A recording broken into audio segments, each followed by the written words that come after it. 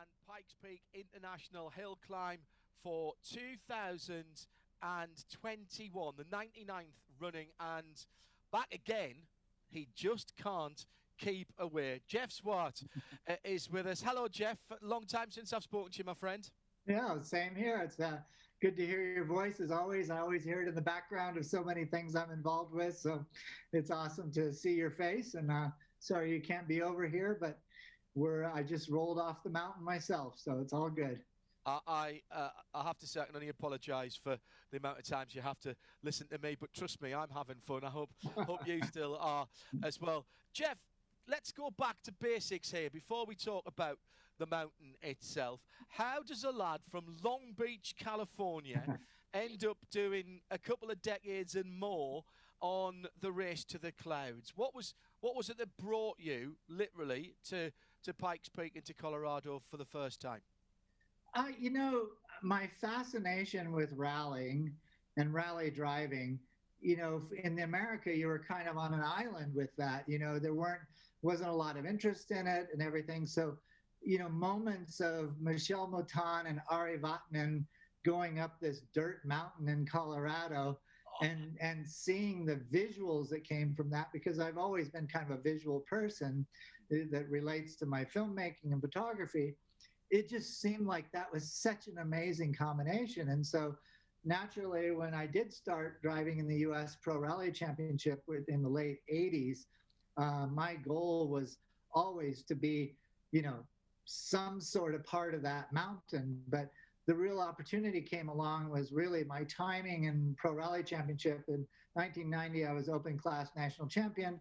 And then at that point, it was also the same year that Porsche introduced the Carrera 4 rally cars, or Carrera 4 road car. So we had a four-wheel drive version of the 911, and I always felt like if I could do something with a Porsche in rallying, and the kind of the rest is history, because in 1994, Porsche Motorsport said, "Oh, you're doing well in rallying. Why don't we go to Pikes Peak? We'll loan you a single turbo motor out of the IMSA series." And I ran it there, and I won in that year and in the open class. And I just, you know, I was captivated by the place because, like I said, I'm a visual person, and you can't, you know, if you took Pikes Peak, the road, 12.5 miles long, and laid it on a flat surface, it would be the most interesting road you've ever driven on. Then you combine that 156 turns with climbing up a mountain and finishing at 14,115 feet. It's like, whoa, I mean, it's amazing. Did you start, am I right in saying, Jeremy Shaw always tells me this, because you know what he's like for his Yeah. Did you start in Formula Ford? Yeah, I did, actually. I ran the Jim Russell Pro Formula Ford Series out on the West Coast. So I started in that, and I loved it. And it was interesting for me because obviously I was a photographer and I was working constantly in that world, and I could always really qualify well, and I loved driving the cars, but that racecraft of grabbing real estate all the time and diving under people and everything, it didn't come as naturally to me, but the racing part was so attractive. So then when I was given the challenge of racing down dirt roads you'd never been down before in a rally championship, that was like perfect. Of course, when you first came to the mountain, it was still unpaved, all unpaved. That's correct. The debate rages on about how that has changed the character. I won't ask you to say whether it was better or worse, but it is different now, and it is a different challenge now, isn't it? It really is, and that question is really probably one of the most common questions of, oh, which did you like better and all that. But the dynamic is totally changed, and I think that people, it's a little bit of a misnomer that saying, oh, it's paved now and it has guardrails, it must be a lot safer. Well, the dynamic from a car sense, just a car sense, is that in the dirt days, we, rushed a corner, we, under braking, rotated the car, then we drove the car on throttle. But as soon as it went into slip, it released the energy of the car. Yeah. And then you drove on the throttle around the corner. So that kind of energy that you were dealing with was something that kind of just rotated around you all the time, but it never really went off in a big way. Now, when you think about it, we are driving absolutely to the max adhesion of a racing tire on a 2-lane road. And when, hopefully it never happens, but when you do realize you're not where you think you are, and you have to turn in tighter or do things, and the car goes into slip, there's a lot of energy released. It's just a different thing. So the dynamic is a lot different. And then if you were just to take it purely on time, it's the same length of race, 12.56 miles. It's got 156 turns, but in the dirt days, I was like 12 and a half minutes plus or minus 15 seconds. And now I'm one of the few people under 10 minutes. So it's kind of like watching a movie and fast forward in a way. Blink, blink, blink. You're wearing your Porsche gear again this year. Latterly, over the last few, see, I think of time moves differently, doesn't it? But I think it's not that long, but it is actually when I've just realised how long you've been involved with Porsche now. So you are inextricably linked with Porsche now, and back this year, but not driving this year, Jeff. Right. I'm in my 4th year of coaching the Pikes Peak Trophy class, which is based on the GT4 Cayman, or the 718 as it is now. And it's basically a spec class because everybody's running the same car.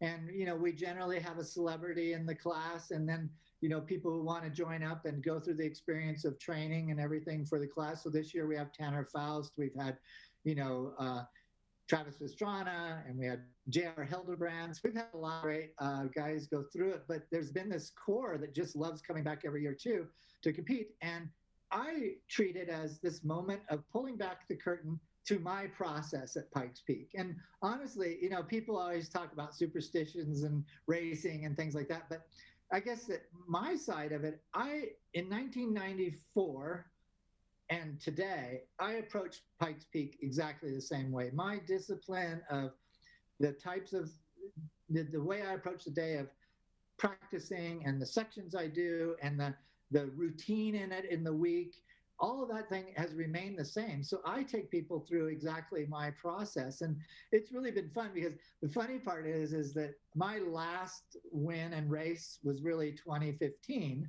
And then last year I had the, real honor of driving one of the new Porsche 935s at the race. And it's sort of been 5 years since I'd been there. But through this coaching process, I felt like I probably knew the mountain better through coaching than I did as actually a driver. So breaking it down for everybody and answering people's questions of the nuances of it has actually clarified it. It's great to me that next year we'll be celebrating the 100th run. Le Mans is 100 years old in 2023, and although I know they're totally different events, you and I both love Le Mans and Pikes Peak. Yeah. Because of that technology, this has been about proving the motor car right since the very first runnings of those two massive global events as they are now, and I don't see that changing anytime soon.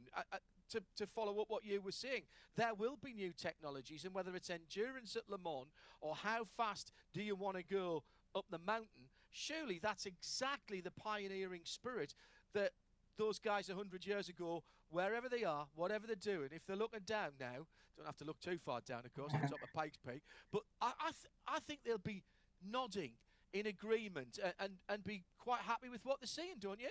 Yeah, I agree. And, you know, Pikes Peak ticks so many boxes. It's hard on you as a human being to operate at 14,000 feet. You know, most of the drivers wear oxygen. You know, that's it. That part of it is a whole dynamic of what goes on with you personally operating at that altitude. But then you take what the cars have to go to through brake cooling and aerodynamics, and then the engine management itself to run at something that's gaining an altitude of almost a mile in altitude change. It's phenomenal. So that showcase, and then to put it in this beautiful setting that is so visual that, you know, as I said in the beginning of the show, it was Michel Motin, it was Ari Vatanen going up there, roosting these huge plumes of dirt, going up the mountain that inspired me to be here. You know, that's pretty cool. Climb dance. That's all I'm going to say. If anybody who's watching this hasn't seen that, don't tune away now, but go and find it. It's on all the video sites. And if you want to know what Jeff's talking about there, sit yourself down for about 8 or 10 minutes, and I've got actually goosebumps just thinking about it. 8 victories for Jeff in Porsches down through the years, including that time attack victory that we talked about. Jeff, great to see you again and speak to you. Hopefully, I'll bump into you at a track sometime soon. Thanks for joining us on Mobile One coverage. I hope so very soon. Always glad to join you, and thanks Mobile One for your support to all these kind of events, and it'll just be great. We look forward to everybody tuning in to see this event. Well, I'm delighted to welcome along to our Mobile One coverage of the Pikes Peak International Hill Climb, J.R. Hildebrand. Welcome along, J.R. You look well. How are you feeling? Yeah, feeling good, man. Yeah, excited to be on with you. And we were hoping to see your name on the entry list again for 2021. Hasn't quite happened, but let's put that to one side at the moment because I want to talk about the project. You've been up there once in a Porsche, in a GT4 Cayman Club Sport, and you were buoyed by that in 2018, and you want to do it again. So you're going to take something else up. Yeah, that's the plan. An IndyCar. Are you mad? No, man. I think. I mean, honestly, I think a lot of people who follow the Pikes Peak Hill Climb since it's been paved have been waiting for a proper open wheel car to get up the hill, and this kind of latest iteration of the IndyCar with the aero screen, makes a big difference, kind of a big leap in just the safety criteria to be able to meet the Pikes Peak rule book, and maybe some little additional tweaks required. From that perspective, I think a lot of people look at what we look at the mountain, maybe are unfamiliar with the event and kind of how the whole thing works, and just kind of think, oh well, why does it matter? Like if you're going to fire it off the side of the cliff, what difference does it make? But the reality of it is, and I think this was really the coming from the experience that I had driving the Cayman GT4 car there, was it's just like it's a road course that's 156 corners up a hill at this point.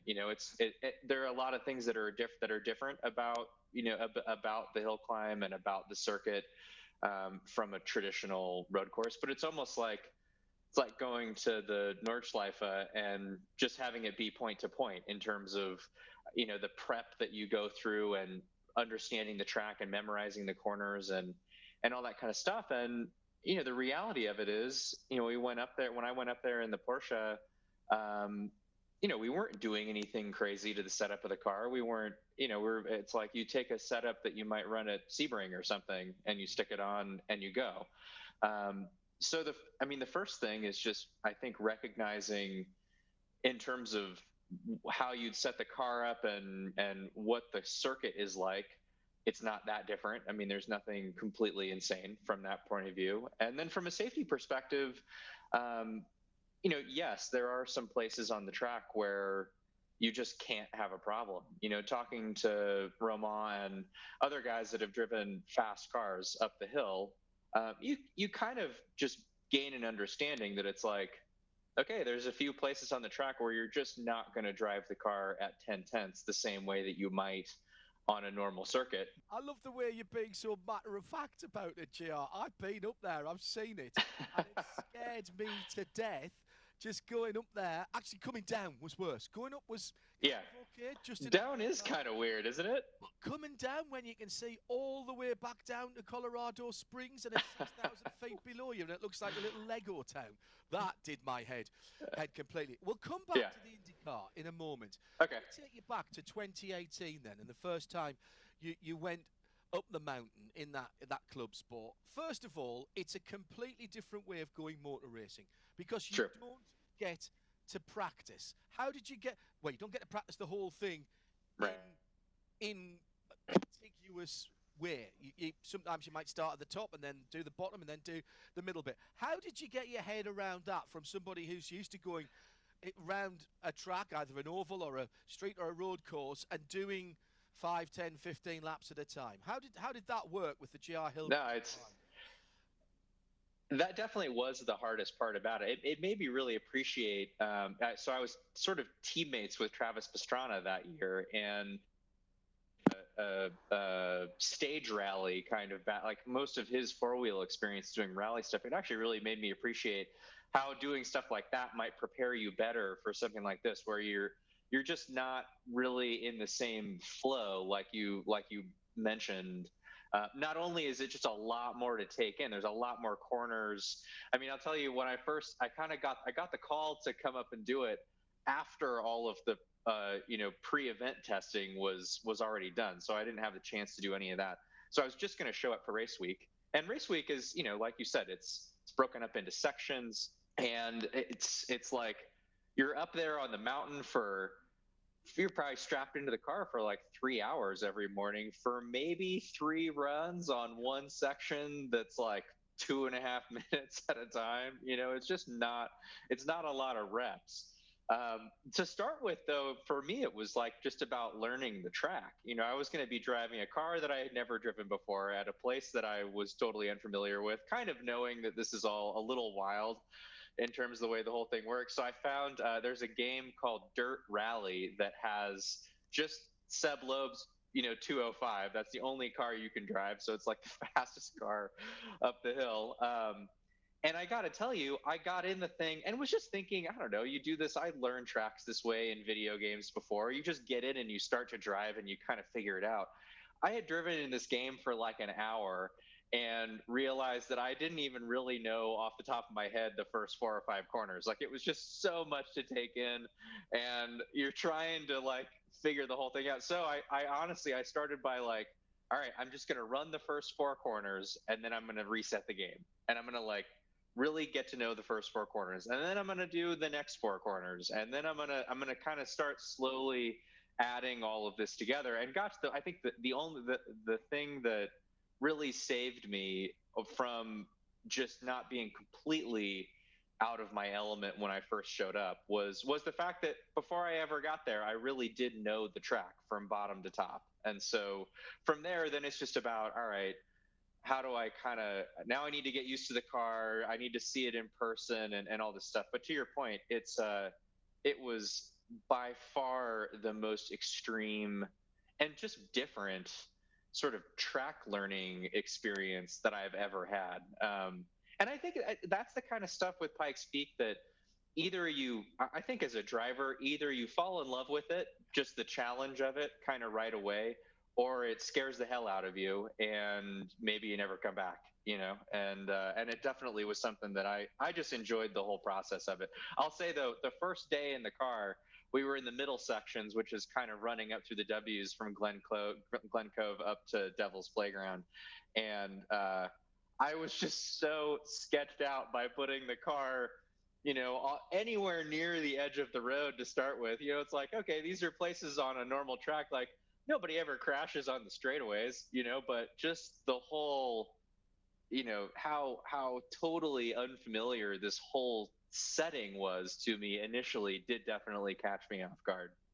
Let's finish up with the big question. So 2022, it's the 100th anniversary. There is a target out there that Romain Dumas set in the IDR, the Volkswagen full electric, that was, and I wrote it down over here, 757,148. That was the year that I was there. I saw that extraordinary thing going up the mountain.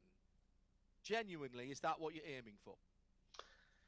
I guess I would say at this point, we frankly don't have a super clear idea of where our target can be right now. And so if we're just being totally honest, I think our point of view is with the IndyCar is obviously rear wheel drive compared to the 4-wheel drive car. It's internal combustion, as opposed to electric. There's a lot of differences between these two vehicles.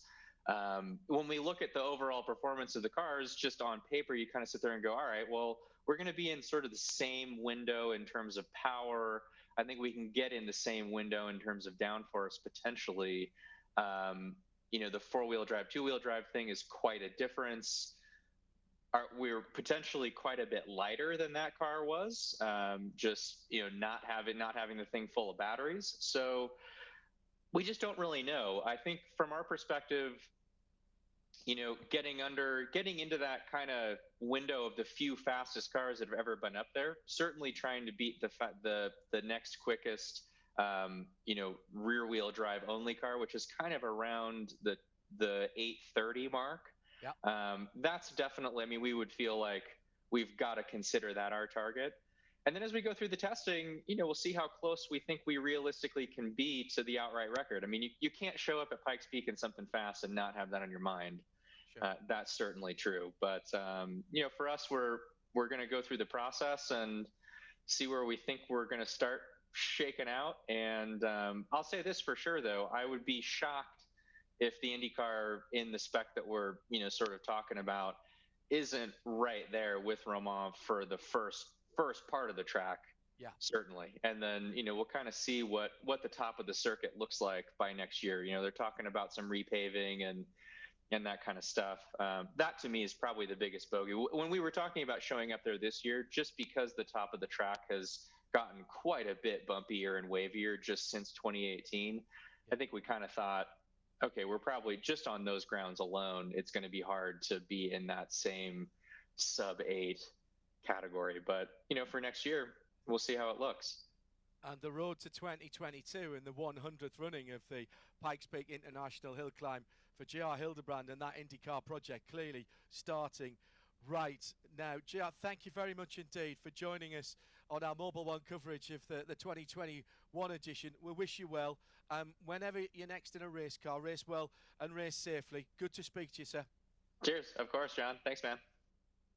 Pikes Peak International Hill Climb is not just about the technology and certainly not just about the drivers and teams. It's a huge undertaking by the organising committee and by everybody, including the people who try and cover it and take it to the rest of the world, like us here on this Mobile One show.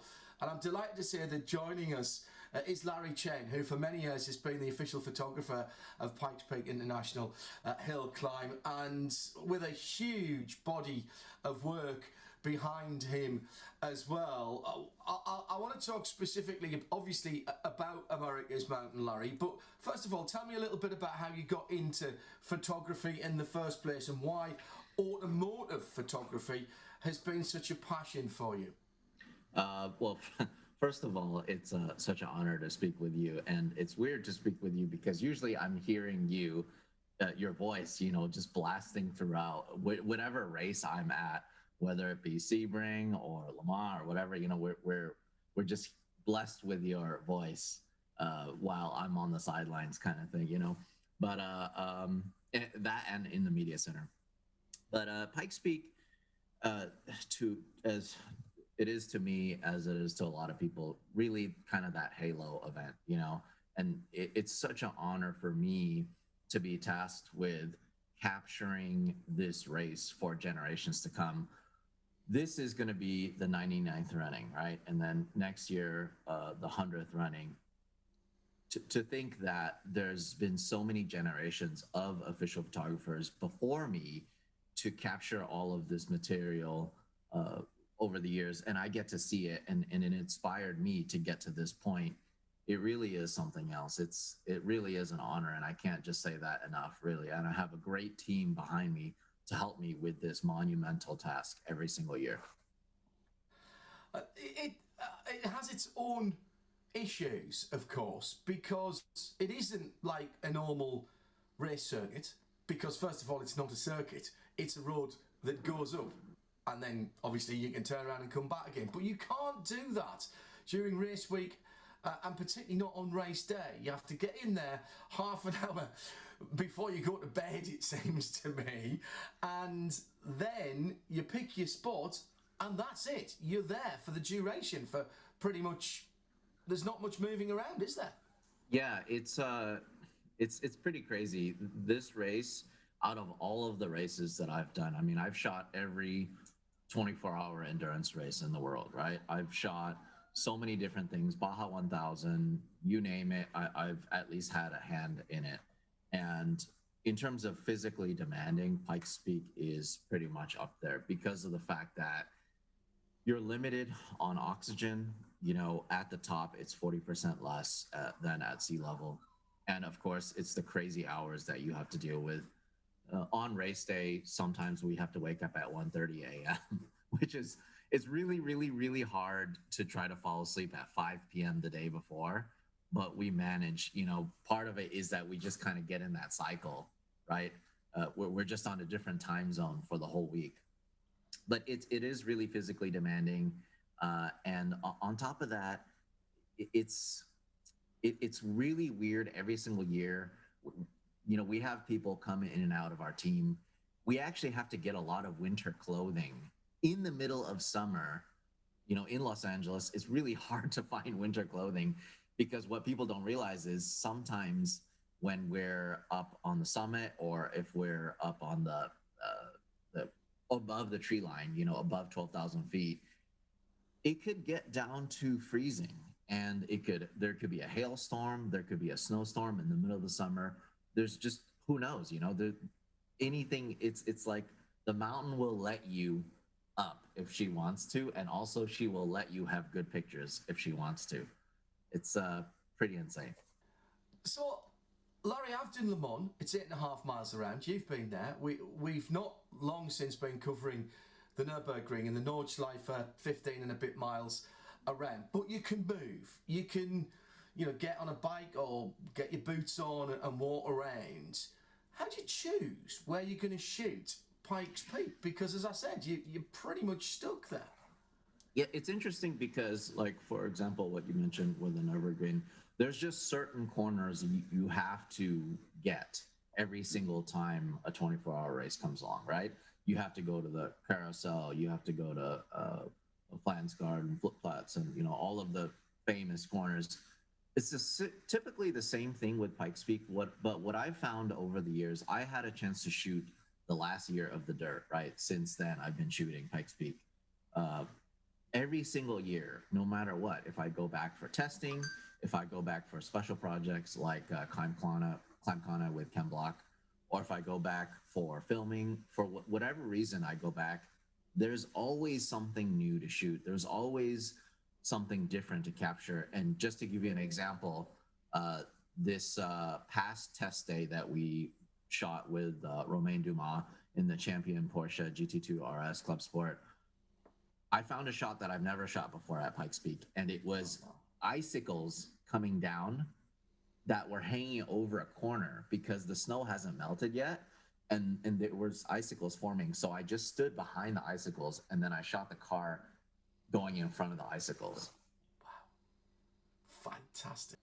I can't let you go without asking about the vehicles that you have. I've browsed through various websites with your work on, including your own. And by the way, if you haven't seen Larry's work, why haven't you? It's phenomenal. You've clearly got a great interest in all things motorsport, but some of the smaller Japanese cars, that kind of culture, that's obviously caught your eye. And some of the work that you've done with that, by the way, I think is beautiful. I really mean that, beautiful. So what's in Larry Chan's garage, please? Quickly, just to touch on the small Japanese car thing. Sorry, I love doing sidetracks. Yeah, the thing is, when I'm traveling and when I'm uncovering these things, these stories in Japan, it's amazing to me because a lot of these times they ask me, why are you even here? Why is this interesting to you? But what they don't realize is these guys are trendsetters. And what they don't realize is that I'm actually so lucky to be able to share these stories with the world. But with that said, I definitely like everything, right? I love off-road, I love on-road, I love Japanese and European cars. But my own personal collection, it's more kind of like, I wouldn't say they're anything special, but it's more just things that I aspire to collect over the years. I'm lucky that we have a shop here at my house that we're able to work on the cars. But just a couple of the highlights. My favorite car and the one that I'm most well known for is my 1970 240Z or 240Z, as you would call it. That's a Datsun, Nissan, and then I've been building a 996 Porsche Turbo for a couple of years now, and it's just, for me, it's kind of like one of the last few Porsches that you can actually work on yourself, correct, right, without having to take the whole rear end off. But yeah, there's just a couple vehicles here and there that I've been building, and it's not double digits yet, which is bad. You know, once it gets to double digits, then it's going to be really bad. But yeah, they're all fun for me. That's when you look at properties and you look at the potential car storage before you worry about how many bedrooms it has for your family, and that is a dangerous time, my friend. That's exactly a very dangerous time. Larry, thanks for joining us. Brilliant work. I really implore people, go. I've got the website up here. It's larrychenphoto.com. larrychenphoto, all one word, .com. I guarantee there'll be something on there, at least 2 or 3 things that you'll go, ooh, like, yeah. It's. I feel your emotion, and that's what you're trying for, I think. And I really I'm getting caught up in so many of these pictures. Yeah, and for those people who visit, you know, feel free to download anything you want.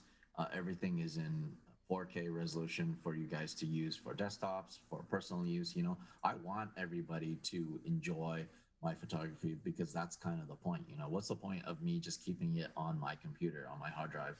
I want everybody to share them and use them and enjoy them, you know? Official photographer of the Pikes Peak International Hill Climb, Larry Chen, joining us on our coverage of PPIHC for 2021. Larry, thanks for being with us. Thank you.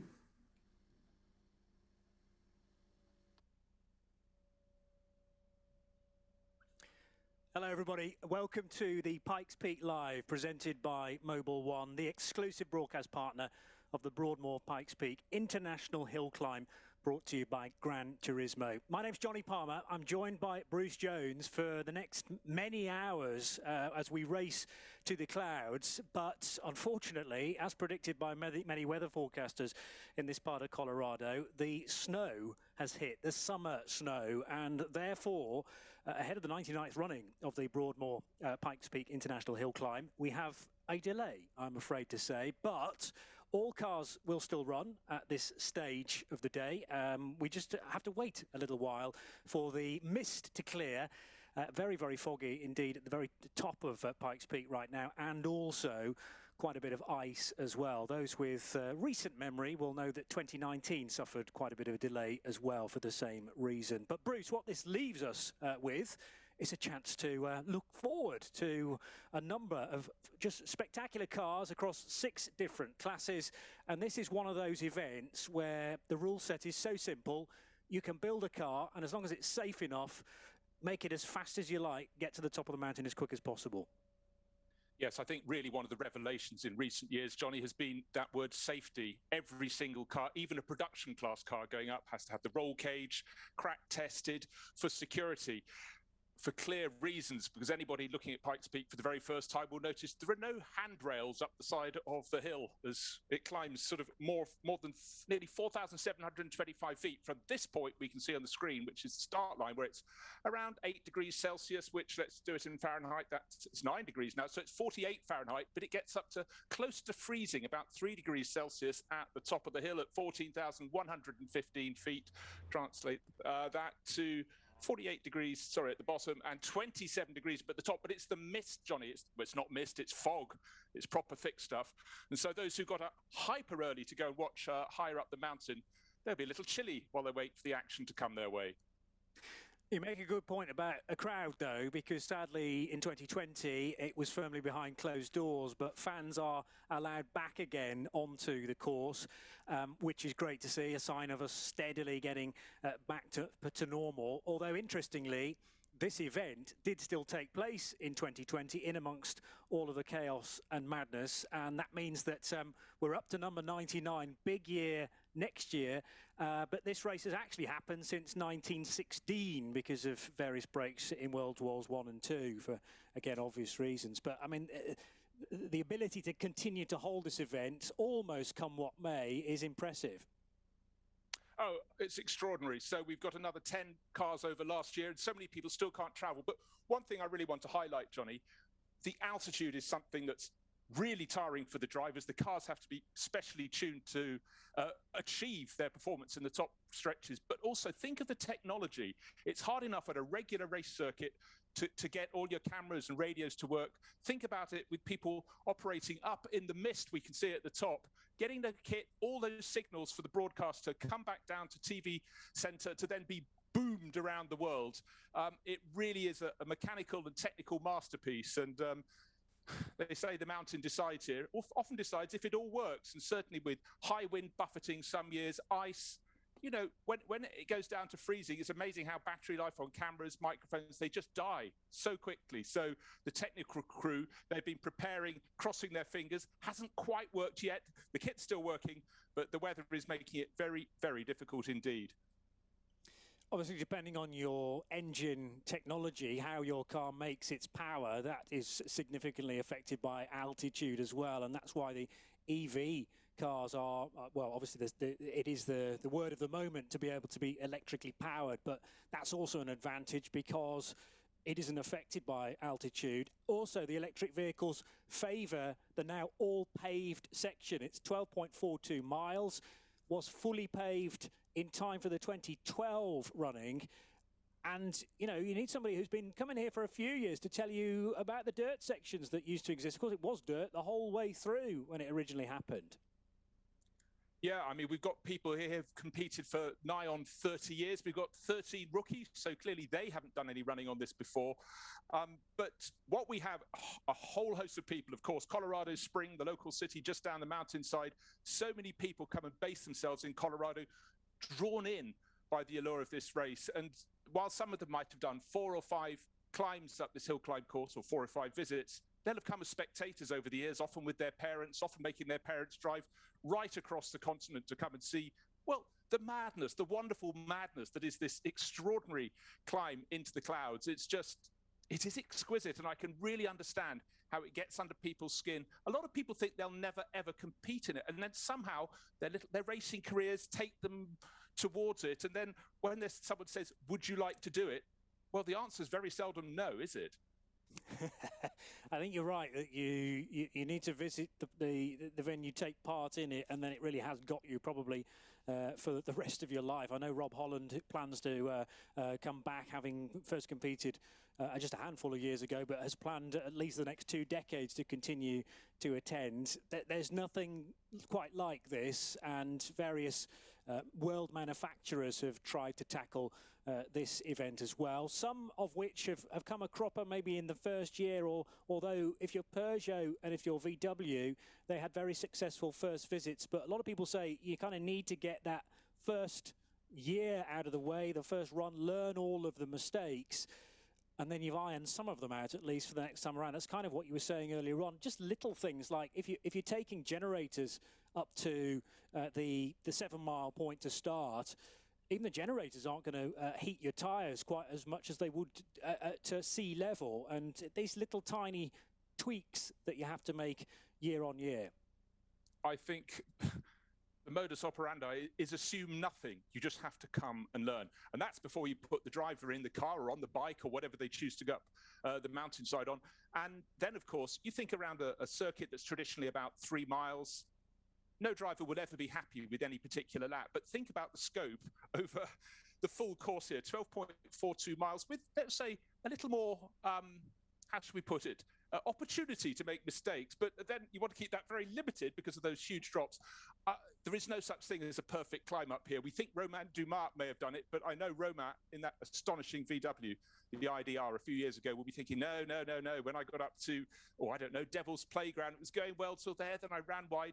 But they're all competitive people. So, of course, nothing is ever spot on. And truly on this mountain, nothing at all ever can be, can it? That Dumas time, which was set 3 years ago, a 7:57.148, as Bruce quite rightly says in the VW IDR, on all of its 156 turns. And a lot of people say if you do go for the 100% pace lap, you are going to come a cropper. You've almost got to deliberately drive within yourself, although people like Romain Dumas, like superheroes really, because he'd probably be game to try a time even in the current weather conditions. There have been times in the past where you cannot see your hand in front of your face, and yet a car is waved off and boom, it's gone at full pelt because it doesn't seem to matter about visibility. Some of it can be done, I suppose, to muscle memory. Then again, prior to today's run, nobody's had a chance, as far as I know, to do the full course. The practice sessions are done in segments prior to race day. Keeps them keen, Johnny. Keeps them on their toes. Keeps them to go. The one thing I've been thinking about, to succeed here, I think you need to be a certain sort of driver. Either your surname has to be Unser, and of course they have won this event in droves from Louis onwards down through Bobby and Al Jr. and Robbie. But you also have to be calm. You cannot have a hot-headed driver coming here and hoping to succeed, because they will be the ones who overstep it. But you take someone like Romain Dumas, supreme driver, but he's always had this characteristic of being cool, calm and collected. And I think that really, really pays off, because you will make mistakes up, but you've got to be able to put them behind you and keep your focus, keep as close to 100% as you dare. And I think I just do not think that someone who's a young gun or even old gun, perhaps with a fiery temper, will do really well here. Yeah, I suppose that ability to, as you head up the mountain, if you've made a very slight error, you have to just forget that, because the next 2 and 3 corners require your ultimate attention. And if you're still 2 corners behind, you are going to leave the road and potentially to the scene of a massive accident. So it's that ability to departmentalize, I suppose, and to kind of fully focus on the matter in hand, worry about the road that's still to come. And it does say, to be able to be fast, but also to have that kind of mind control is a very rare thing, Bruce.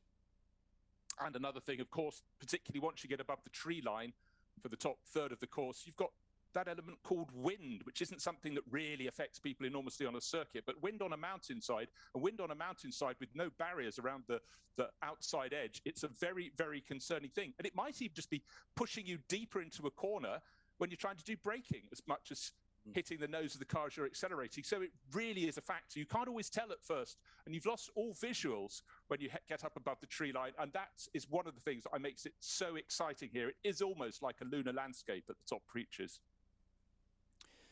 So we are waiting for the weather, as was the case a couple of years ago, with lots of mist very high up. Well, basically this mountain heads into the weather itself, and fans of this event over a number of years will be no stranger to that.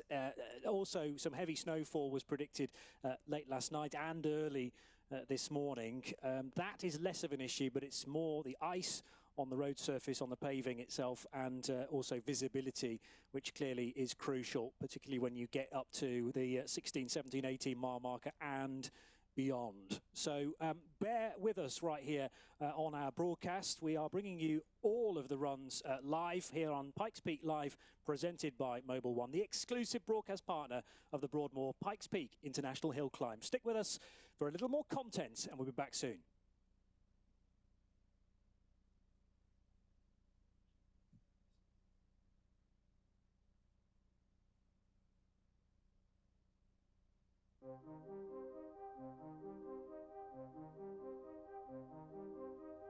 So, you know, how much are you willing to take chances?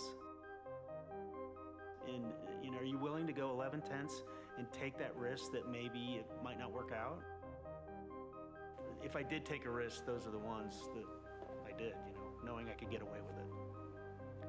But it's kind of scary. I mean, it's like, wow, I don't know if I would do that again. You know, there is no pressure like Pikes Peak. 99% of it is a head game. It really is. I mean, you have to control your emotions. You have to be aware of what it is that you're trying to accomplish. You know, you got to sort of put all the pressure aside and just finish. To finish first you have to finish.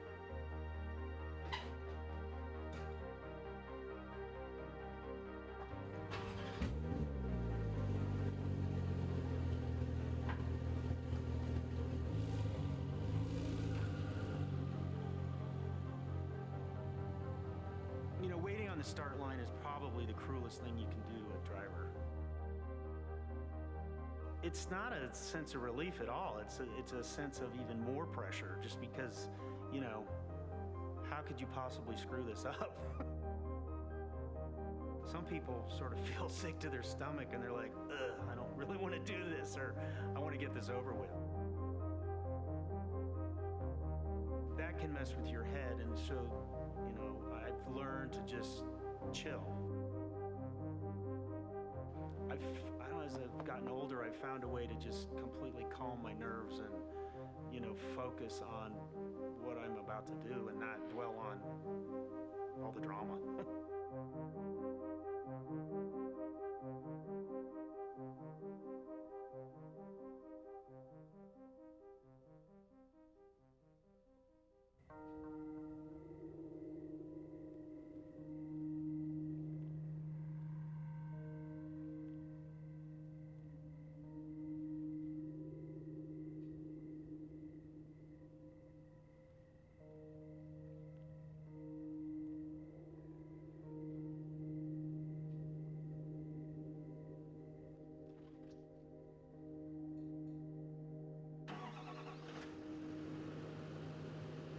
This really began with a desire to put a track test together for the GT2 RS Club Sport and the 935-19. To do so, you've got to wrap the GT2 RS Club Sport. That car is delivered with the expectation that you'll wrap it, so some parts of the car are just raw carbon. But it really wasn't a race car. It was a purely editorial project for a cover shoot. We decided to reinterpret Rare Shades into a race car. Rare Shades is a series of events held across North America that celebrate rare and unusual Porsche colors. So with Rare Shades, we designed everything to really celebrate color. To do this car, we wanted to take that same approach, and we wanted the car to just sort of be this kind of expression of this sort of color. So the art car sort of came up on an editorial meeting. It was sort of intended as a editorial art project, basically. We had talked about doing a race car in the years prior, and like suddenly, boom, hey, we're doing a race car. I poured through hundreds of liveries, you know, maybe thousands, I don't know, and just kind of got a sense of what people had done and you know, kind of pulling some ideas. You know, I started looking at the Rare Shades art, and I'm like, yeah, you know, let's do this sort of hybrid of 000 Rare Shades art, you know, and like kind of put it on this badass 911. Once we knew that we wanted to do an art car for an editorial project and put this colorful car on the cover of the magazine, we started to think about what's the ultimate photo location. And that's Pikes Peak, without question. So we got in touch with photographer Larry Chen and Pikes Peak International Hill Climb and worked to see if we could secure the road for a photo shoot. And along with the road came David Donner. We went to Pikes Peak. We knew the backdrops would be incredible. And when we were up there with Larry and David and everybody else, it kind of occurred to me as I was outside of the car at one point that this is sort of the ultimate tease, that we've made this editorial project car that looks a bit like a race car, but really is an art car. And I realized that when people saw the photos, they would wonder, where was the car at Pikes Peak? You know, in photo shoots, they have you sort of get close to the edge, and, you know, if you're not familiar with the road, it would be uncomfortable. So I said, yes, I'd love to drive the car. And we went down there, drove both cars. I mean, it was a real treat to be able to do that. And I was saying goodbye to the crew and heading out, and they caught me and they said, oh, David, are you running Pikes Peak this year? I went, no, I haven't run for 4 years, and I'm really not interested unless it was a really cool car. And they're like, what do you consider a cool car? I said, well, that one, which is the car I'm driving. Their eyes just sort of lit up and went, wow, this could happen.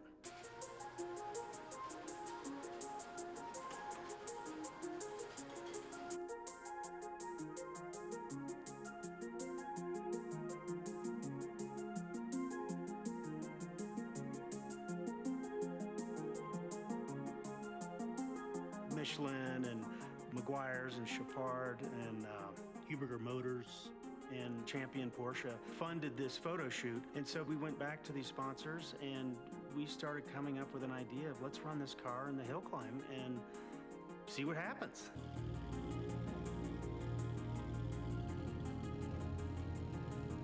This all happened within 3 weeks, which is unheard of because other teams have been working on this since a year ago. You know, it's the first time I've ever driven this car. Getting the team familiar with the car, setup, you know, adjusting things. You know, it's not all about driving. It's about engineering and tire selection and car setup, and it's just, there's so many moving parts. We came into this way behind the 8 ball. I would say extreme underdog, just because, you know, you're dealing with other teams that have high advanced racing backgrounds. They know what they're doing. They've been testing, and, you know, it's not really easy to make up all that just by driving fast. And that's what sort of lit me up to tackle this, was that it was a challenge. I mean, this is sort of the ultimate car. It's, in a sense, like a Porsche 911 race car, but it's got an extremely powerful motor. And so it was a unique opportunity to take a car that's from the factory as is and go up and, I mean, I am actually shocked with how quick the car is. I mean, it's, you know, all these teams fight themselves trying to develop equipment that will go this speed. And, you know, this is a car just off the line that just goes right there. You know, it's got everything that you'd want for Pikes Peak. David Donner follows up next, the 000 car, the last American to be crowned King of the Mountain. 25th year of competition on Pikes Peak.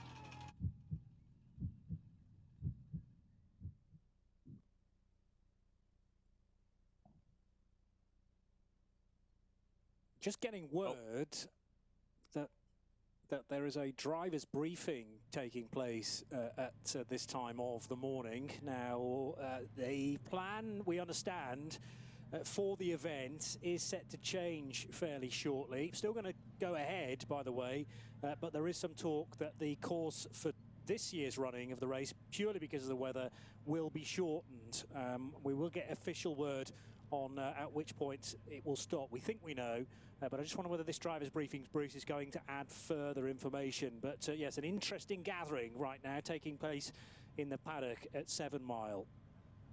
Interesting and crucial. I mean, we'll wait for full notification of how much down the mountainside the finish has been moved to. Our understanding at the moment, Johnny, is it's down to about the 16-mile point, so just south or just below the Devil's Playground. Still plenty to play with, but it takes about 3 and a bit miles off the course, but we'll get full notification. But up the top, we know we've got the mist, the fog, ice, and overnight snow, no doubt wind to go with it, but eminently sensible. And again, it's a movable feast. A feast it still will be, but for the drivers, having the briefing now, every bit of information on a course that is so potentially perilous has to be lapped up, has to be received.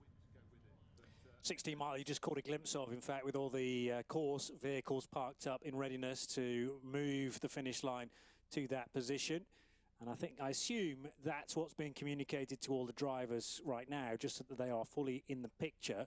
And we won't be, therefore, able to reference the absolute best time set by Romain Dumas in 2018, because a significant chunk, as Bruce has mentioned, through Devil's Playground, Bottomless Pit, Upper Gravel Pit, won't be tackled in this year's event. But there's still an awful lot of technical corners along the section that we will be utilising. Still a bit of mist at the very top of even up to 16 miles, so a question of allowing that to clear as well, and certain segments of the paving to defrost. But actually visibility up at 16 mile isn't too bad. Staring away at the road that continues up to the summit of Pikes Peak. How would you feel about tackling that, Bruce, from 16 up to 17? Very comfortable in the commentary booth, thank you, Johnny. I'd love to go and see it, but when you get up above there, it really goes out into the wide open spaces. And I think one of the big problems is everyone down on the start-finish line, there's a 20-degree Fahrenheit difference between that and what they have at the top of the mountain. Down at the start point, of course, the visibility is pretty good. It's so difficult to read the conditions the whole way up, and it needs a lot of monitoring points to pass those messages down to race control at the bottom of the hill, and the drivers have to visualize it. And for those who are rookies, I think they're probably very happy the top 3 or so miles may be locked off this course. There's more than enough to remember going up. For the full course, of course, 156 turns, and very few of them less than significant. So I think absolutely from their point of view, it's probably a slight sigh of relief, much of course, as they'd like to say, yeah, well, I took on the full-blooded whole length of the traditional Pikes Peak course, but you have to run on this mountain what is put in front of you. And what's being put in front of the drivers is the latest information, of course. The terminus at the very top of the climb for the Cog Railway is under snowfall, as predicted, that far up. When you're talking at 14,110 feet, that is to be expected way up in the clouds. So I think you can understand from an official point of view, it's not likely to improve at all over the next few hours, and therefore unsafe to continue to the summit. But we are going to at least get to the 16-mile point, which is pretty much 12.5, almost 13,000 feet. So we're shy by just over 1,000 feet, but otherwise it's still the same Pikes Peak, and it's exactly the same challenge, bar the final couple of corners. So this is Pikes Peak Live, presented by Mobil One, the exclusive broadcast partner of the Broadmoor Pikes Peak International Hill Climb, and brought to you by Gran Turismo. It's Johnny Palmer and Bruce Jones, chomping at the bit, rather, to get going, but unfortunately the weather is in control at the moment, and the mountain decides who's going to be fastest today. The mountain also decides when competition will start in earnest, and we are just waiting for the word from race control, from the organisers, as to their plans. But the track has been shortened slightly, and that is the plan that we're going to continue with for the time being until we are told otherwise. Bruce, 6 different classes. They will be ordered in the second batch by fastest first, and that is purely to give the fastest cars in practice the better track conditions. That was more of a moot point, I suppose you could say, during the dirt track era. However, when it was paved, it's been down now for very nearly 10 years, and in the braking areas for some of those tight hairpins, what the asphalt is doing is almost buckling, creating these horrendous bumps in places, and that in itself, although it's paving, is proving to be its own challenge. What they didn't expect is what has happened, of course, and they thought, hey, we're providing you bit by bit, we'll gradually work our way up to the highest point on the course with a smooth surface. But one thing, so you get those bobbles in the braking area, but you also, it's slightly narrower. They didn't tarmac the whole way to the edge of the course, so there's a little less, you've got more grip, but little less space in which to play. So it's quicker on the one hand, potentially safer on the other, but then again, you might be going that little bit faster, and therefore, if you do overrun, your accident is going to be, or your potential accident is going to be all the more concerning. But down in the lower reaches, they're well used to the amount of tarmac, and you run through the trees for the first 2/3 of the course, really, but gradually you get to see more and more sky. But I think, you know, for a lot of people, maybe it's taken a little bit of the mystique away, but then you suddenly got Romain Dumas cracking in these incredible sub-8-minute times, and the magic definitely is right back with Pikes Peak. And I think we've stepped up from the field we had last year, 45 cars or so. This year we've got 55. Next year, hopefully with the pandemic behind us all or under control, the numbers will definitely go up, because the fascination in this event is eternal. And let's face it, if next year is the 100th running, it's got to be something super, super special. And you and I, Johnny, we think back over the years and the decades when we've watched this on the television. What I love is the sheer diversity of machinery that goes up. And of course, there were periods when you had the likes of World Rally champion Ari Vatanen turning up in his Peugeot 405 T16, something different, another way of stirring the pot. And that in turn is replaced. And the manufacturers, we've touched on this, Johnny, they do like to come and play, particularly if they've got new technology to display. And there's nothing better than coming with something fairly standard, like Bentley a few years ago with an SUV, and making people's jaws hit the floor when they saw the sheer performance, the likes of many-time winner Reese Millen could wring out of it. It's great in any form of motorsport when something makes you go, really? And I think Pikes Peak is a great place to do that. Well, the great time capsule that is there for all to witness regarding Ari Vatanen is his 1988 run, which is encapsulated in the Climb Dance film, which I'd heartily recommend researching if you've not already seen that, as you say, with the Peugeot 405 Turbo 16.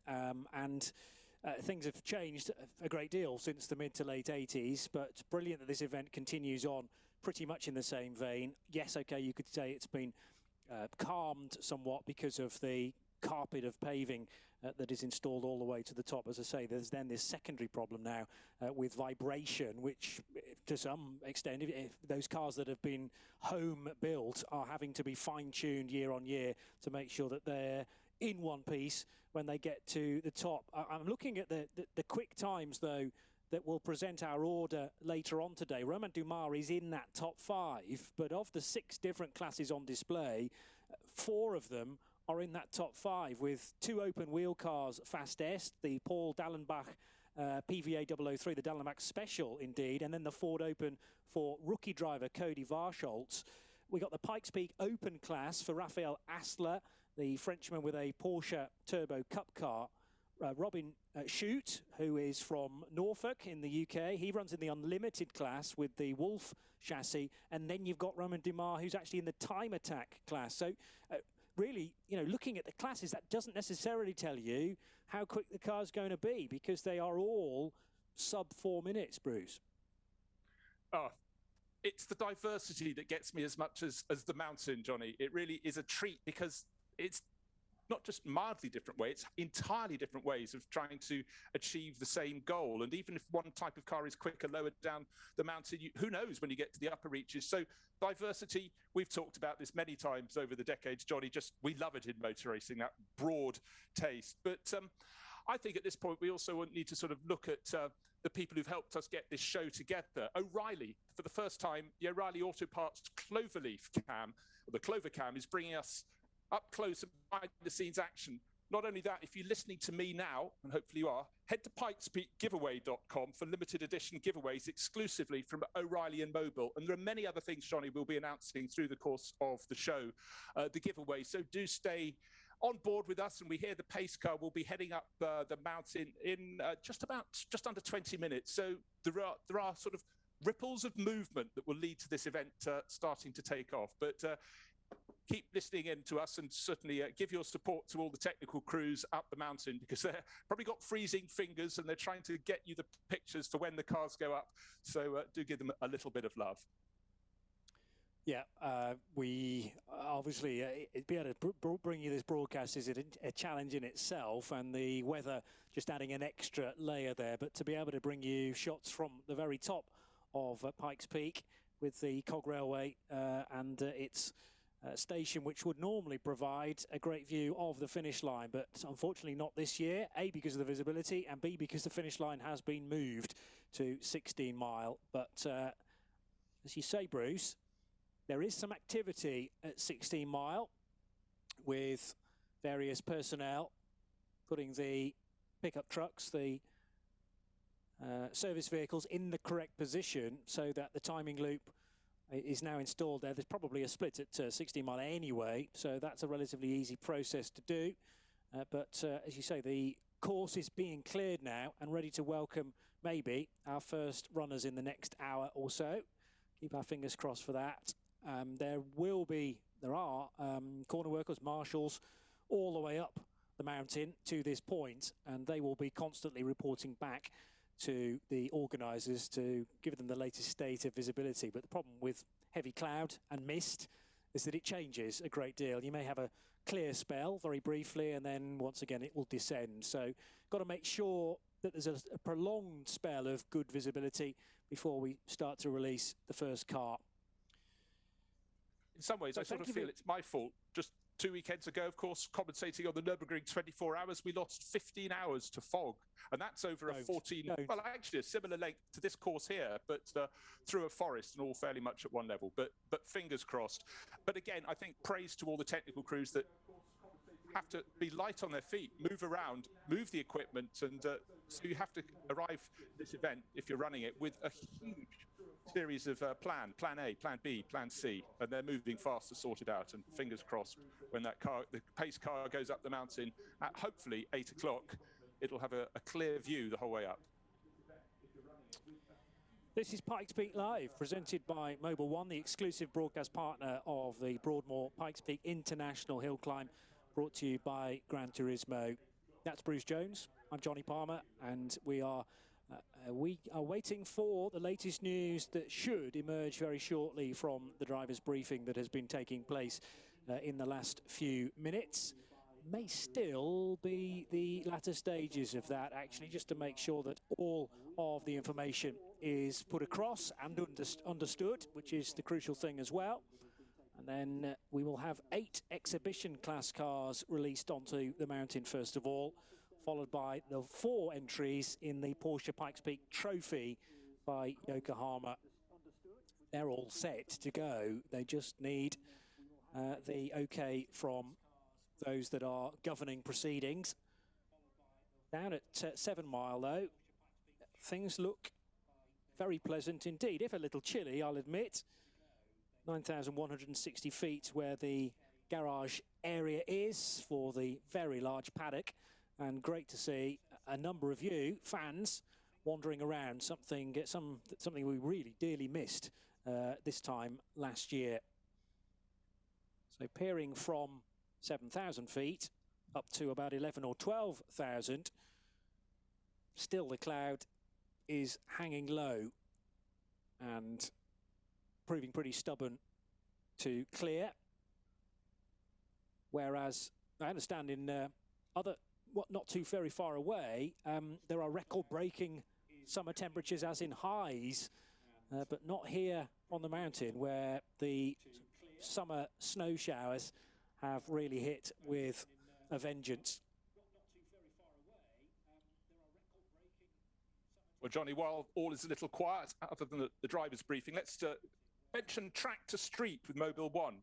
Mobil 1 engineers see the racetrack as the ultimate laboratory, taking lessons learnt at the track to your daily drive. Not solely presenting the live stream, the Mobil 1 brand also returns as a technology partner within the Porsche Pikes Peak Trophy by Yokohama. That's the second group up today. And what a technology partner.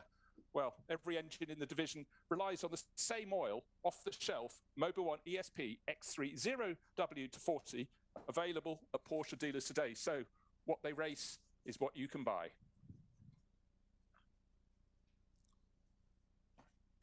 Cars still being moved into their correct positions at 16 Mile.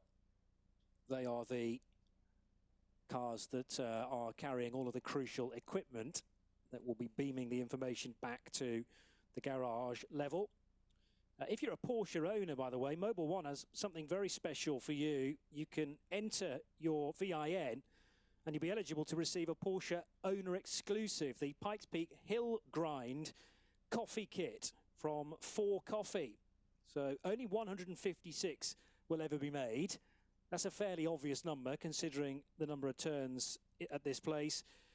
Based on the traffic on the stream right now, so they're not going to last long, crucially, because at 156 viewers, we will have far more than that. Bruce and I wish. That's pikespeakhillgrind.com for our Porsche owners. If you're listening into the vicinity of the PA, perhaps on site or around the world, if you have your VIN handy to enter, then you can join it back here and be in with contention of getting one of the 156 Pikes Peak Hill Grind coffee kits, courtesy of 4 Coffee, and big thanks to them for their support. So the Pikes Peak International Hill Climb souvenirs are also readily available, including a very smart t-shirt. I noticed that the back includes Romain Dumas' record lap time from 2018, the 2:57, that would be incredibly quick, 7:57.148 that he set in 2018. And they are available on site as well, right next to one of the many Pirelli trailers. Pirelli not the only tyre manufacturer, though, on site. As I mentioned, Porsche running as the Pikes Peak Trophy by Yokohama, which is for Cayman GT4 Club Sports. And there'll be 4 of those, but of different vintages, heading into the clouds very shortly, from way back as old as 2016, and then the very new 718 Cayman GT4 Club Sports as well. They will be in the opening batch, due to get going very shortly indeed.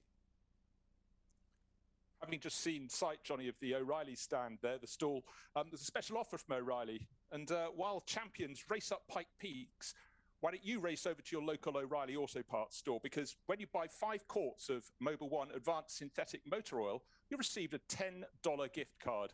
This offer is only available, though, until this Tuesday. So the race is on. Get on down there to O'Reilly. And as with all special offers, terms and conditions apply. The latest word, Bruce, is that the pace cars are going to take off on the hour. So in 11 minutes time, 10 minutes time now, at 8 o'clock.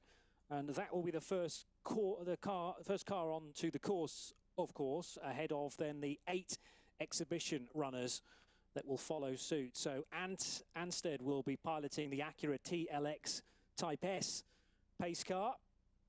And that is in 10 minutes time, so not too long to wait now, folks. The Acura actually just moving into position with the Gran Turismo visor, ready to get cracking. And it's the pace car, I suppose, that will provide the true test, Bruce, because Ant is going to get clearly a driver's eye view and then can send information back to the officials to make sure that he thinks it's safe and they can agree. Absolutely, Johnny, but it's not just what he sees, it's what he also has to look out for incoming, because it's one thing if it's clear while he's there, but if there are more clouds coming, say, from one particular direction, he's got to be able to report those. And of course, the camera crews and the course officials all the way up the mountain will be constantly sending back comments and observations about how conditions are changing. Down at the start point, it all looks absolutely fine. It's sitting at around 49 degrees Fahrenheit, so a thin jacket rather than a thick jacket, but up at the top, well, the original top, it's only 28 degrees, so a very, very different conditions up there. But for Ant Ansted, who's hosted so many TV programs about cars, just loves them hugely. What an honor for him, but he's got a doubly important job today as he blasts his way up the mountain. Carefully, of course, but principally looking for the weather conditions. There's been ice, there's been fog. Hopefully both of those are cleared. Yeah, so the final details are just being settled as far as the pace car is concerned. Maybe a couple of extra cameras added to the nose of the Acura as well around the splitter, so that maybe we can get some more footage as far as the road condition is concerned. And the ice will definitely be a problem further up the hill towards 14, 15, 16 mile, where the new finish is being assembled. But Ant Ansted comfortably positioned in the Acura TLX, and we'll be getting the signal to start the ascent in just 8 minutes' time.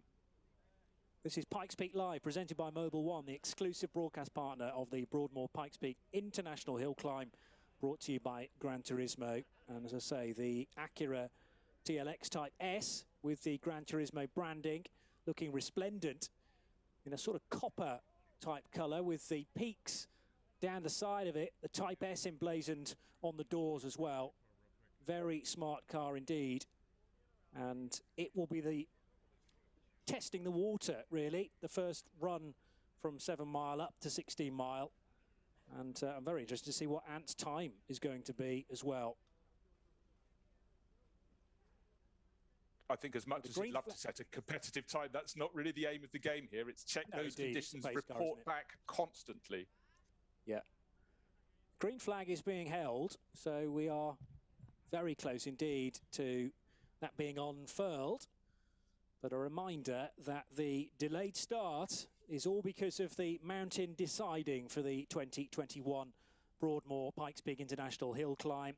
Any Pikes Peak veteran knows the old mantra, the mountain decides. Well, we still plan to race today, but the weather must comply with our will. And it has meant about a 60-minute delay because of the heavy mist and also the ice at road level too. Temperatures always struggle. The air quality is very, very thin as well, and that's the reason why normally aspirated, even some turbocharged cars can struggle a little bit when they get to the top. They will be panting as they cross the line at 16 mile. Not an issue for the electric vehicles and the type that Romain Dumas set his record time in 3 years ago.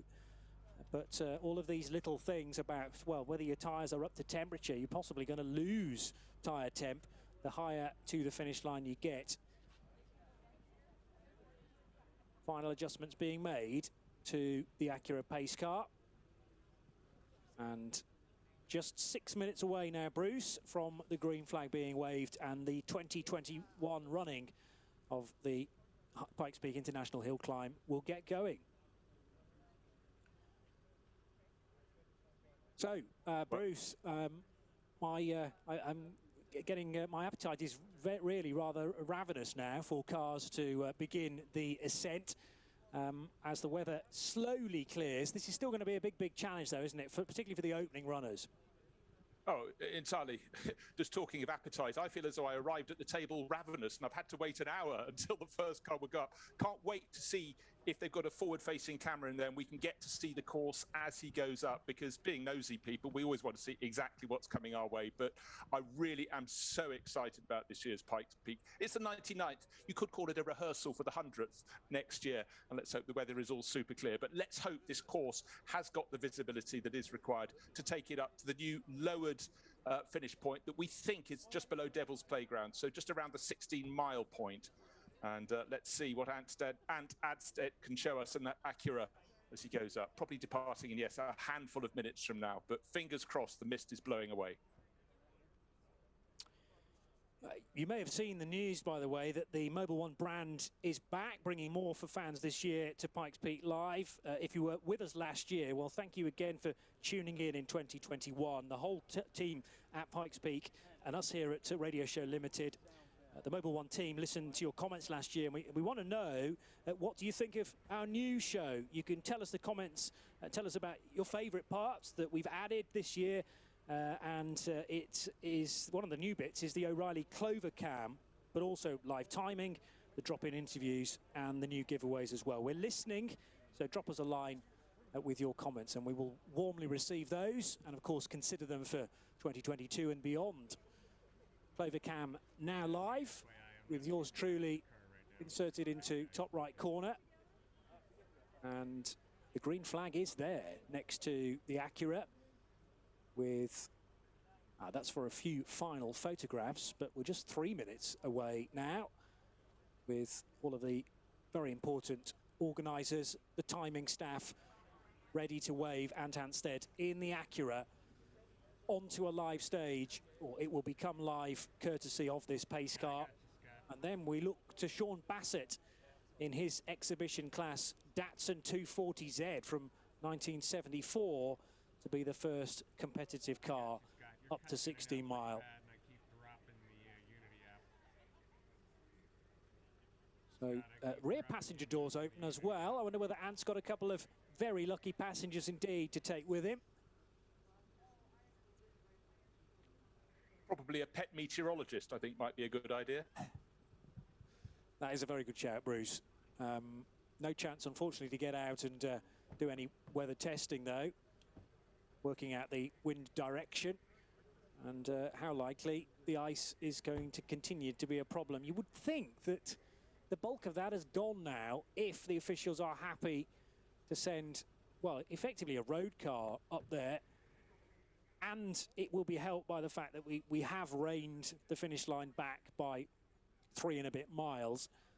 So clearly they worked out that higher than 16 just wasn't going to thaw out in time. And therefore, we should be relatively okay for this run up to pretty much the start of the 4th leg. And remember, during the practice sessions in previous days and weeks, each car has only been able to use one segment at a time, one leg at a time.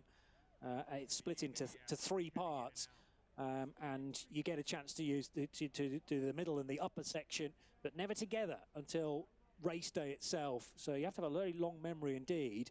And of course, there's no telling whether any of the weather conditions will correspond to what we have today. Final radio checks being done, I reckon, Bruce, and we are just a minute away now from the rescheduled time of 8 o'clock for Ant Anstead and his run to 16 mile here at Pikes Peak. Well, he's got a serious job to do, and all the officials. But think of all the drivers, starting with Sean Bassett, who are probably almost lined up. They don't know when exactly they're going to start, but imagine their nerves. It'd be bad enough anyhow, but when you've arrived at an event, you're geared up for starting at originally an hour before now, and you're held back. The butterflies, it must be a real case of mind control for every single one of them, but most notably those who are going to kick off the running in that exhibition class with Sean Bassett with his 1974 Dapton 240Z. I cannot wait to see that. I think it's probably slightly less than original. That will be going first, but yeah, the nerves will be absolutely monumental. I think the major concern right now is to ensure that everybody is in secure radio contact, and that's what everyone is doing down on the start line to make sure that the various corner worker posts are reporting back correctly. As a partner going back to 1934, by the way, the Mobil One branded products have had a proud heritage of performing in the extreme conditions only Pikes Peak can deliver. In fact, Louis Unser, who Bruce was mentioning earlier on, his first win was secured with conventional Mobil motor oil, and Jeff Zwart's latest records came under the protection of Mobil One advanced synthetic motor oil as well. That's a little bit of why the Mobil One brand is presenting Pikes Peak Live today. Yeah, it's a proud connection, and I really think any manufacturer or supplier, if one of their goods in the form that they sell it to the public can succeed at something as extreme as this, it's a massive feather in their cap. So watch out for the brands going up the hill. But Mobil One's such a proud long history here at Pikes Peak.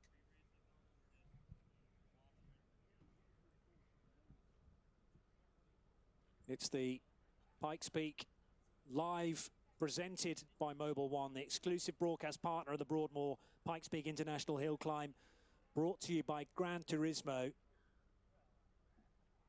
Very smart new BMW, I think GT3 car sitting alongside the Acura TLX, which is being driven by Ant Anstead. And there is the green flag. So this year's event for the Pikes Peak International Hill Climb is underway for 2021. They call it the race to the clouds. Well, it couldn't be a more perfect beginning for Ant Anstead, because he has a lot of that white, fluffy stuff away in front of him.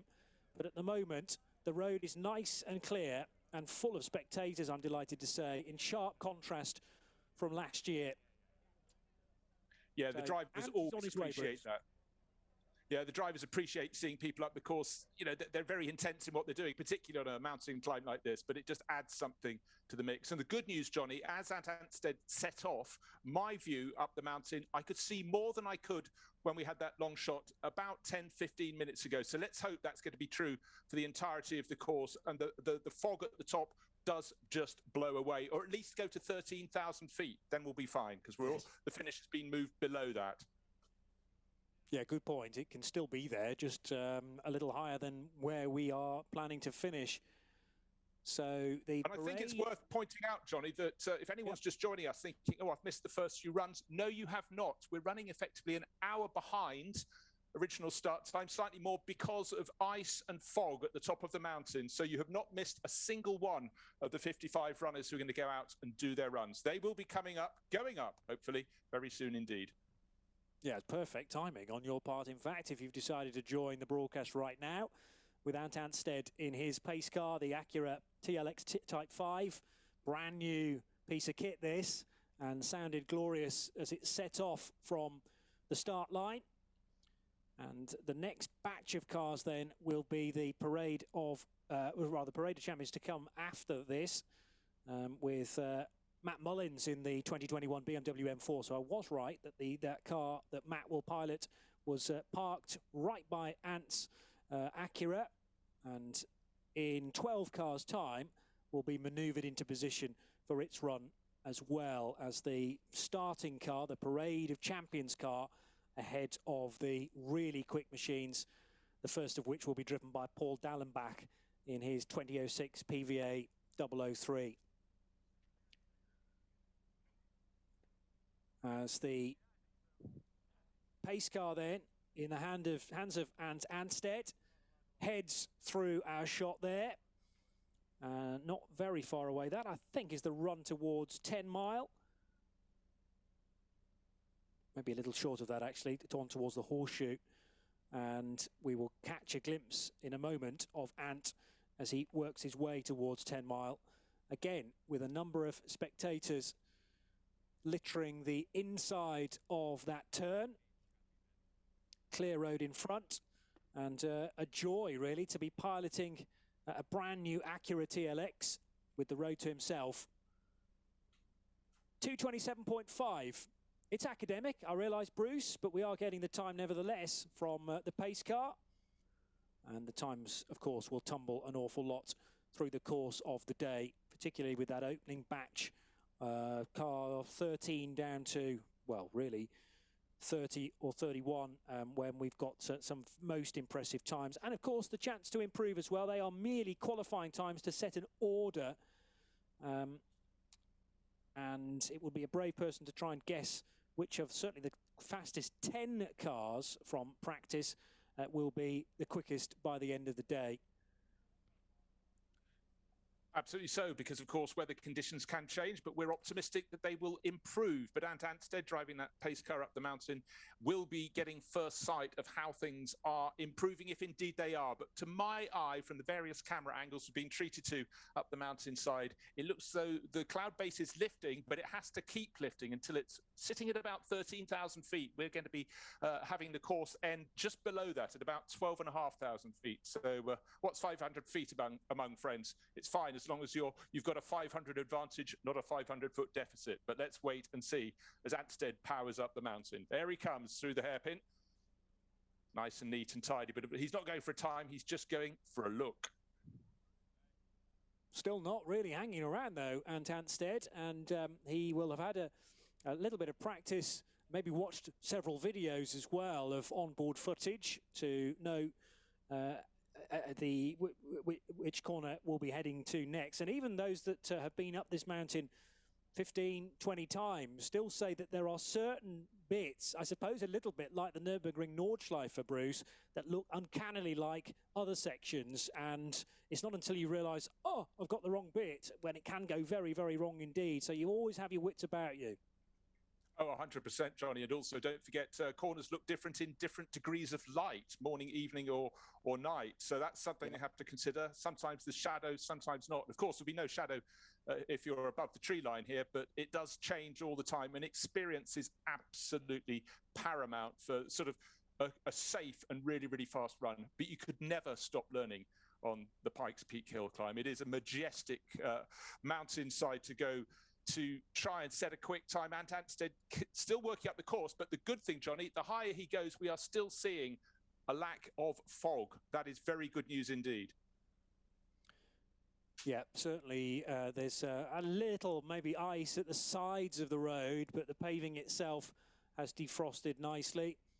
Through the next split goes Ant, and all of these little marker points that Ant continues to meet will be communicated down to the officials, and he will be able to also give further information as to the condition of the course. But as Bruce says, looks okay at this stage, but the really tough stuff is yet to come, including, I mean, so many switchbacks around the double cut area, which is the start of leg 1, around 15 and 16 mile.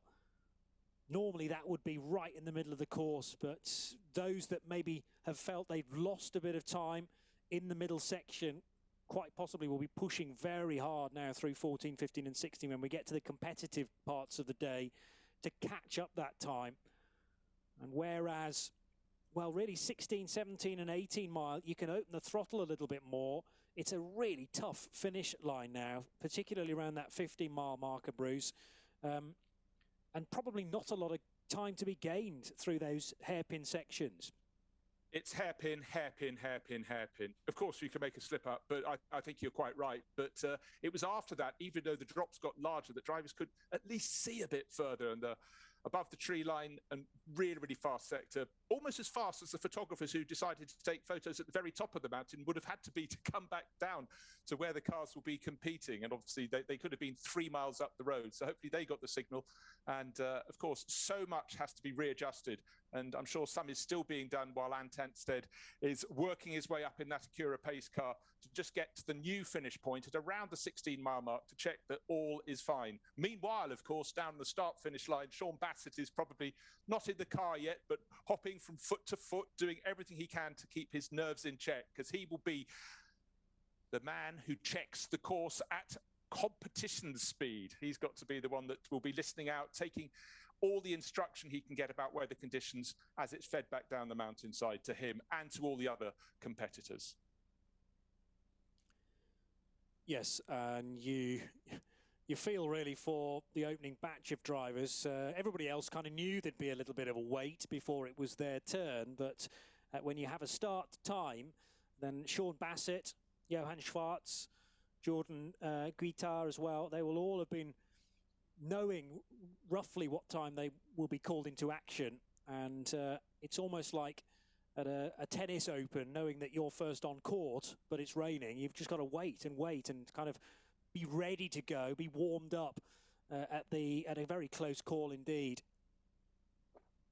Yes, it's very, very difficult to know that you have to be sort of, in racing terminology, suited and booted, as opposed to knowing that when it starts, you're still the 20th driver. Then, of course, you can have a bit more relaxation. And more to the point, you can look at all the monitors showing the different angles up the mountainside, and you can at least get a bit of first-hand knowledge of the situation as it is now and get an idea of how it may be when you get to make your run. So we've been delayed by an hour and a little bit by the fog at the top of the mountain and the ice as well. We've had the start line stays where it is, but the finish line has been brought down the mountain to around the 16 mile mark, and we're just waiting to check that all will be clear so that we can start competition. But that view from the 16 mile mark, we can see further in the distance now, fluffy cloud further down the valley, moving away. That's definitely a good sign.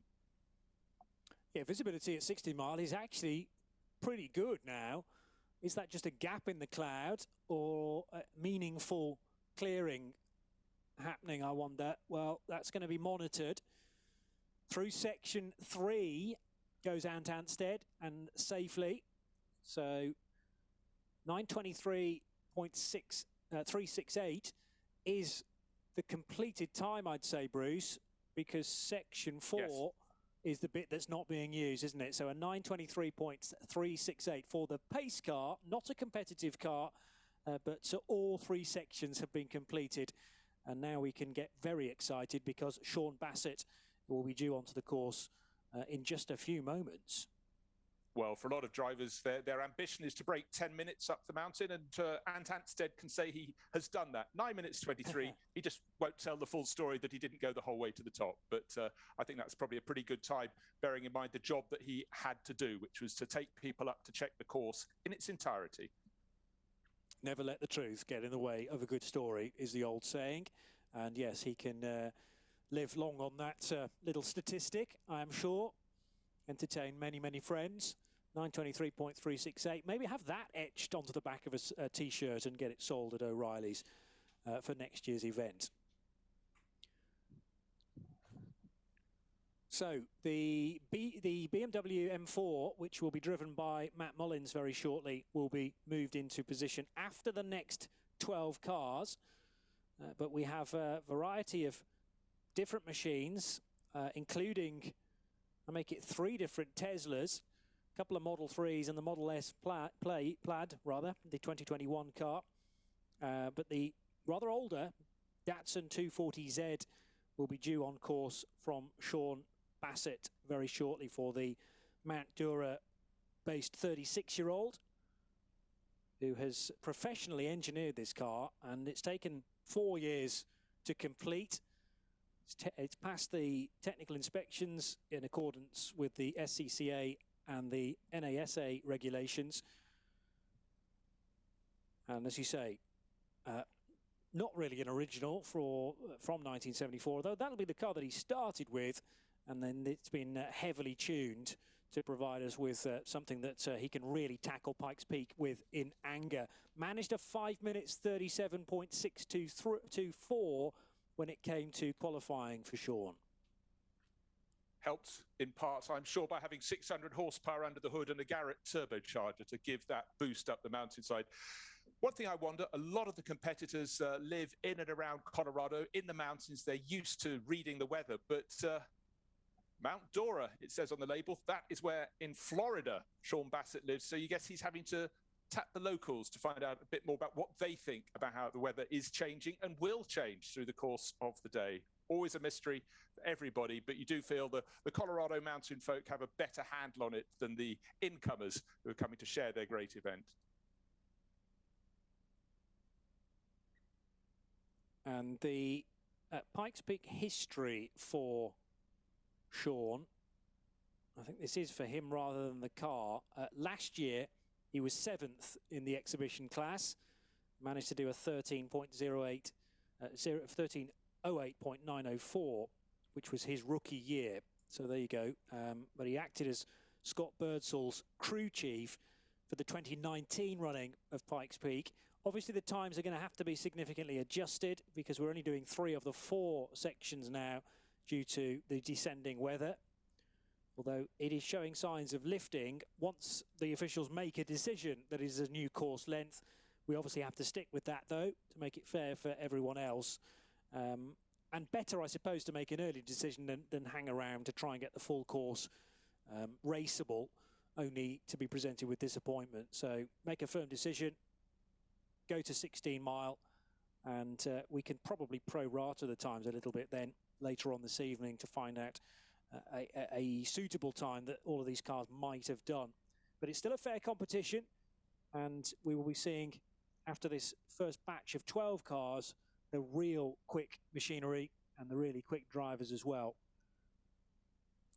Now, of course, with the course not going as high as it would normally, not going this time because of the fog up to 14,115 feet, that means if they've shaved 1,500 feet off the top of the course, that's a bit kinder on the machinery, not just because it shortens the run, but it removes the sector at the top where everything is screaming, trying to get the engines to work at that ultra-high altitude. Interesting comment from Sean Bassett in his driver profile. The question was, how are you preparing for race day on Pikes Peak? And he says something I think is really prescient. I'm a big believer that you have to win in the shop for Pikes Peak. You get one shot and it has to count. The car, crew, driver all have to be overly prepared. Bear in mind those words. And if the mountain allows, going to the local mantra, you might just get a good run. But you have to have your car bulletproof to take that green flag. Absolutely true. Yeah, and some of that, I suppose, is out of your control because, you know, a car can be as prepped as possible, and you can be perfectly happy with it, and then something unforeseen can go wrong. You could argue that because we aren't quite going to the altitude that we would ordinarily, that may be slightly less of an issue, and in terms of the undulations as well, although I think a bulk of those will still have to be tackled because the relatively new paving, remember this whole course was fully paved in 2012, and in particularly the braking areas for those tight hairpins at 15 mile and on to 16 mile, very undulating, far more than when that paving was first laid. Now So consider this, Johnny. will be a big issue, Bruce. Yes, go ahead. No, absolutely so. But just consider this: two more bon mots from Sean Bassett. He said, "I'm probably one of the only drivers in the field this year that's built their car from the ground up and races it. I must say, I'd always rather someone built my car for me. That's enough about my technical expertise." But he also says, this is the bit that slightly shocks me. He does come from a two-wheel background, but he said, "I'd also be more comfortable racing Pikes Peaks on two wheels." Oh, he's cut from different cloth to the majority of us, isn't he? Yes, just a little.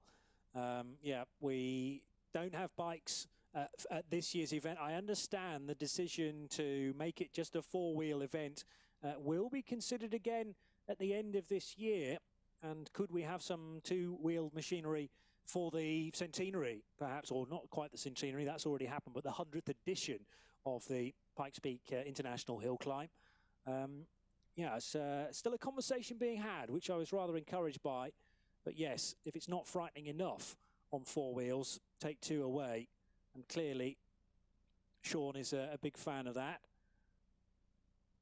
His car still does make the hill a little wider from the garage area. I suppose so, yes. And yeah, there's the less of an issue about track limits. You've got far more racing line to go at. They don't really care about track limits at this place, though. There is a start line and a finish line, and you need to get from one to the other as quickly as possible. But yes, there is the scope to use a little bit more of the asphalt, I suppose you could say.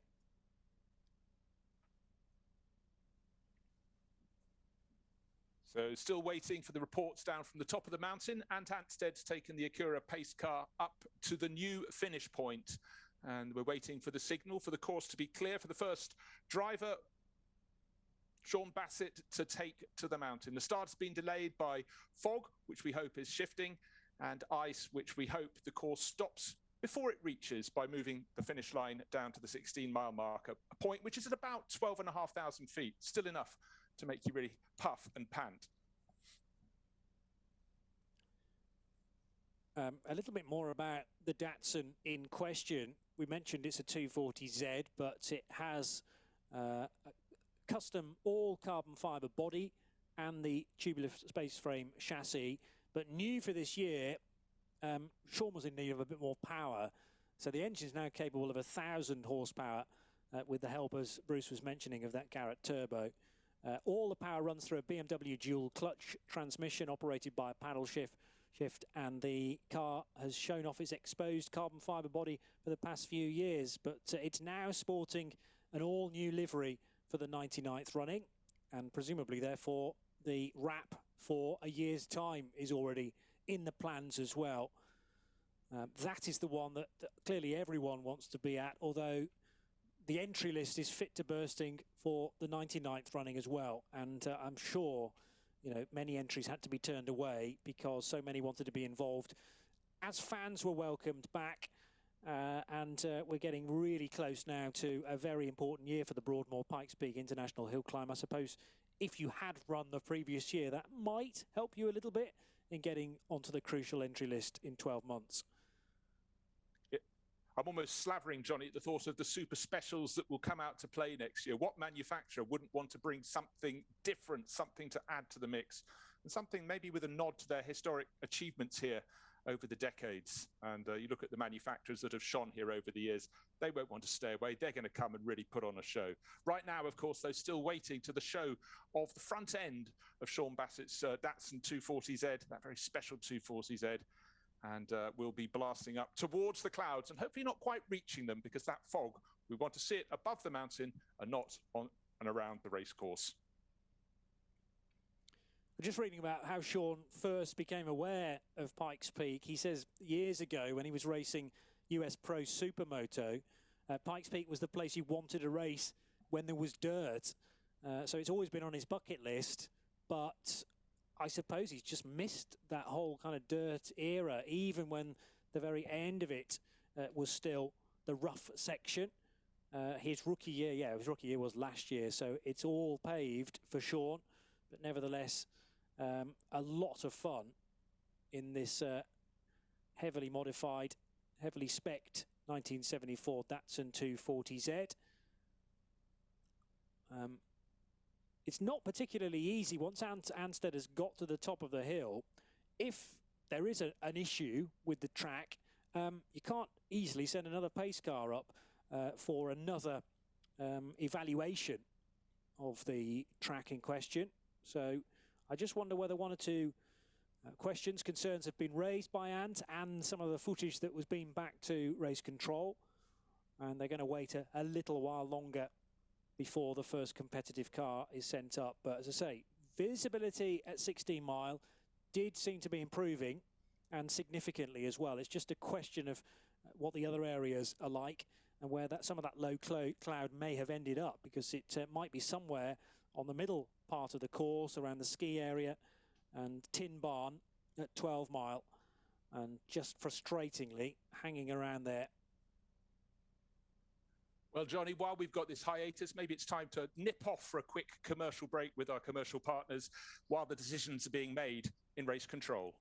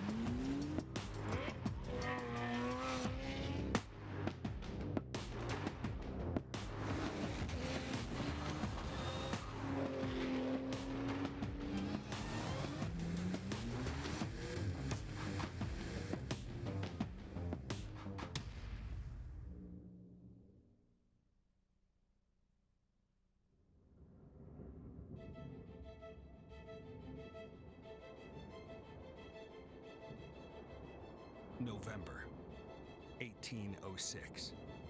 Captain Zebulon Montgomery Pike first viewed the mountain that would bear his name.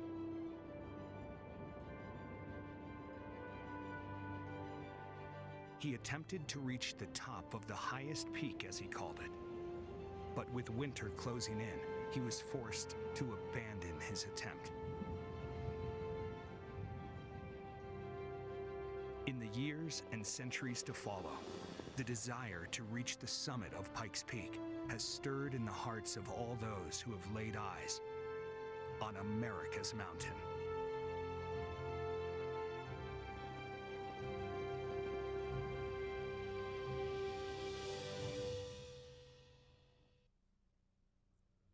Hello everybody, welcome to Pikes Peak Live, presented by Mobil 1, the exclusive broadcast partner of the Broadmoor Pikes Peak International Hill Climb, and brought to you by Gran Turismo. It's the 2021 edition of the Pikes Peak International Hill Climb, presented by Gran Turismo.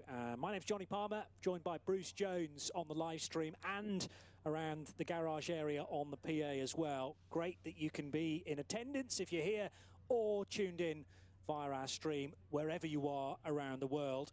You haven't missed anything to this point. We should have had a number of competitive cars heading into the clouds, but just the pace car has had some action so far with Ant Ansted at the wheel. Otherwise, a significant delay, because remember, the mountain decides when competition will start here. And last night we saw intense storms. Today the forecast not particularly warm, I'm afraid to say, and there's been plenty of snowfall very high up at the summit of Pikes Peak.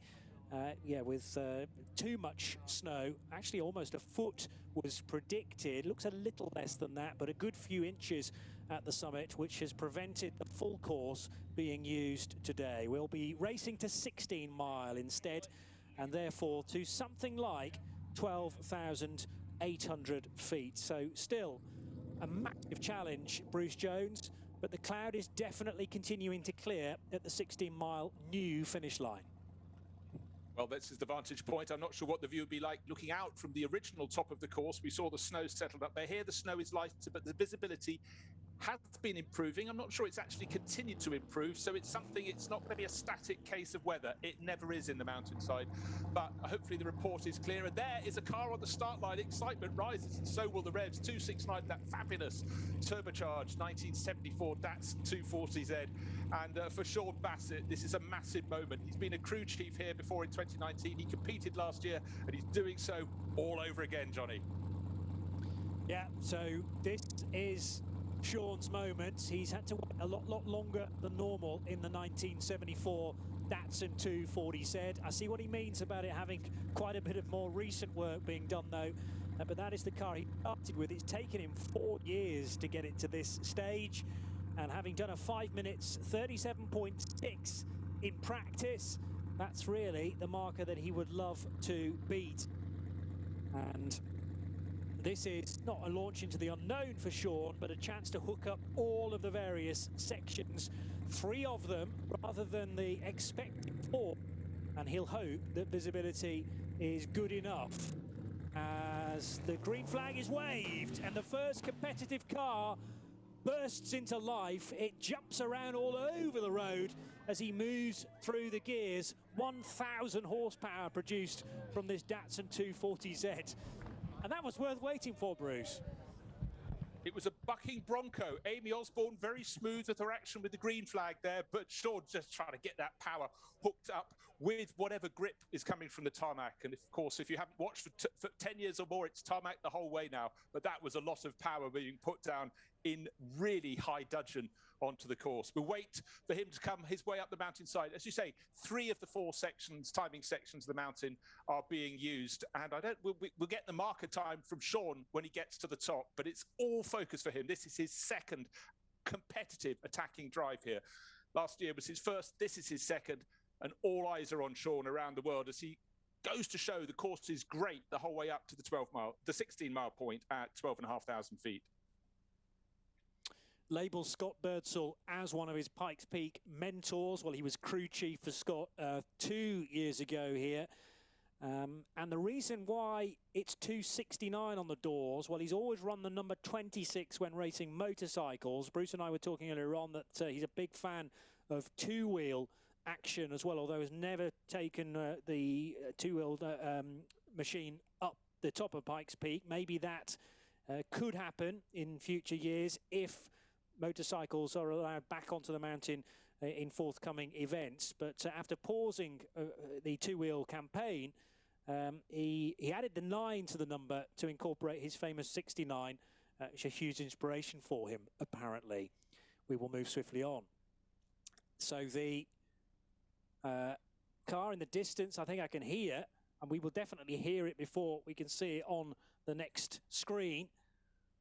So he's motoring through the first couple of miles. Hanson's Corner, Horseshoe, and then on towards the 9 mile marker just before Engineers Corner. Brown Bush Corner is definitely a real challenge, and I'm not surprised to see a great number of fans that have made a beeline for Brown Bush Corner, which presents the sort of the first hairpin challenge of the course, and they will get far more frequent and far more intense much further up the mountain as the Datsun appears and rockets through safely. Driven with a modicum of caution there as the course starts to tighten up. You're sort of lured into it, Johnny, in the first stage of the course. The corners are quite open, but once you get to Engineers Corner, it really tightens. And then Brown Bush, as you mentioned, the first of the true hairpins. But Johann Zwart's next on the start-finish line. He's not driving a Datsun 240Z, but an American X-Kart cross-kart. I love the diversity. Yeah, I mean, you couldn't have 2 more different cars. This is the number 83 for 54-year-old Johann Zwart. Comes from Huntersville, North Carolina, and this rear-wheel drive, again, rocket ship about to launch into life. Asked when he first heard about Pikes Peak, when he was a kid in Denmark, he says, some of the famous European rally drivers and manufacturers took to the challenge of the famous climb, and clearly that is where the bug really started to bite. So running both with the US and the Danish flags on the roof of the American cross cart, built this year, and that is raring to go. We haven't yet had a time, by the way, from Sean Bassett. He will be nearing the end of section 1 very, very shortly, and that will give us an idea, a benchmark of the sort of speed we can expect from this group of 12 cars. Well, looking at the American X-Kart and Cross-Kart, it's clearly a totally different, much, much lighter piece of machinery. Engine only 750cc, but it's a motorbike engine, really, really high revving. This is made for purpose. One little record that Johan will not be trying to beat this time. He holds 3 Guinness World Records. One is for the longest drift. Get this, you wouldn't be able to do it up the mountain here. He kept a car sideways for 8 hours, or 232.5 miles, doing 5 mid-drift fuel fills. Most extraordinary. But round Brown Bush and on up the course goes the first runner, Sean Bassett, still waiting for him to get to the end of that first timing sector, and then we'll start to put some times on the board. Yeah, so he has already gone through 10 Mile, heading on towards Big Spring, and then Blue Sky, which is a couple of tricky left-handers, and at the tight hairpin at Heitman's Hill, as the gear is found.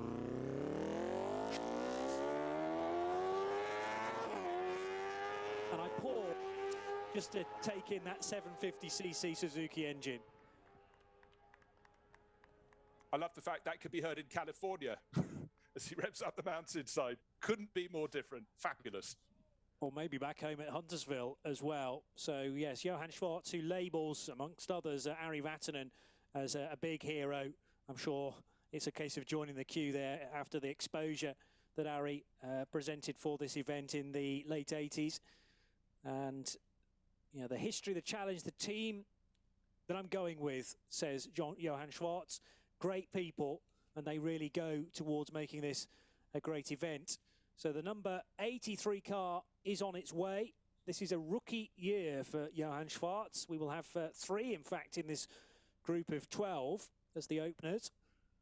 One of the 4 Porsche Cayman GT4 Club Sport runners also in his first year. That'll be Cameron Ingram, who will be setting off up the mountain fairly shortly. But now Jordan Guitar is about to pilot an Acura TLX, so exactly the same car as our Pace machine. Still with actually the same branding as well, pretty much, as Ant Ansted's Pace car that set off on the dot. I have 2 split times to give you, Johnny, because Sean Bassett's gone through section 1 in 2 minutes 27.2 seconds, and section 2 3 minutes 10.6. These will become, when linked with the third one, the first time we see on the board. But Sean Bassett continues to press on. Johann Zwart's yet to get to the end of that first timing sector as he makes his racket the whole way up the mountain. I'm pleased you said that, because my timing screen needed a little refresh, and you're quite right. We have had 2 times so far through for car 269, 83, Johann Zwart, the rookie. Yet to see him emerge at the end of the first sector. Therefore, in the region of 10 Mile. Just the 3 sections in use today as the cross cart heads up towards 10 Mile now, with Brownbush Corner its next point. It's a 2:06.2 for Johann Zwart, which is 20-odd seconds quicker than Sean Bassett's effort. That should see the American cross cart safely as the fastest car of the opening duo. And that was the case in practice as well. There was a difference of about 50 seconds in the favour of the American cross cart when they were practicing.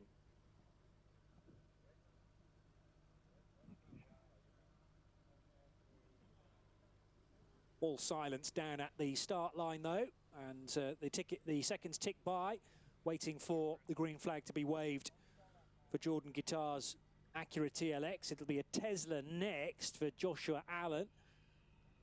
But still waiting for Sean Bassett to negotiate those many hairpins around 15 Mile. And a clear view, as long as you're facing in the right direction, from 16 Mile now, something we did not have barely half an hour ago. So big changes there. And you can see why the officials, so experienced at running this event every single year, made their decisions.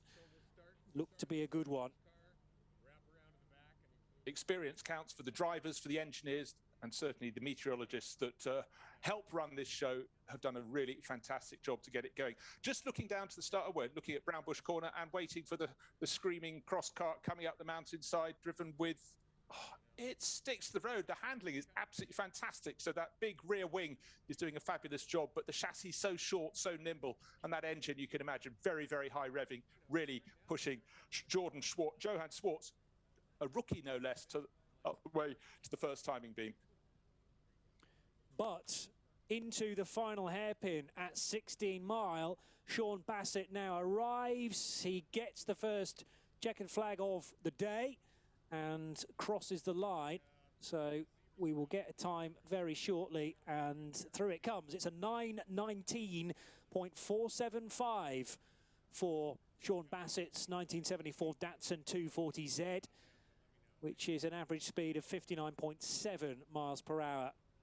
3 sections of the 4 completed, and a 9:19.4. Now, Jordan Guitar down on the start-finish line. He should really know the handling of his Acura TLX because he works for the company's handling division. So what he doesn't know doesn't really exist. He's part, to give it its proper name, the company's chassis development group. And he's got experience of this very mountain, driving a third-generation Acura RDX, different model, back in 2018.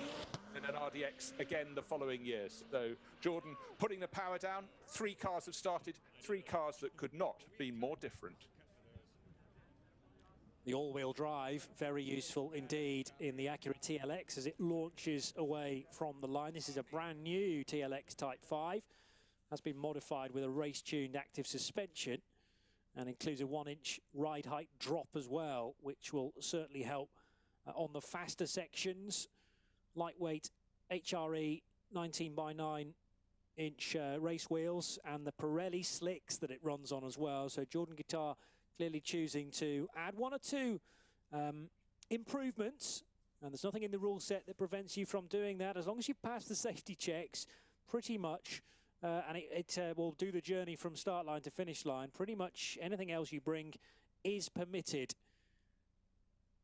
Jordan's actually a member of... Give you a little time check, Johnny. Very, very quick run through the middle sector. Johan Zwart, he could take almost a whole minute off the best time so far on the board set by Sean Bassett. So that little cross cart absolutely flying up the mountainside. Yeah, continuing to set impressive sections. And it will all loop together to probably present a sub-9-minute time as well. Yeah, because he's already taken 20 seconds off the first sector and about the same through the second section as well. So well down in the 8-minute marker is my prediction for Johan Zwart in the American cross kart. We'll see in a moment how good this Acura is on its Pirelli slicks. Again, some questions that were put to Jordan ahead of the event. He's known about Pikes Peak since he was a child, hearing stories from his parents, heading to Colorado on vacation in the 50s and 60s and on into the 70s as well. It was all dirt then, and they had a brand new Pontiac at the time with air shocks prior to getting the entrance gate to the entrance gate. The back shocks blew out, tilting the nose of the car skyward. So that's the sort of abuse that the dirt course would present for a lot of the competitors. And as I say, it's still brutal in places, even though it's paved these days. New car on the start line is number 88. So this is the Joshua Allen Tesla Model 3. Again, running on Yokohamas. and a pretty vicious looking front splitter as well. So some aerodynamic aids have been added, but looks very smart indeed. Stealth-like in a pretty much all black, but with red bumper livery for Josh Allen. Interesting fact, Johnny. We've just had, of course, Guitar going up as a chassis development driver, and I noticed back a while ago, that Allen based himself in Italy, worked for Maserati developing their chassis. So clearly good skills to be transferred. Yes. Yes, because you need a rigid, you need a strong chassis, well balanced as well, because there are so many different types of corners when the camber's in your favour and not. It's an 8:29.589 for Johann Zwart in the American cross kart.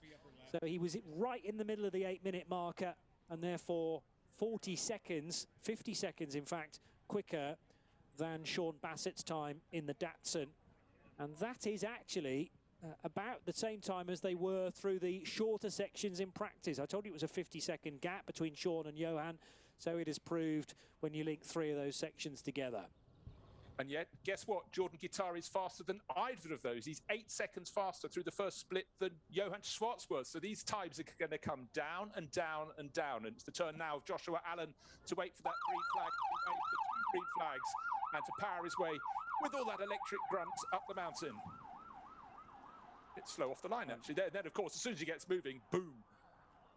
Yeah, didn't react immediately to the double green flags, but now the Tesla Model 3 comes into its own. As you say, just bursts away from the start line, way, way quicker than any of the other cars we have seen so far. But then it may well start to just run out of power a little bit as he gets to the longer flat-out sections. But it's going to be very interesting indeed to compare Joshua's times to Jordan Guitar, who is the fastest so far, just gone through the second split as the Acura TLX. 2:38.7, which again is 10 seconds quicker than the Johann Zwart time. And there is a new car, Bruce, on the start line. You may not have seen one of these before. It's a VW Bug. You'll have seen one of those, but it's the VW Bug Proto, the TRI TDI diesel. It's a great looking bit of machinery. Grégoire Blachon at the wheel, French driver, and certainly one that will have fans all around the world. Do things differently. Do them quickly if you're here. So we'll get to see what Grégoire can do. He comes from Nashville, Tennessee. That's where he's based, but he's a Frenchman underneath. And great looking car. You know me, Johnny, I like lots of difference. You can't get much more difference than this. Yes, if you squint, it looks like a VW Bug, but there's much, much more to it. It's got a turbo diesel engine, so plenty of grunt. And there is certainly that short wheelbase. It's only 95 inches. It's going to be very, very manoeuvrable, but hasn't got enough power. But of course, it weighs very little, 1,650 pounds. And there's that diesel smoke puffing out of the exhaust. So Grégoire is a mechanical engineer, owns and operates Boxier Diesel Motorsports in Nashville, and his shop specialises in common rail diesel engine swaps. And they have adapted diesel engines for cars, for boats, aeroplanes, military equipment and more. As the Tesla now heads in brilliant sunshine along the short, sharp straight in the area of 10 Mile. So Brambush Corner to come next for the Tesla. Still waiting for Jordan Guitar's total time. But yeah, going back to Grégoire Blachon's VW Bug, reminds me a little bit of the Fun Cup cars that are seen around Europe, racing at a lot of the Grade 1 Grand Prix circuits. I know there is a Spa 25 hours for the Fun Cup cars that look very much like VW Beetles, but under the skin, there's something totally different. Yeah, the stopwatch tells a story that dictates they're not quite original, but professional crews do that as well as groups of friends. So it's certainly one if you want. That's right. If racing at Spa-Francorchamps is on your bucket list, that could be one for you to consider. Something fun, but a real challenge. But right now, of course, the challenge is getting to the top of the mountain here in the fastest time. The best so far, 8 minutes 29.5 seconds. That is surely to be broken by Jordan Guitar. He should be able to come into the background of the shot with the ever-improving visibility. Now the sun above the clouds, that's great to see. Just waiting for Jordan to come up and cross that finish line in his Acura TLX. Target time, 8 minutes 29.589 seconds. And here it comes, the last few twisters. Of course, the final corner is right at the bottom of the image. The finish line is on the right-hand side of the screen. One last hairpin after a sequence of hairpins for the Acura. Jordan Guitar, will he take the fastest time? So far, only the third car to come to the top of the mountain, but he goes through 7 minutes 53.615 seconds, easily to the top of the pile. Great run there.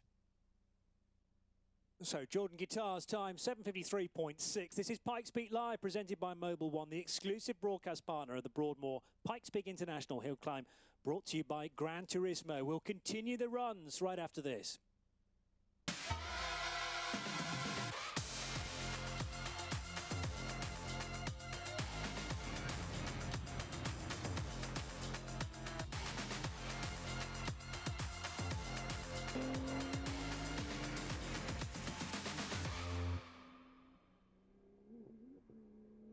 Spencer Penrose, when he came here, he flourished, and he fell in love with the region. His ability to not only be successful as an engineer in mining, but his vision for this community and for the people of this community is really unparalleled. Penrose, now wealthy from his success in the mining industry, had a well-earned reputation for being a drinker and a rowdy fellow. This changed when he married Julie Villiers Lewis McMillan in 1906. Different people, different personalities, but the ability to work together. And I would say, just as in a car, you sometimes have a governor, Mrs. Penrose served that role in his behavior throughout the years. Together, they would now direct his considerable fortune towards turning Colorado Springs and its mountain into a world-renowned destination for culture and tourism. He was just such a remarkable promoter of the area, and he did everything with gusto and spared no expense whatsoever. Penrose leased the old carriage road from the National Forest Service and proposed building a toll road to the top of Pikes Peak. This highway would fit perfectly with his, and for that matter, America's growing infatuation with the motor car. He was fascinated by cars and their ability to go fast. And the fact is, he would carry forward with that ability to go fast to the Pikes Peak Hill Climb. Penrose needed a blockbuster event to showcase his new road, and decided there was no grander spectacle than an auto race to the top of Pikes Peak. The race would feature the finest drivers in the world, competing for the richest prize in racing. This is Welcome back to Pikes Peak Live, presented by Mobil One, the exclusive broadcast partner of the Broadmoor Pikes Peak International Hill Climb, brought to you by Gran Turismo. The times are getting faster and faster up the mountainside. Joshua Allen about to take the fastest time. He's the fourth car up the mountain. We've got Nick Robinson, Acura NSX on the start-finish line, ready to go and show what he can do. So 3 times through already. Jordan Guitar, the fastest of them, with a 7:53.6. Johann Zwart in his American cross kart did an 8:29.5. And Sean Bassett, who was the first up the mountain after a significant delay due to weather, the 1974 Datsun 240 said, did a 9:19.4. But Joshua Allen, somewhere in that third section. Gregoire Blachon has already been released from the start line. We were talking a lot about the VW Bug Proto TRI, and now the 6th car due to ascend is Nick Robinson in another Acura, this time a slightly older NSX from 4 years ago. Blachon's done a 2:05.8, so isn't going to be quite as quick as Jordan Guitar and as Joshua Allen's efforts, as long as Allen can complete this run in his rookie year with a brand new Tesla Model 3. And the Tesla 3 got away from the line so well, and has so far shaved just a few seconds off the Jordan Guitar time. Another 4 seconds gained as well through the middle section. And any moment now he'll be arriving at 16 Mile for that tough run across the line. He will be able to look over to his left at this point, up the hill to see the finish line, but will be far more focused on the apex of this final left-hand horseshoe and accelerate out of the corner to cross the line now and deliver a 8:16.7. So he has lost about 30 seconds to Jordan Guitar in that final section. And does that tell us then that the electrically powered cars aren't quite as good through those never-ending horseshoes around 14, 15 and 16 mile? Well, Johnny, you suggested that might be the case, and I think barring him making a mistake out of our sight, that proved to be the story there. So Jordan Guitar stays at the top of the charts at the moment, his 7-minute 53.6 second lap. Now, look at this great-looking Acura NSX. Do anything about that. It's from 2017. It's a fabulous bloodline of cars when Honda first, before they rebranded as Acura in the States, put out that NSX, kissed briefly by the great Ayrton Senna, and certainly one of the most fabulous cars. And it put the wind up all the supercar manufacturers of the day, because people, Honda look, they listen, they learn. And this Acura NSX, a fabulous car. So let's see what James Robinson can do. George Blachon still powering up the mountainside in his VW Bug Proto. And they're waiting for him to come to the middle point on the course.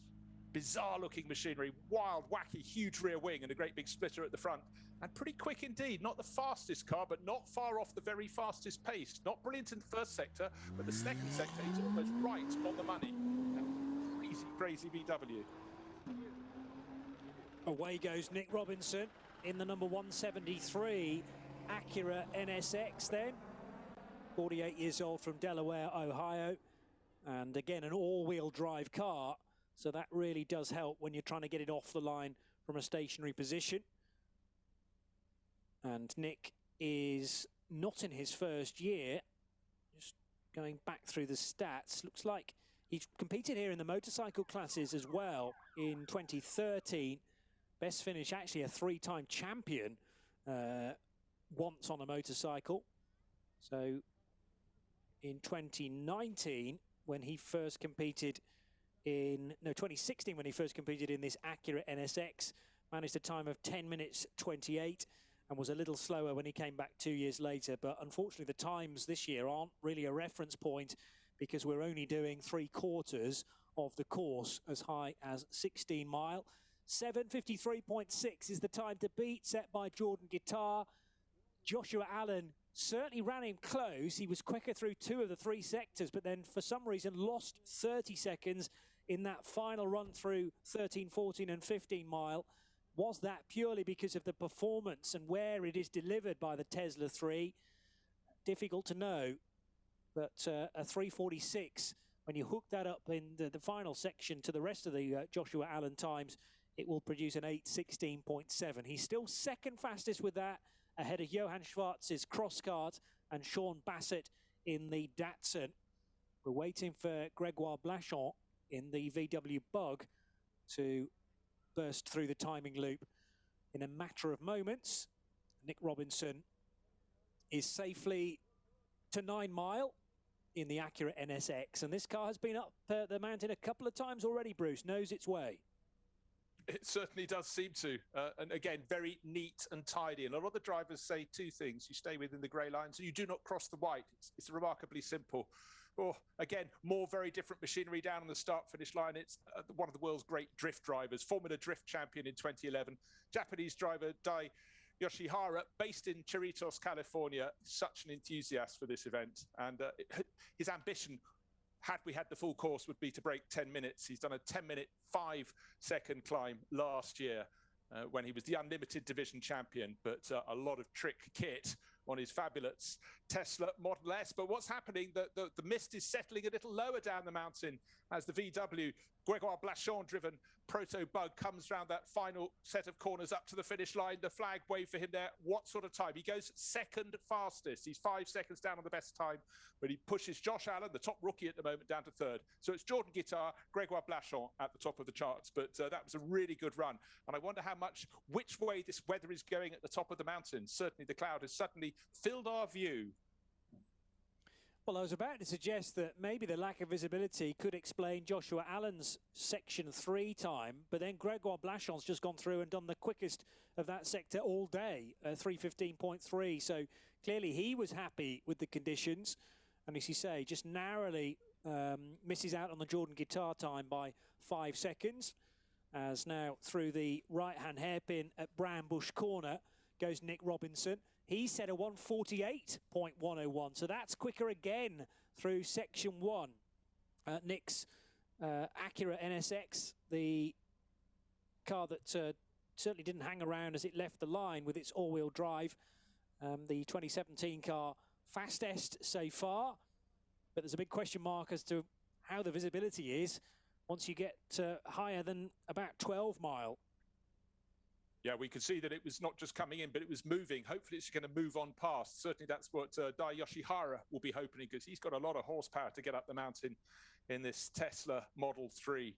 And of course, while his true profession is as a drifter, you don't want to drift up the mountain here. That sort of went west when the gravel was removed, but certainly that's a very impressive first stint time by Nick Robinson and the Acura NSX, and his second sector time is again quicker than anybody else has managed by about 7 seconds, so he could well get down to the 7-minute 40 somethings when he reaches the top at the 12-mile mark. Sorry, the 16-mile mark. If he stops at the 12-mile mark, he's doing himself a disservice. Yes, it needs to. But that, again, you know, those that are very familiar with this competition have had to recalibrate their brain to an extent and remember where they are racing to this year. And perhaps 1 or 2 more risks have to be taken in those sections that normally you would be slightly more reserved, but you've got to try and extract the time, bearing in mind that some of the faster sections have been taken away. So if you make the odd mistake on the mid-course, I would say it's going to be difficult to try and gather that time back again. Although that won't stop people trying, certainly. Sorry, Bruce, go ahead. No, I'm sorry. We're just going to say that, of course, we talked about this earlier, about the 100% climb, and it's not really a thing of possibility, but you can get closer to it if you know you've lost the top 3 miles of this, because otherwise you're always holding that little bit back, just also not trying to wreck the good run you've had so far. Just a little bit of caution. But if there's less of a climb to be cautious on, maybe they can be that little bit closer to the edge for a little bit longer. But right, the target time, 7 minutes 53.615 seconds, still in the hands of Jordan Guitar, the third driver up the hill in that Acura TLX. But I have a feeling that's going to be broken within the next minute or so as Nick Robinson completes the course. He's coming up towards the top. But what's the visibility like as he gets up there in his Acura NSX? We saw it was getting worse. Matter of moments before that car arrives then at 16 mile. Double green flags for the new car about to launch its way onto the hill climb. Dai Yoshihara in the second Tesla 3 of the day. Don't forget, for the first time this year, the O'Reilly Auto Parts Clover Cam is bringing us up close and behind the scenes action. Not only that, if you're listening to my voice now, head to pikespeakgiveaway.com for limited edition giveaways exclusively from O'Reilly and Mobil 1. New edition for 2021. You can judge whether it's a good one or not, because we're always looking for your feedback, of course, as well. And we have listened to much of the correspondence that took place after our coverage of 2020 and tried to weave that in to the revised coverage, refined coverage that we're bringing you for this edition. Again, the sunlight evident in the lower portion of the course, but if anything, up at 16 mile, just getting slightly more foggy, as over the line now goes the Acura NSX of Nick Robinson, and the time for Nick is the fastest time of the day, and quite comfortably. It's a 7:14.704 for Nick Robinson's Acura, and he's gone quicker than everybody else through each of the 3 sections. So that is quite some statement. An average speed of 77 miles per hour, Bruce Jones.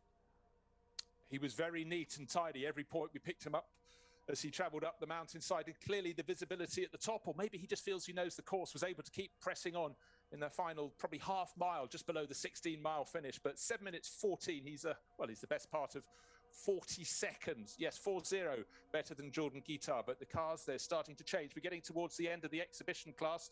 Dai Yoshihara is taken off, and the last driver in that class is on the line now, Randy Pobbs, driver from Greensville in Georgia. He's in another Tesla, but this is the Model S. And let's see what he can do. Randy has done everything in cars. You think of the decades he spent racing GTs all around the globe, and a big fan of this event. So I'm sure he's going to put in a really, really cracking run to bring the exhibition class to a close. Another car with Yokohama tyres as well, and we'll be seeing a full class, in fact, powered by Yokohama in a moment or two. But that is a vicious-looking front splitter, which extends by a couple of feet, really, at the front of this Tesla to give it a little bit more downforce on that front end. As the Model 3 of Dai Yoshihara, I just wonder whether that's lacking some speed. No, he's using plenty of dirt on the entrance to the next left-hander. Just looked a little slow heading to our next camera, but then picked up a bit of speed heading out of my sight and into the next left-hander on the course. By the way, if you're a Porsche owner, Mobil One has something very special for you. You can enter your VIN and you'll be eligible to receive a Porsche owner exclusive, the Pikes Peak Hill Grind coffee kit from 4 Coffee. Only 156 will ever be made, and it's based on traffic on the stream right now, so they're not going to last too long. And this is the second time that I've pointed you in the direction of this competition, so they will be certainly going very quickly indeed. I wouldn't waste any time here. So pikespeakhillgrind.com for any Porsche owners. You have to have your VIN handy to enter, and then join us back here for our live coverage of the 2021 Broadmoor Pikes Peak International Hill Climb. Still waiting for the Tesla Model S Plaid to be given the go-ahead. And there is one quite thing you were right about, Johnny. I'm not saying it's the only thing, but one thing you absolutely picked up was that Dai Yoshihara wasn't really travelling enormously fast, and he's put the slowest time of anybody through that first section. So your eyes in this case did not deceive you, but maybe he's just limbering up, a bit of caution, and then it's going to come in the next 2 sections on the course. But at the moment, you have to say that Nick Robinson's time of 7 minutes 14.7, which is nearly 40 seconds clear of the best of the rest, looks pretty safe for now. But then look at the shape and the sheer intent shown by the Tesla on the start-finish line. That splitter starts in one state and ends in another. It's extraordinarily large. It does look very meaningful indeed. There's only one reason that car is here, and that is to set the fastest time in this batch of cars, and certainly to set the best Tesla time. And this is the third of the 3 that we will get in the opening tranche of 12 cars. It'll be on into the Porsche Pikes Peak Trophy by Yokohama after this. Randy Pobst about to get going, just as long as the Dai Yoshihara car isn't showing signs, I suppose, of coming to a halt completely. But a 2:35.2 is still respectable. And no, still pace is good, I would say, coming out of the right-hander at Brambush Corner. Having said that, it's still taking, I'm comparing it to other Teslas that have run so far, and admittedly it is only Joshua Allen's, but that did a 1:55 through the first sector. We had a 2:35 from Dai Yoshihara. So something not quite right would be my estimate with that 2018 Model 3. Here's the third Tesla. Big cheer from the start line as that fires into life. And my goodness, all of a sudden, I think that the wick is being turned up here. Randy Pobst, with so much experience, makes a great interview as well. Has been recently on the Turn 156 podcast. And the Tesla Model S Plaid, with all of the extra aerodynamic trimmings, wastes no time at all as it heads for the 8-mile pit road, the first meaningful checkpoint on this year's course. That was a getaway chock full of attitude, wasn't it? You could see that Tesla skittering around as it tried to put the power down, the track immediately starting to bend to the left to take the race start proper, then it was flipping the other way. But a lovely little story that Randy told is that the first visit he had at Pikes Peak, 1995, when he was competing in a series called the Bridgestone Supercar Series, and this magnificent hill climb was one of the rounds of that championship. How's that, Johnny? Yeah, he couldn't quite believe it. Thought it was a typo, in actual fact, and had to put in several calls and be convinced that yes, it was a round, and why not? Because that really sowed the seed for Randy, and again he's become an instant addict after that, and very much a regular in this competition. Dai Yoshihara heading through the latest checkpoint, 3:57.8 for the Japanese then. And again, concerns from me that that car isn't quite as quick as it was in practice. It was capable of a 4:15. I suppose that's a very good reference point. Compare it to the other Tesla Model 3 in qualifying, and Dai was 15 seconds quicker than Joshua Allen. So I'm going to say definite problems now for that 2018 Model 3, sadly. And just a question really of finishing as quickly as he can. And making the best of a difficult situation. But if you have got mechanical problems, particularly in one of these brand new cars, or 2018 Tesla nevertheless, I would imagine it's going to be rather difficult to pinpoint the exact issue. Maybe Dai knew what the problem was before the car got underway, but they just couldn't sort it out in time. Have been given an extra hour, remember, but this will be concerning, and I think it's going to be a time, well, in the late 8 minutes, possibly creeping into the 9s now for Dai Yoshihara, which is a real disappointment.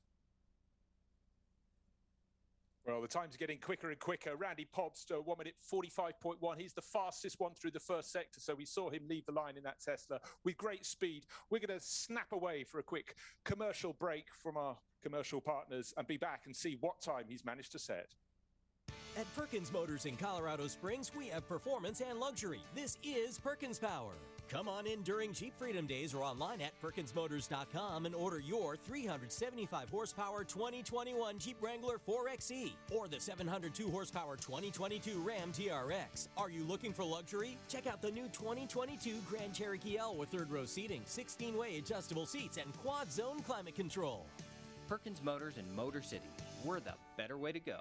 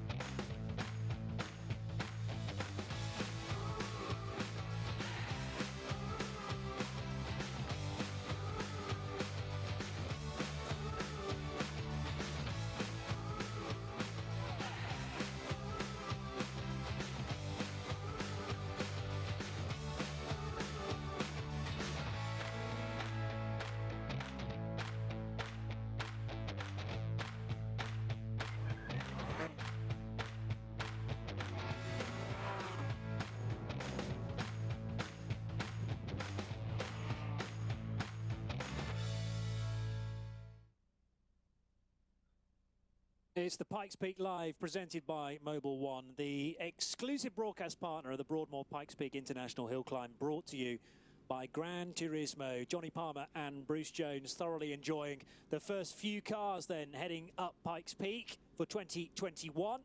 And now the turn of the Porsches, because it's the 2016 Porsche Cayman GT4 Club Sport for Chaz Verken in his Porsche Pikes Peak Trophy by Yokohama class car. So to be eligible for this class, you have to have a Porsche 718 Cayman GT4 Club Sport, but of various years that are on display in this class.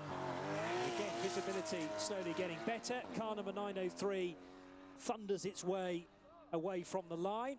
gets well up to speed prior to the start itself, threading its way through the trees goes the Chaz Werken car, and we have had a total time for Dai Yoshihara, and I'm afraid it was worse than I thought. 11:41.1 for that stricken Tesla Model 3, a 5 minutes 08.0 the final sector. All not right with the Tesla, I reckon, Bruce. Oh, clearly not, but really tough luck. You get that one run to really make it count, and it hasn't happened. Super impressed, though, by Chaz Werken taking off the line. It looked like a Porsche because it was. It sounded like a Porsche because it was.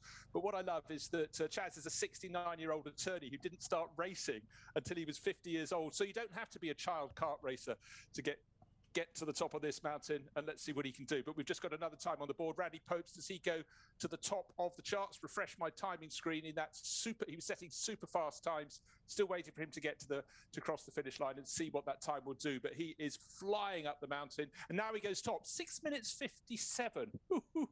So a new top time. Don't forget that Nick Robinson was fastest by 39 seconds, and now he's been surpassed by another.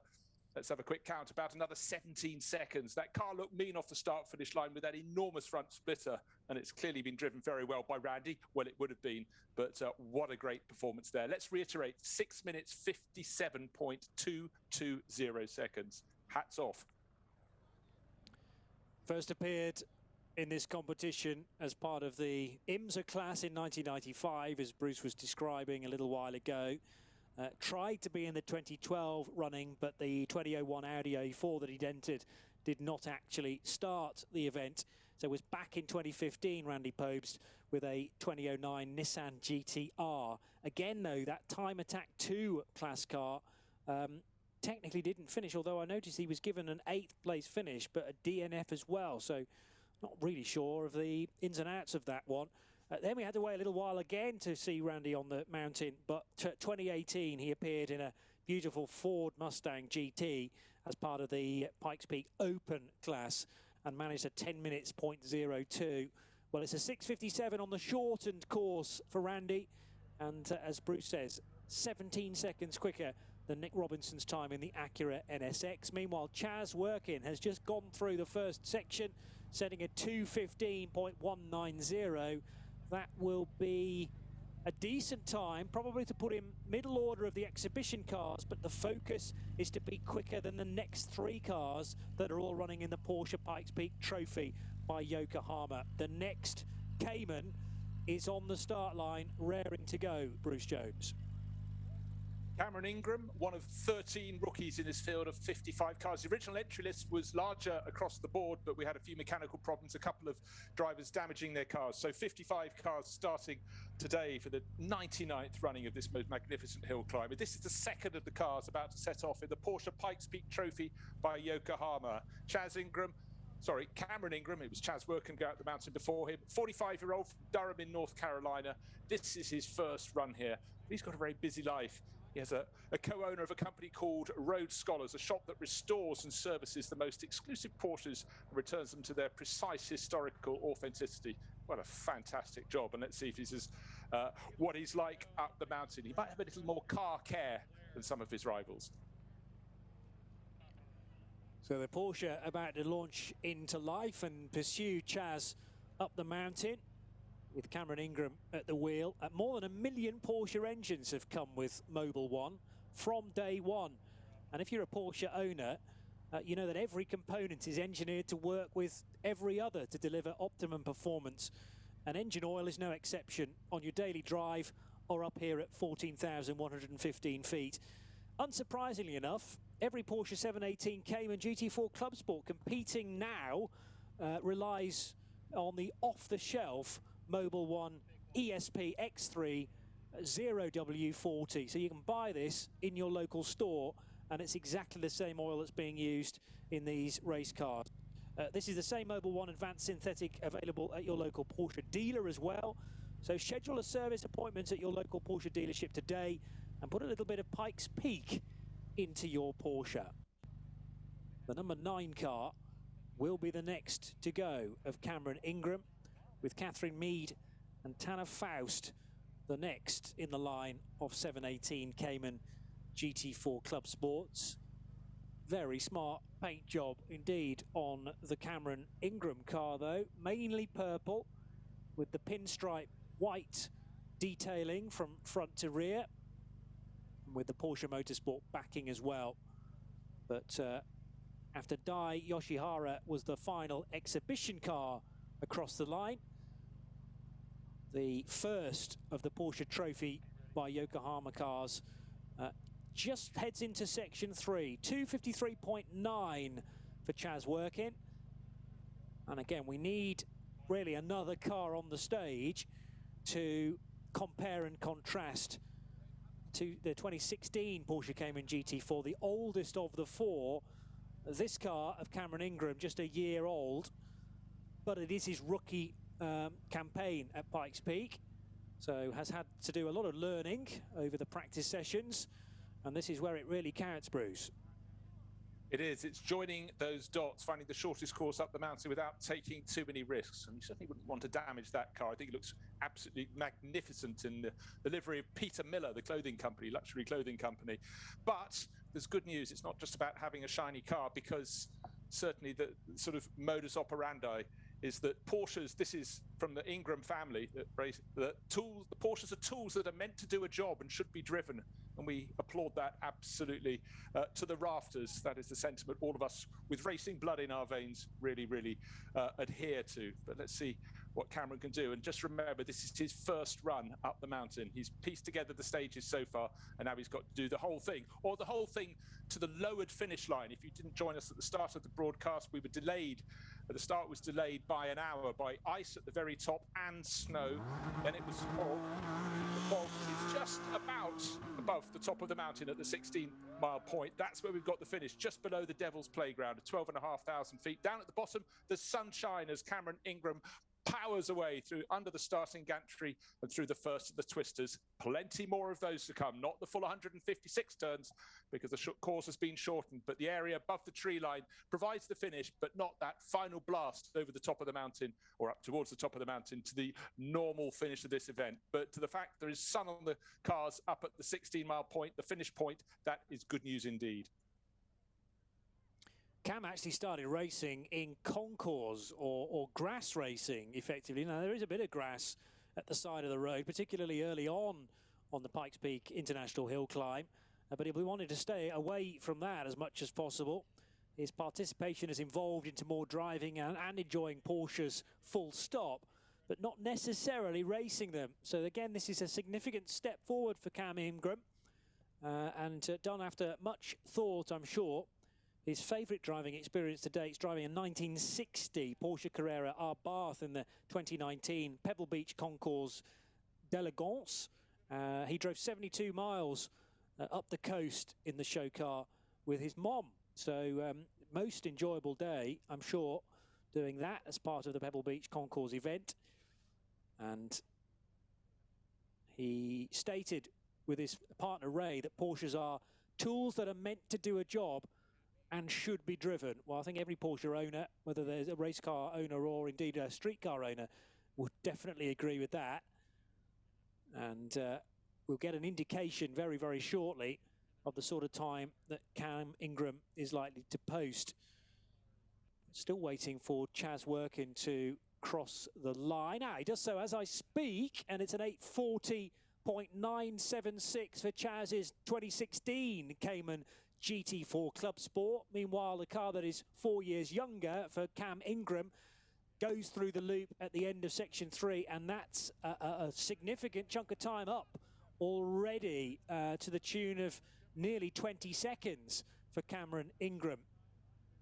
So despite him being a rookie, he is laying down some very good section times early on as the next Porsche Pikes Peak Trophy by Yokohama car arrives on the scene. This is a 2019 Cayman GT4 Club Sport for Catherine Mead. And her claim to fame, Johnny, is she is probably, no, make that definitely, the only retired astrophysics professor competing this year on the Pikes Peak hill climb. And like Chaz Workin, she's someone else who didn't get to competition until later in life, only when she retired, only started a few years ago. She's 61 now, I didn't mention that, but has taken to cars and always wanted a Porsche 911. And you know what, like so many Porsche fans, it grew from there. And here she is for her second run up the mountain. Third place in this division last year, the Porsche's Pikes Peak Trophy by Yokohama division. Her best time then was 11 minutes 36. She'll beat that today because, of course, the top 3 miles or so of this magnificent course have been trimmed because of the fog and ice at the top. But it matters not for Kathy Mead. All eyes on that green flag about to be waved. And she's going to go and see if she can beat the target time for the Porsches. So far, it's 8 minutes 40.9 seconds. That surely will be beaten by Cameron Ingram. He's setting really good sector times. Up he comes to Brown Bush corner. Looks very nice and neat and takes a super smooth run through there. Very important. Keep the tyre life as sweet as you can. So Cameron Ingram, the second driver in the Porsche Trophy by Yokohama class, and the third about to make the start. Here she is, Kathy Mead. Final few instructions being given to the start line, and whilst we wait for those, you may have seen the news that Mobil 1 brand is bringing more for fans this year to Pikes Peak Live. If you were with us last year, thanks for tuning in again for 2021. The whole team at Pikes Peak, us here at Radio Show Limited and the Mobil 1 team listened to your comments last year, and we want to know what you think of the new show for this season. Tell us in the comments what your favourite parts we added to the show this year are, and is it the O'Reilly Clover Cam perhaps? That's an addition for 2021. The live timing, the drop-in interviews, the new giveaways, we're listening. So if you drop us a line with comments, then we can adjust for future years, of course. We can add things and we can fine-tune things for our ongoing coverage. Meanwhile, out of the right-hander towards the next checkpoint arrives Cam Ingram. 240.715 through the middle section. So that, again, is quicker than Chaz Workin's effort. Kathy Mead about to set off in the almost teal livery with the yellow detailing. Would you call that Leighton blue, Bruce? There are flashes of Leighton House green, for sure. The colour that was so popular racing cars around the world, Formula One cars, sports cars through the late 80s into the early 90s. But as the sun gets stronger at the bottom of the course, it makes every car look better and brighter. And a nice conservative start there by Kathy Mead. Still waiting to see the final time on the climb for the second of those Porsche Caymans, because Cameron Ingram putting in some very, very tidy sector times. He's done 2 of the 3 sectors, and the target time for him to beat Chaz Workin is 8 minutes 40.976 seconds. He'll get closer to 8 minutes 10, I would suggest, up the climb. Kathy says she's definitely not been a car person all her life, but has always liked sports cars. And even now, still not really a car girl, as she puts it, but did always want a Porsche 911, though. And Mead fulfilled this ambition 11 years ago, buying a 997 generation Carrera, 997 I should perhaps say, to keep John Hindhoff happy. You always have to get how you explain and enunciate these number combinations in the right way. So it's 911, but the gen of the car is a 997. You say each number individually. That's what he's always taught me anyway. I do take some of this on board. It's got PDK transmission, a car she still has to this day, and it's twice driven coast to coast. Bought a 911 and learned to drive it properly because she likes driving. Driving's a real skill, Kathy says, and a Porsche is an engineering marvel. I don't want to just park it in my garage and admire it. I admire it by honing my craft so that I can experience its potential. Well, Kathy's certainly doing that through the first section on the Pikes Peak International Hill Climb. We're still waiting for Cam Ingram to reach the temporary summit, the pseudo summit for 2021, which is 16 mile. Ordinarily, the actual summit at 14,110 feet is just beyond the 19 mile mark and out of Olympic corner. But unfortunately, the weather conditions have prevented us from going that high this year. So instead, we're ending all of the runs at 16 mile and about 3/4 distance. with American Cam Ingram nearing the summit. Not a bad first stint there from Kathy Mead. The first sector's down. She's about 4.5 seconds down on Cam Ingram, but Cam Ingram, who's coming up towards the top, has been very, very impressive. Crosses the finish line now, just waiting for the graphics to change and see what he's put on the board, but surely will go. He goes third fastest overall. I said he's going to go top in class. He was very quick the whole way to the top of the mountain, 7 minutes 49.5.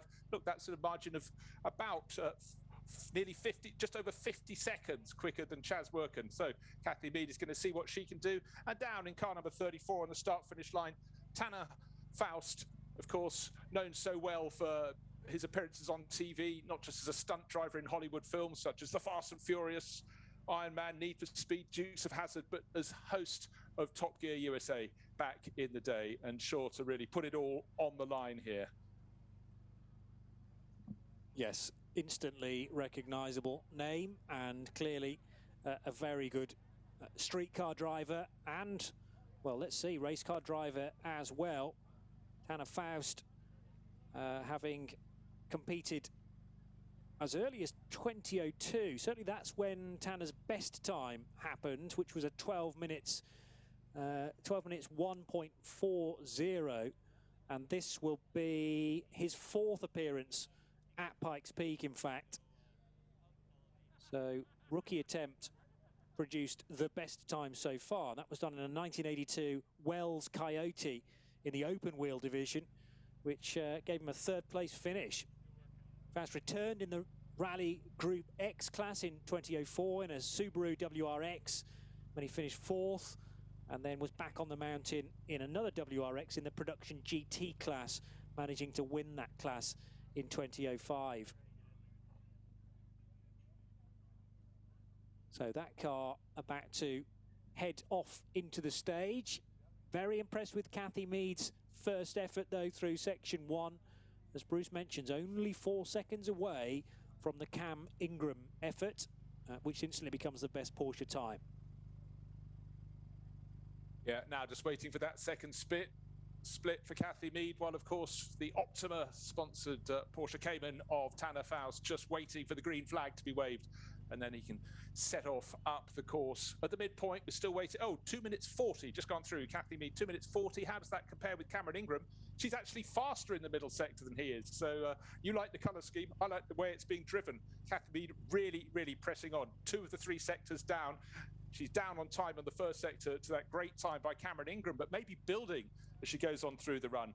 And now just waiting for Tanner Faust to take off. But Kathy Mead going faster and faster, really impressing very much indeed in her Porsche Cayman.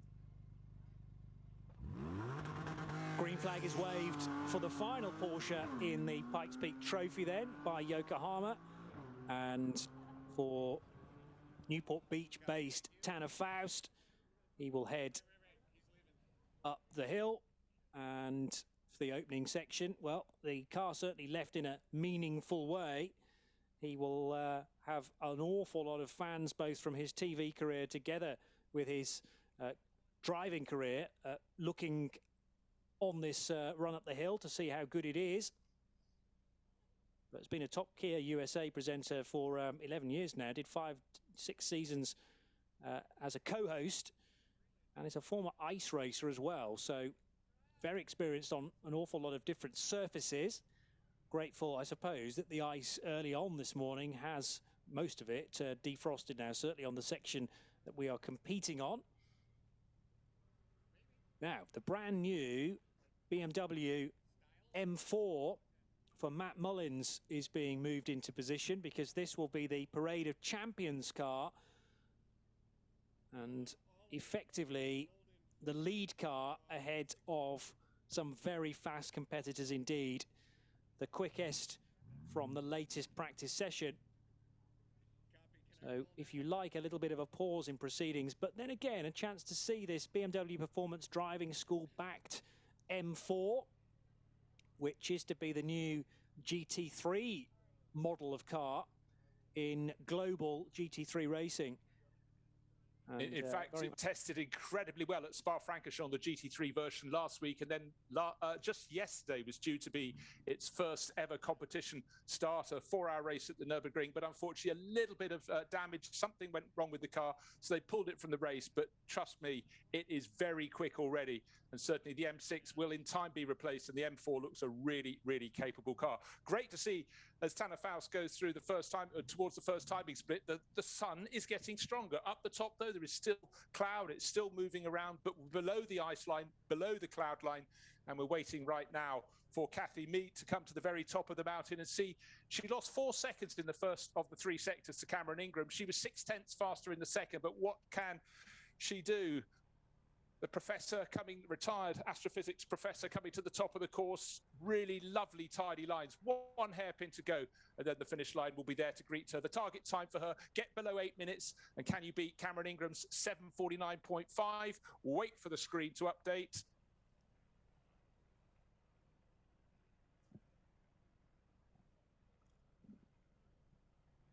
And she goes 6th fastest overall, 7:59.4. So that middle sector was fantastic. Maybe a little more caution at the top. Maybe the weather conditions, the visibility became a little worse, but still very impressive for Kathy Mead.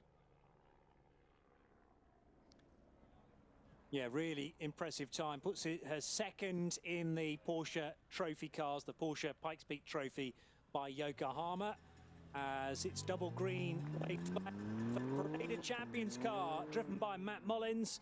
And this a chance for many of you, I'm sure, if you're here at the mountain, to see the new BMW M4 resplendent in the M-Power livery, the white, blue and red, and running very wide indeed out of the right-hander at Brambush Corner, but not off the track, Tanner Faust, but an indication of how quickly Tanner is going and on course to be the quickest Porsche Trophy car so far. It's a 1:51.6 through the first section, and that is easily quicker than Cam Ingram's effort, about 5 seconds to the good. So the foundation is just fine for this run up Pikes Peak for Tanner Faust.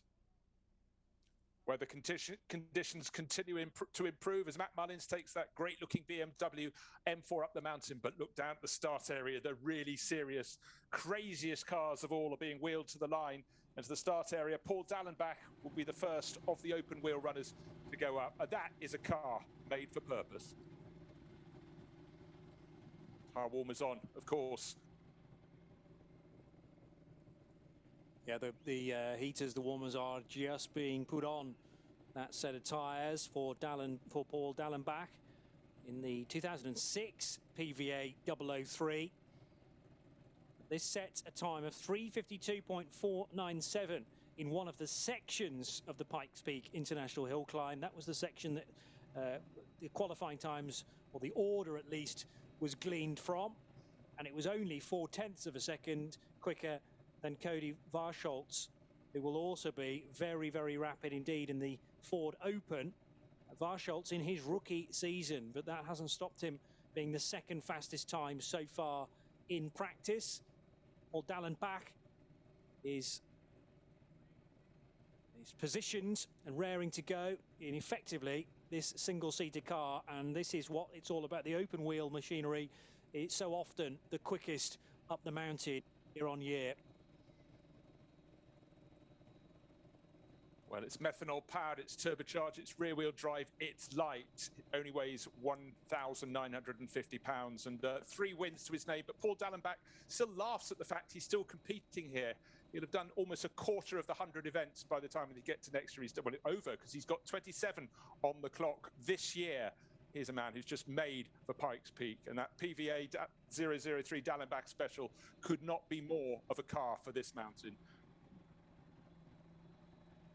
Running on the Hoosier slick tyres and so close to the ground. There's very little ground clearance at all on this, and a monstrous rear wing displaying the race number 98 for Paul Dallenbach. So you would get 1 or 2 weird looks if you took something like this down to your local supermarket. It is designed entirely to get a good time out of the paved, now all paved, Pikes Peak International Hill Climb. And this will easily be the fastest car of the day so far. Could it be the fastest when we get to the end of today's events? Tanner Faust still needing to give us a Section 3 time so that all of the Porsche Pikes Peak Trophy by Yokohama cars will complete their run. And now heading towards Brambush Corner is the BMW M4 of Matt Mullins. So somewhere in that final section is Tanner Faust. 2 minutes 30.4, was again 10 seconds faster than Cam Ingram. So he's gained about 15 seconds net across the two opening sections. And this should put the number 34 car as the best, as the quickest Porsche Pikes Peak Trophy machine. Not yet. Oh, there it is, heading out of the final corner and across the line. And Tanner Faust will, I'm sure, jump ahead of Cam Ingram. Yes, 7:28.269, which is a good 20 seconds faster than the Cam Ingram effort. So fastest car in the Porsche Pikes Peak Trophy by Yokohama class is Tanner Faust in Porsche number 34.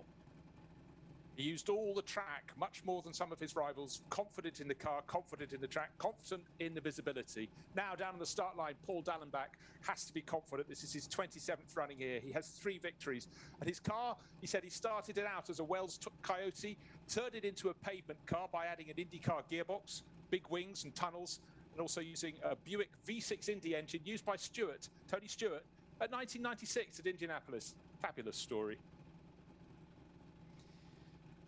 And yeah, Tony Stewart, no stranger to the odd quarter mile, half mile dirt track racing.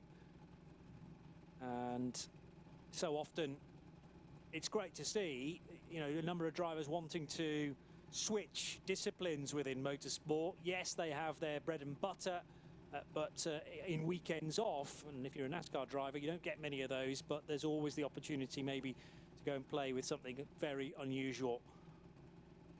Paul Dallenbach, top of that list in terms of unusual machines, but this will certainly do the business. It will sound fantastic, weighs no more than a paper clip pretty much, but has a huge power plant right behind where Paul sits, and it makes a fantastic noise as well when it will leave the start line very shortly. Green flags will be waved, and then of course he'll be more than shifting when he crosses the start line itself, and the clock will begin to start. So confirmation of the places in the exhibition class. Randy Pobst in the 42 Tesla, 6:57.2 was fastest, and the fastest Porsche, Tanner Faust with the 7:22.69. Already though, away goes the first car in the open wheel class, Paul Dallenbach's PVA 003, and Blinken, you will have missed that, I reckon, because it fired into life so quickly.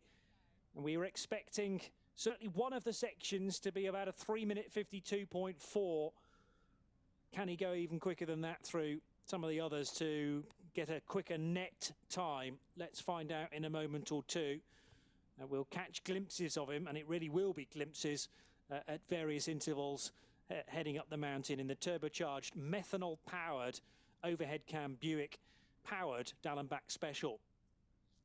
That getaway off the line reminded me of a fighter jet being launched off an aircraft carrier on the catapults. It was phenomenal. Bear in mind, he had to turn left almost as soon as he did the takeoff, but really, really impressive. Fastest in qualifying, again, on a shortened section of the circuit, but only by, as you said, Johnny, by about 0.4 of a second, not even that, over Cody Vaschholz, who will be going next, who is a rookie, but only a rookie in a car. He's been here before on motorbikes. And don't forget, last year, the name on the trophy was his family name. It was his father, Clint Vaschholz, driving a Ford Open in the open wheel class. And this year, also running the open wheel class, it's the 3rd generation Vaschholz family member going to see what he can do, because grandfather Leonard was a star on the mountain here as well. But this is his first time in a vehicle with 4 wheels going up the mountain, but going up the mountain right now at huge speed and using the downforce of that enormous vast rear wing mounted so high above his car. Paul Dallenbach looking very, very tidy. His time through the first timing sector, 7 seconds quicker than anybody else. 1 minute 38.7. That is moving, and I think the speed is only going to increase the further he goes up the course. Well, Randy Pobst did a 2:21.2 as the fastest middle sector of the Pikes Peak hill climb.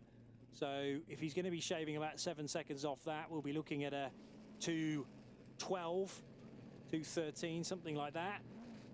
As now the Ford Open, which we understand has seen Pikes Peak action in the past, elsewhere in the Varscholtz family. But Cody, as Bruce was explaining, more familiar to the hill climb on motorbikes, Kawasaki's, KTM's, Ducatis, and ran here as recently as 2019 in the Pikes Peak heavyweight class for motorcycles and achieved a 10:03.9. But yes, labelled as a rookie because this is the first time on 4 wheels for Cody Varscholtz. He graduated from Woodland Park High School, attended Pikes Peak Community for Applied Science and did a welding program there. And Cody Varscholtz has a long racing history where he's competed in the hill climb, endurance racing and flat track racing too.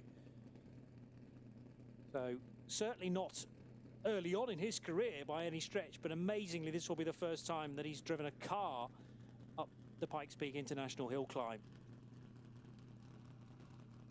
And the front splitter almost doubling as a snowplow. Now that would have been useful for the overnight weather we had here at Colorado Springs. Thankfully that didn't emerge down at 16 miles, so it means we can still be racing to that point.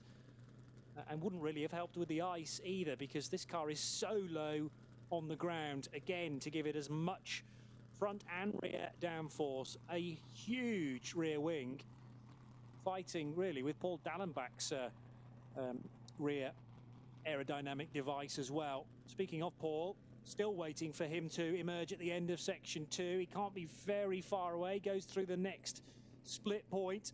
Remember, it's a 1:38.7 and now a 2:13.5. I suggested it might be around that sort of ballpark.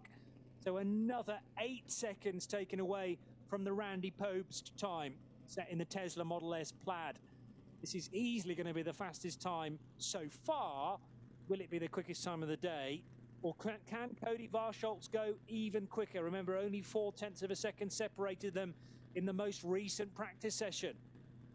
Well, this is the car, Cody Varscholtz at the wheel. His father won in the 2013 Ford Open last year. Huge wings, slick tyres, and a burning ambition. But let's just cut away for a commercial break.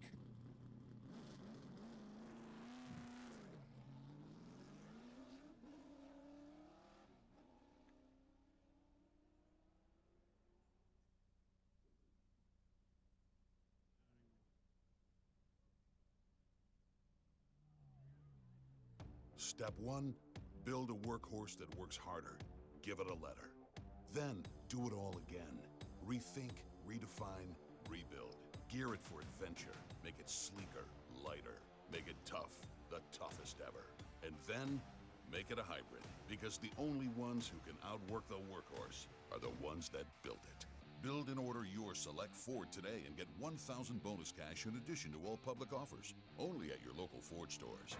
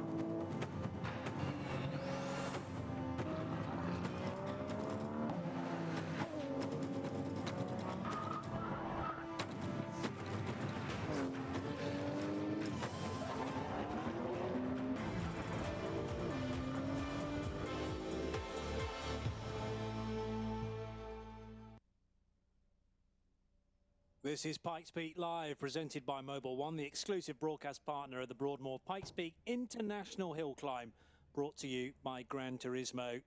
Right in the middle of some very competitive times now. Paul Dallenbach has completed the run to the shortened 6-mile marker, and it's a 6:35.663. So where did he gain that time compared to the previous best of Randy Pobst? 7 seconds found through section 1, 8 seconds in section 2, and a further 7 seconds in section 3. So a big chunk of time. A 6:35.663 is the total, and not quite as quick, Bruce, through the first section has gone Cody Varsholtz in the 2013 Ford Open. Well, don't forget, of course, Cody's done this event before, this magnificent hill climb on the 2 wheels. This is his first time on 4 wheels, but he may have been told up at the top of the mountain, that third sector. We've just seen that completed by Paul Dallenbach. The visibility has suddenly closed right in, so it makes Dallenbach's run all the more impressive. 7 seconds in the first sector, faster than anybody else. 8 seconds in the second sector. But the important one was that third one. With the visibility getting worse, he was still another 7 seconds quicker. That is a mighty lap. But what Paul Dallenbach does not know about this mountain does not matter. Up at the midpoint on the course, though, the sun is still bright, but the cloud is getting lower at the top. Raphael Astier starts at the bottom in his Porsche BBI Turbo Cup. He's a French racer. This is a 2015 car. Lovely at the bottom, fine in the middle, but it's getting very foggy indeed at the top. Hopefully it will blow through, but it certainly adds another layer of risk to all the remaining competitors. So the 30-year-old Frenchman, Raphael Astier, sets off in the car that is known as Lucy, and it's a rear-wheel drive. BBI has improved the Optima Turbo Cup from the 2019 configuration to remain competitive in this new division. But it's stock frame, again supported by Yokohama.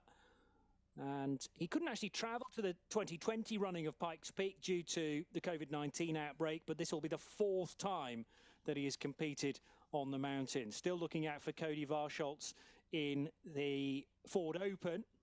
But Raphael Astier's car, a Porsche BBI Turbo Cup, and remember, more than 1 million Porsche engines have come with Mobil One from day one. If you're a Porsche owner, you know every component is engineered to work with every other to deliver optimum performance. And engine oils are no exception on your daily drive or up here at 14,115 feet.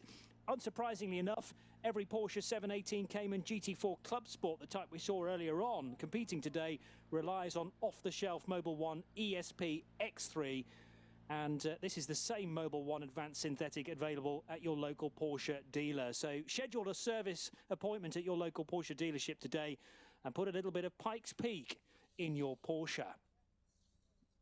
The third car in this latest batch after the Parade of Champions car then is Raphael Astier, but it'll be the first Pikes Peak Open class car. And Raphael has already completed the first section in a 1:37.2. That is faster than Paul Dallenbach's effort.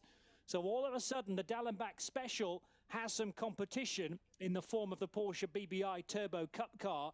Cody Varsholtz has gone through section 2, doing a 2:15, which isn't very far away from Dallenbach's time either. This could get really interesting, Bruce, when we get to 16 mile.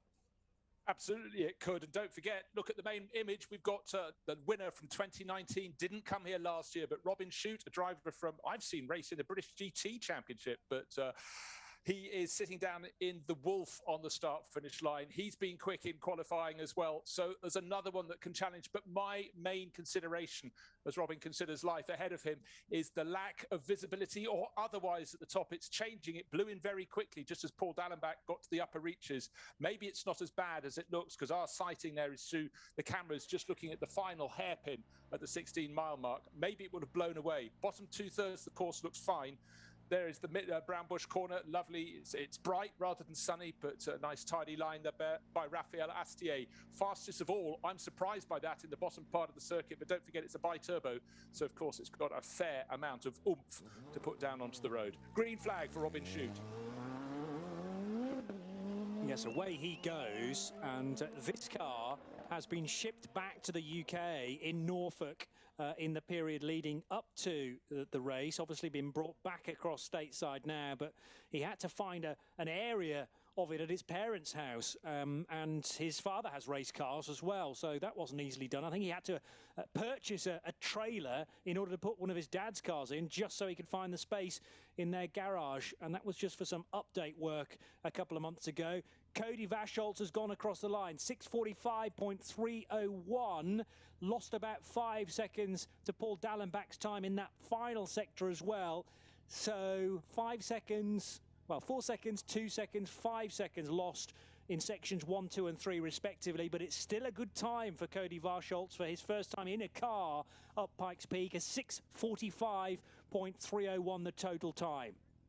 Still very good, but look at the view at the top. Well, there's not much of a view to look at, Johnny. It's getting worse and worse. It was poor for Dallenbach. It was worse for Cody Vaschholz. Presumably even worse now for Raphael Astier, the French Porsche racer, as he gets towards the top of the course. And powering along behind all of them is Robin Schut, running in the unlimited class. We'll get him in picture. We've seen him blast off from the line in his Wolf.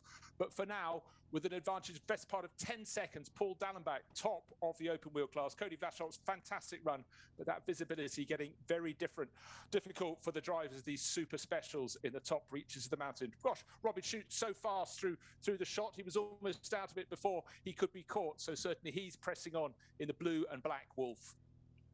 It's a 1:26 flat for Robin Schut through the first section, and that is 11 seconds better than we've had so far. A 1:37.2, remember, Raphael Astier's effort, which is quicker than Paul Dallenbach's first sector, but Robin Schut has just fired those out of the water. Let's see what he can do through the second through the second sector, and whether he can stack it up with a really good run through the final section as well. Now then, look who's on the start-finish line. His name is familiar, yes. Romain Dumas. Yes, the man who's got the fastest time ever up the mountain. He's out to play in a 911 GT2 RS Club Sport. Bigger front wing than normal on the front of that, the front splitter. And this is going to be a serious, serious mark from the cool, calm, collected Frenchman who just is the most phenomenal drivers of specials up hills. Hill record here. And what can he do this year? Let's hope the visibility is kind enough to give him a clear shot. But certainly Robin Schut around Brown Bush Corner looking very, very smooth and getting the power down in such fluid form. It's looking like a really, really good run. The target time, Paul Dallenbach holds it, 6 minutes, 35.6 seconds. At this rate, it looks as though Schut will take that. Now, I heard rumour at the start of the day that all those at Champion Porsche in Florida are sitting down and have organised a watch party for the whole of Pikes Peak today. So hello to everyone in Florida. I hope you've enjoyed. Been plenty of the mountain. Face it, this is the man that you've been waiting for, Romain Dumas. No stranger to a Porsche overall, but the first time he's won champion, I understand. He's raced at Le Mans for Porsche in the past in their 919s. Let's see what he can do behind the wheel of this car that just sets off the GT2 RS Club Sport. Tanner Faust was quickest in the Porsche Pikes Peak Trophy by Yokohama earlier on, setting a 7:28.2. Cam Ingram ran in close, certainly through the middle part of the course, and completed it with a 7:49.5. Kathy Mead did a 7:59.4, and Chaz Worken with an 8:40.9 to complete the Porsche Trophy by Yokohama runners.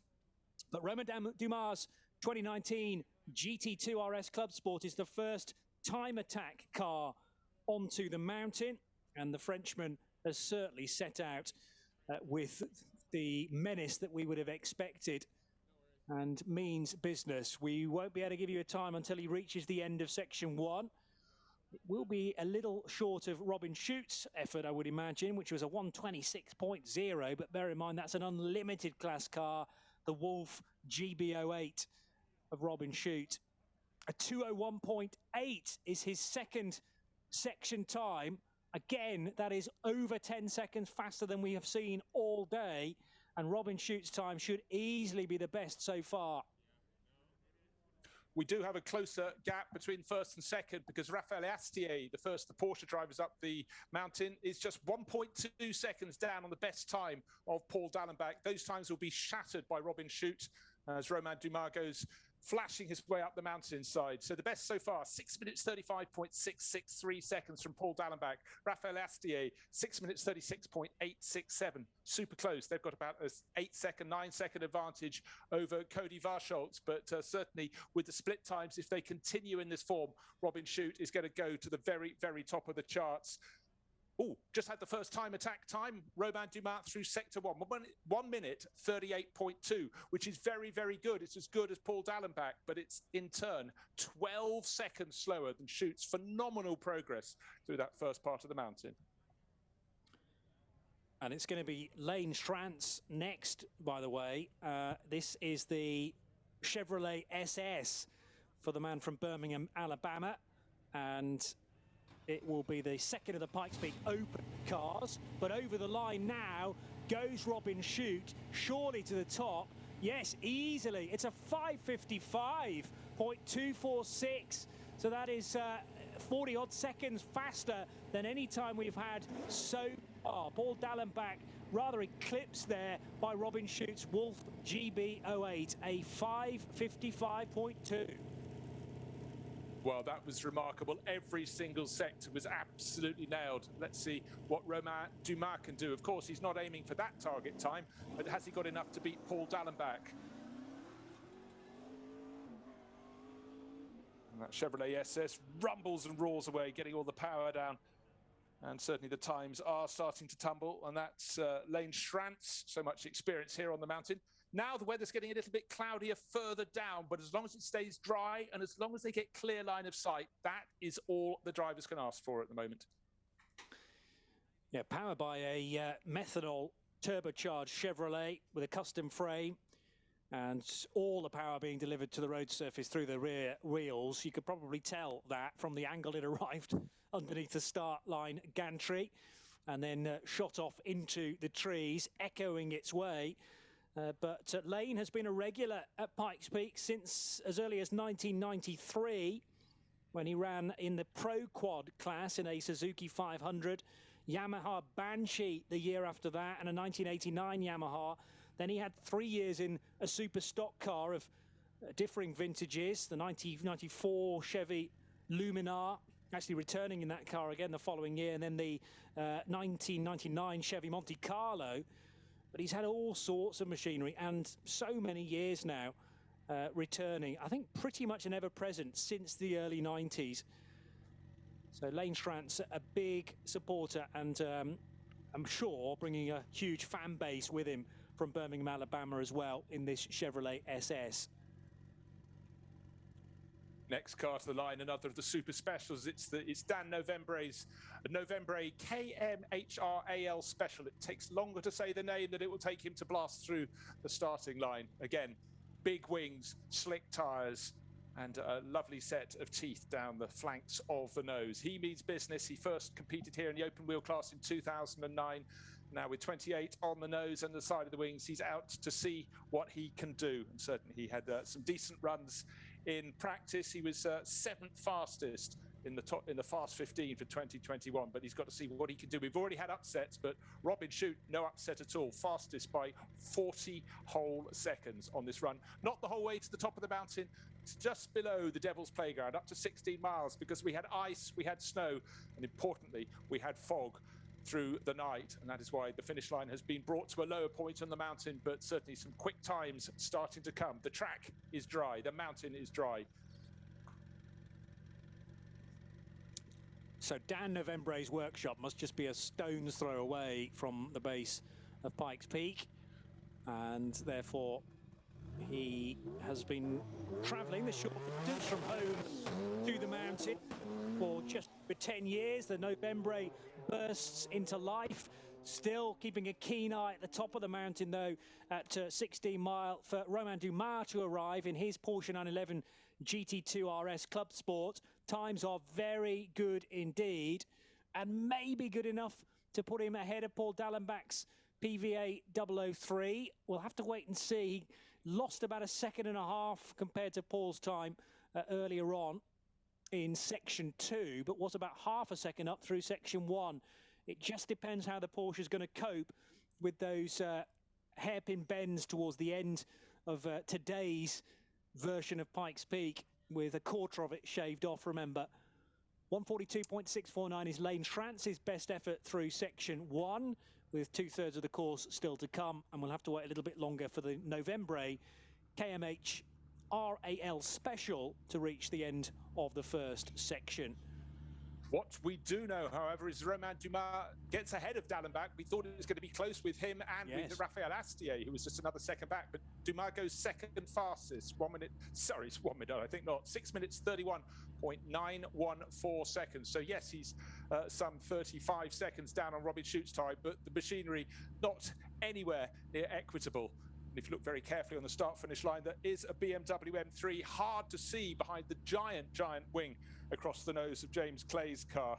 That looks very special, very, very purposeful indeed. Glad to report, though, Johnny, that middle sector of the mountain is actually enjoying the best of the weather. Little grey at the bottom, sunny at the middle. And the clouds at the top, maybe that helped Dumas. They just shifted a little bit. Certainly Dallenbach and Astier and Vaschholz all found it very misty in the top section where we had that series of hairpins. But it looks like they cleared just in time for Romain Dumas to pass through.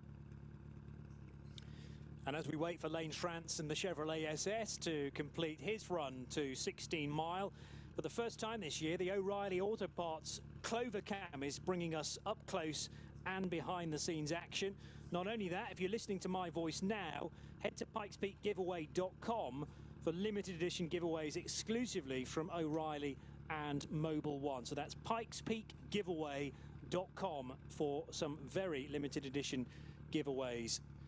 The BMW M3, which is now on the start line, is about to burst into action. So James Clay is another Pikes Peak Open competitor. Same class as Raphael Astier, who we've already seen, and the same class as Lane Schrantz's Chevy as well. Green flag waved. Two very large black tram lines are left behind that BMW, which shows no shortage of horsepower whatsoever and is well up to speed by the time it clicks into the stage at the start line. The race to the clouds has begun for James Clay. Well, the next car to the start line will be the Bentley of Rhys Millen. He should certainly get good traction with all that rubber that was left over. And here is the Continental GT3. And really, really looking forward to see what it can do. And continuing the legacy of Mobil One factory-filled vehicles claiming world records on America's mountain, Bentley returned this year with multiple-time Pikes Peak champion Rhys Millen. This year he's piloting this Bentley Continental GT3 protected by Mobil One FS 0W to 40. And each of Bentley's last two visits to Pikes Peak, they've secured a new record, each time with Mobil One advanced synthetic oil under the bonnet. Let's see what Rhys, the flying Kiwi, can do this year. Well, we've had Bentley Bentegas in the past. This car then, the Continental GT3 of the latest spec. The car of Rhys Millen, as Bruce says, and Californian-based Kiwi. Again, a little bit different cloud cover at 16 Mile. Raphael Astier set a 636.8 to top the Pikes Peak Open class. A 645.3, so 9 seconds between them. As through now to break the beam at the second section point is Dan Novembre, a 224.8. Again, very quick. 224 will put him just slower than Lane Schrantz and possibly slower than Randy Pob's time as well in the exhibition class. Pobst did a 145 though, which was slower than Dan Novembre. So Novembre quicker in places and slower in others. Interesting to see where that car is finding its time, the Novembre KMH RAL Special. James Clay safely through the first section in his BMW M3. And again, a very decent time, a 143.380. That'll put him somewhere around Cody Vaschholz's time that he did in the open wheel class with the Ford Open. Headlights flashing on the Bentley Continental GT3. Now it moves off in slightly less dramatic style compared to James Clay's BMW M3, but is fully up to speed as it arcs its way through the left-hander and underneath the start sign. And the 2021 Bentley Continental is on its way in the hands of Rhys Millen. And if you wondered whether the renewable fuels can provide you with plenty of grunt, well, that Bentley Continental GT3 is biofuel-based gasoline coursing through its veins, and that certainly got it off the line very well indeed. These are a blend of fuels currently being tested and evaluated with possible greenhouse gas reductions of up to 85% over standard fossil fuel. Remember those figures, they're going to change very fast indeed, but that's really encouraging news for all of us that still want combustion engines to be part of our future, alongside the array of other cars. And from that giant Bentley, we go down to a considerably smaller BMW E30 on the start-finish line. Tim Hardy racing, far more standard looking. Oh, apart from that giant rear wing, the huge front splitter. Yeah, make sure it sticks to the ground suitably with the Tim Hardy Racing banner on the side there, just above the rear wheel arch. So 33 years old from Lakewood, Colorado. Tim has been taking part at Pikes Peak in the time attack division since 2012. And Tim's BMW this time around is actually in the Pikes Peak Open class. So he'll be trying to be quicker than Raphael Astier, Lane Trance, and James Clay when he gets to the top. A couple of BMWs therefore fighting for position, always in this 1987 E30 shape BMW. Although he's had a BMW 325 as well, also from 1987, so clearly likes that year. And this car, I reckon, first appeared in 2014. So again, no stranger to the route. Up to 16 mile, ethanol-powered, turbocharged, 2.9 litre BMW engine. Just struggling to lay all that power down onto the asphalt beneath, but is up to a decent speed as the time begins to tick by. And the Bentley's gone through section 1, a 132.6. So the Bentley, good enough at the moment to put that second overall, I reckon, Bruce. Absolutely so. And also to his benefit, at the top of the mountain, or the part we're calling the top today, just past the 16-mile point, the visibility is opened out again. It affected about 4 or 5 drivers, including Paul Dallenbach, Cody Varschholz and Raphael Astier, but those after them have been a little more fortunate. And I even sense that the smattering of snow just below the finish line, which is the top right-hand side of the image, has slipped away a bit, has melted a little bit. It's about 3 or 4 degrees there, and so it should.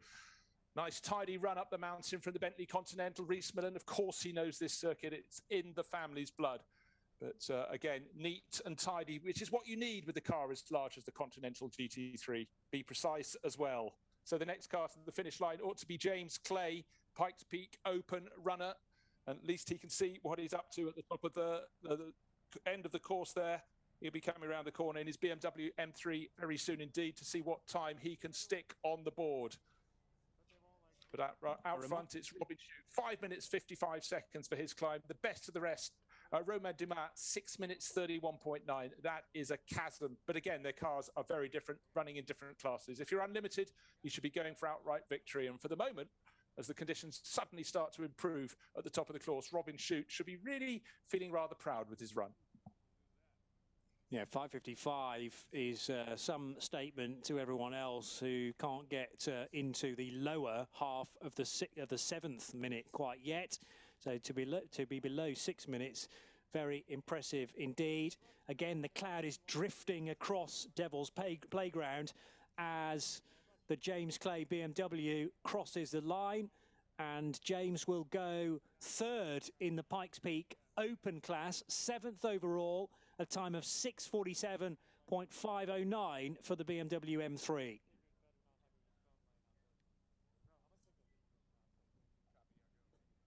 We're waiting for Did we mention Dan Novembre's time? I think we might have forgotten to mention he did almost 7 minutes flat. He put that in, and then very quickly, straight after that, came James Clay to do the time we talked of, the 6:47. Yes. But for 7 minutes flat for Dan Novembre in his open wheel special.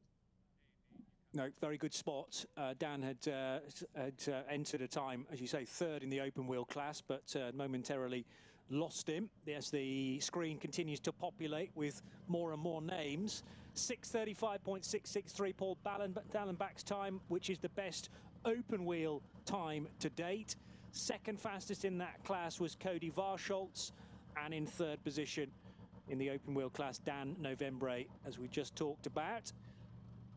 So the Bentley Continental is now into the third section in the hands of Kiwi Rhys Millen. Tim Hardy's BMW E30 is on its way, having set a 146.3. That's a Pikes Peak Open car as well.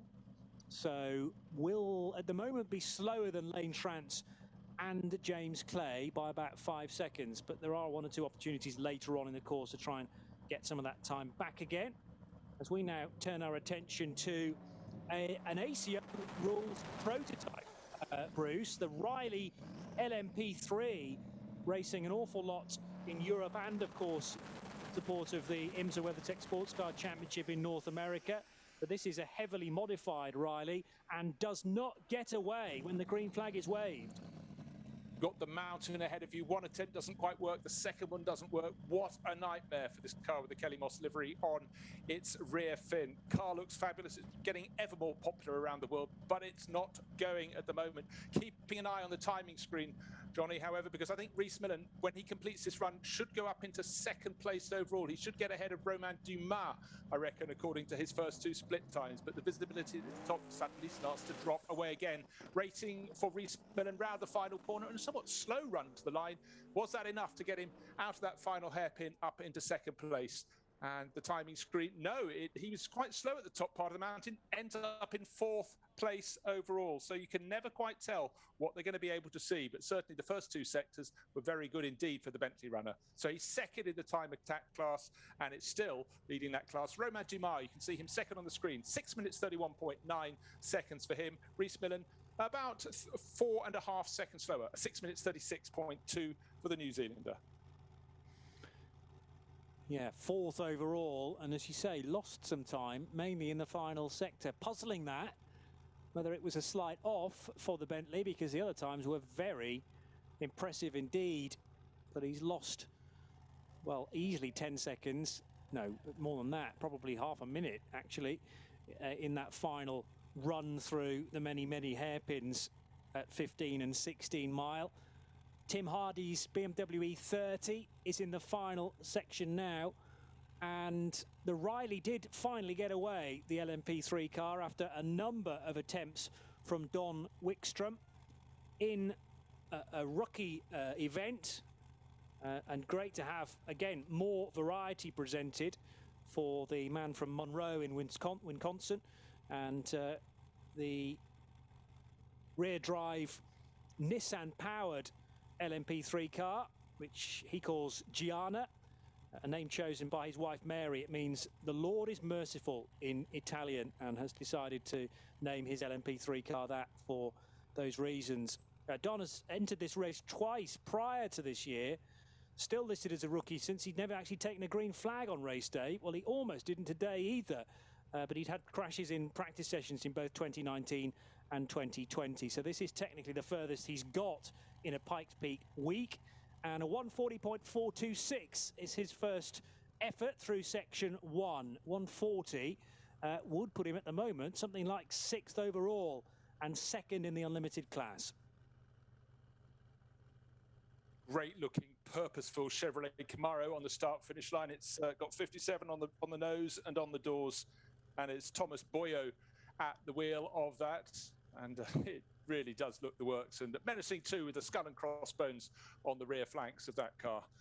And that's running, of course, let's just scoot across, that's running in the Pikes Peak Open class. Of course, the more open the better, the more diversity. But for Boilo, a 27-year-old, what if so many racers here, competitors who live in Colorado. He comes from Monument, and this is a 7-litre Chevrolet gas-fueled, but of course turbocharged to give it that oomph up the mountain. Rookie of the year here in 2019, when he set a time of 10 minutes 34 seconds. But of course, that was the full run to the very, very top of the hill. That was in a Chevrolet 2014 Chevrolet SS. Of course, he's now gone to a rather older looking Chevrolet Camaro, but Chevrolet clearly something he enjoys very much. The helicopter can even see the shadow now. There's proper sunshine at Brown Bush Corner, and good to see the Riley picking its way up the mountainside after the several false starts at the bottom of the hill. Time confirmed for Tim Hardy and the BMW E30 from 1987. It is a 7:10.545. Tim's just crossed the line. Running in the open class, that'll put him 4th behind Raphael Astier, Lane Schrantz and James Clay in their wide and varied machinery. So Tommy Boileau is onto the stage in the Chevrolet Camaro. Riley LMP3 of Don Wickstrom somewhere in that middle section. And if he's able to do a 140.4 through the first, then we're probably looking at something like a 2:14, 2:15 through section 2 for Don, if he is there or thereabouts in the LMP3 pace.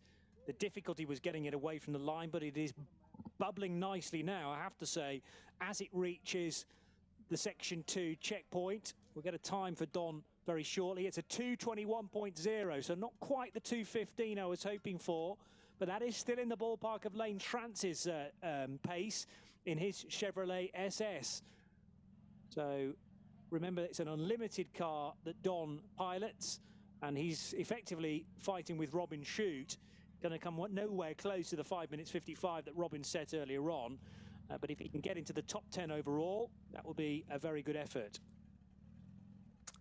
Next driver on the start line, looking absolutely menacing in that black Porsche. It's Andy Kingsley from Buena Vista, Colorado. And like a lot of the drivers here, well, he's got a rallying background, which is great. But he said, to be raised in Colorado, Pikes Peak has always been something I was attracted to. And get this, Johnny, like so many others, as the green flag is waved for Andy Kingsley.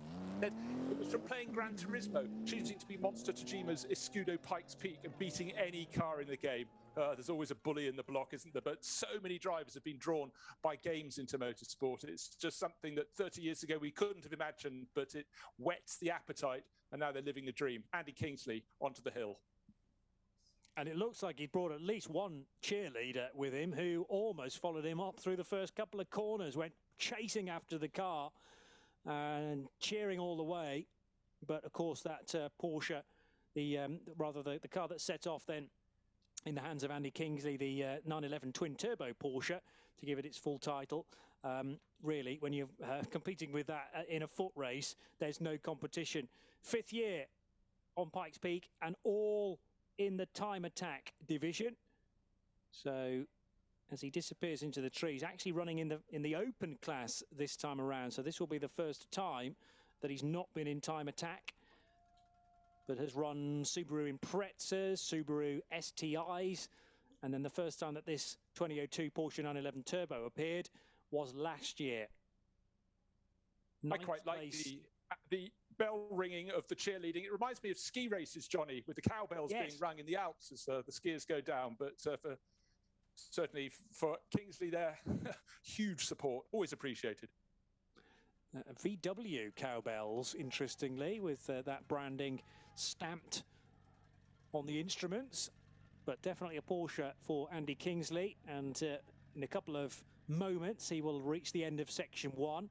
Don Wickstrom in the closing stages of the shortened course for 2021, and the Chevrolet Camaro goes through in the hands of Tommy Boileau, and Boileau sets a 2:21.8 to back up the 142 he'd already done through section 1. This is an open Chevrolet Camaro class car, 1967 Chevy Camaro, running in the open class, so the same class as Raphael Astier, Lane Schrantz and James Clay, who are currently the top 3. Robin Shute, a 555.246, and the LMP3 car has just crossed the line. So what was Don's time? Don Wickstrom did a 6:59.233. So just over a minute slower than Robin Shute, but still a mightily impressive time, considering the car just wouldn't want to leave the line 7 minutes ago. But a 2:57.748 to complete the course, and Don should be very happy with that. So the specials onto the start-finish line. It's 65. Rodney O'Malley, very, very much a local at the circuit. Comes from residence. Residence is Colorado Springs. 32-year-old. Plenty of power under his right foot. It's a 3.5-litre Nissan turbocharged engine, custom frame, short wheelbase, made for purpose, and the purpose is getting up here. I think anything under 7 minutes a day is very good indeed. If he can get down to 6 minutes 40, he's going to be having a very decent run here. But time to beat, of course, is 5 minutes 55.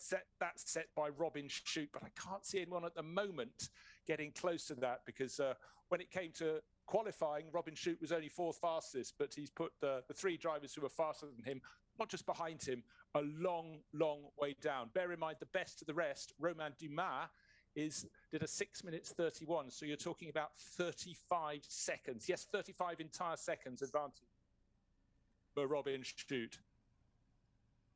3 cars currently on the stage: Tommy Boylo, Andy Kingsley and Rodney O'Malley, and we will get you those times right after this.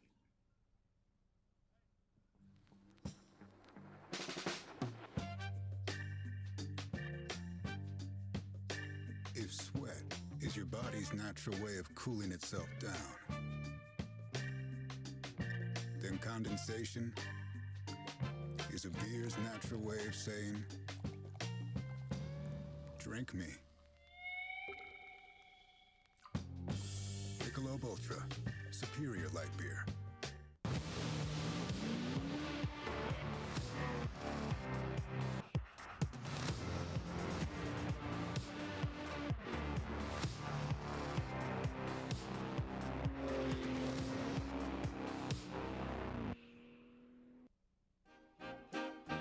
Louis Unser, who had started racing Pikes Peak in 1926 with his brothers Joe and Jerry, would win 5 times across the 30s. Not only did Louis Unser win, but he was fast and would be the first driver to beat 16 minutes to the summit. Oh, Uncle Louis was it. He was, number one, he was our hero. He was more than being an uncle.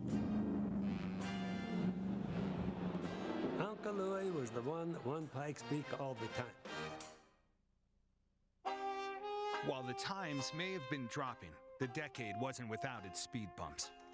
1935 saw the end of Spencer Penrose's involvement with the race, and the toll of the Great Depression limited participation from drivers and manufacturers. Due to a lack of interest, the stock car division was scrapped. Without its founder's guidance and with the economy in shambles, the race faced an uncertain future.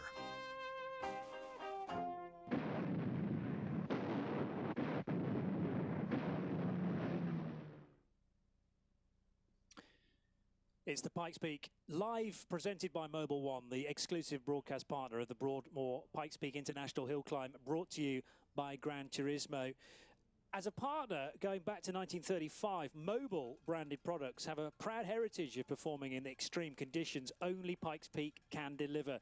In fact, Louis Unser's first win was secured with conventional Mobil motor oil. And Jeff Zwart's latest records came under the protection of Mobil 1 advanced synthetic motor oil. That's a little bit of why Mobil 1 branding is presenting Pikes Peak Live today. But let's get back to the race to the clouds, because the cloud is steadily clearing at 16 Mile.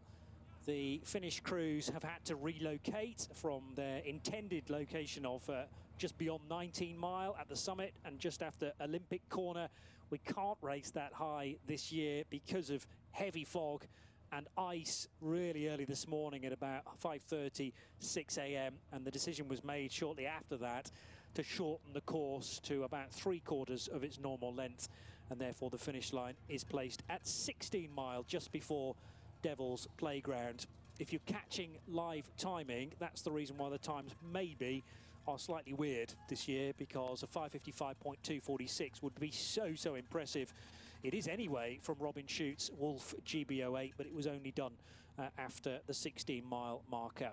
Johnny Palmer and Bruce Jones enjoying all sorts of different cars, from the open wheel, the Pikes Peak Open, the Unlimited and the Time Attack classes. Andy Kingsley somewhere in the final sector, as is Rodney O'Malley. And we have had one time come through more recently, Bruce. You'll have to remind me whose that was. Well, I was wondering if Thomas Boilo could get below 7 minutes, and he answered my dreams there. The 67 Chevy Camaro, 6 minutes 59.9 seconds. I'll cut him a bit of slack. So that put him 4th in the Pikes Peak Open class. That's still led by Porsche racer Raphael Astier, 2nd in class Blaine Schranz in the Chevrolet SS. James Clay 3rd. Thomas Boilo goes 4th. Next two setting up the mountain. Rodney O'Malley, we saw him take off. Now David Meyer, and the cars are coming thick and fast. The weather does keep changing, and I'm sure for a lot of the drivers it's an issue. But for the cheerleaders down at the bottom, ringing the bells, getting into the atmosphere, it's still firecracker hot down at the bottom at the start line. David Meyer, the front splitter on his car, the Palatov D2TT, the splitter's so wide, it adds about a foot either side to the car's width. And I actually thought something was trailing from it as it zigzagged its way underneath the start line. But that is as the designer intended. And the Palatov is on its way, car number 24 for the 47-year-old from Colorado Springs. So again, another local driver. There are so many of them. Reaching the right-hander at Brambush Corner and continuing the ascent. Rodney O'Malley is in the closing stage now, having set a 150.932 through section 1, 232.3 through the second split. And the O'Malley Special Spec 6 is due across the line in the next couple of moments. David Meyer in the Palatov about halfway up, and the new car then to head up the mountain is Paul Gerard in his 2021 NV8 Hypercar Evolution. The safety car is out on track, I am hearing, so we will get some news to you about that very, very shortly. We are standing by for some more information.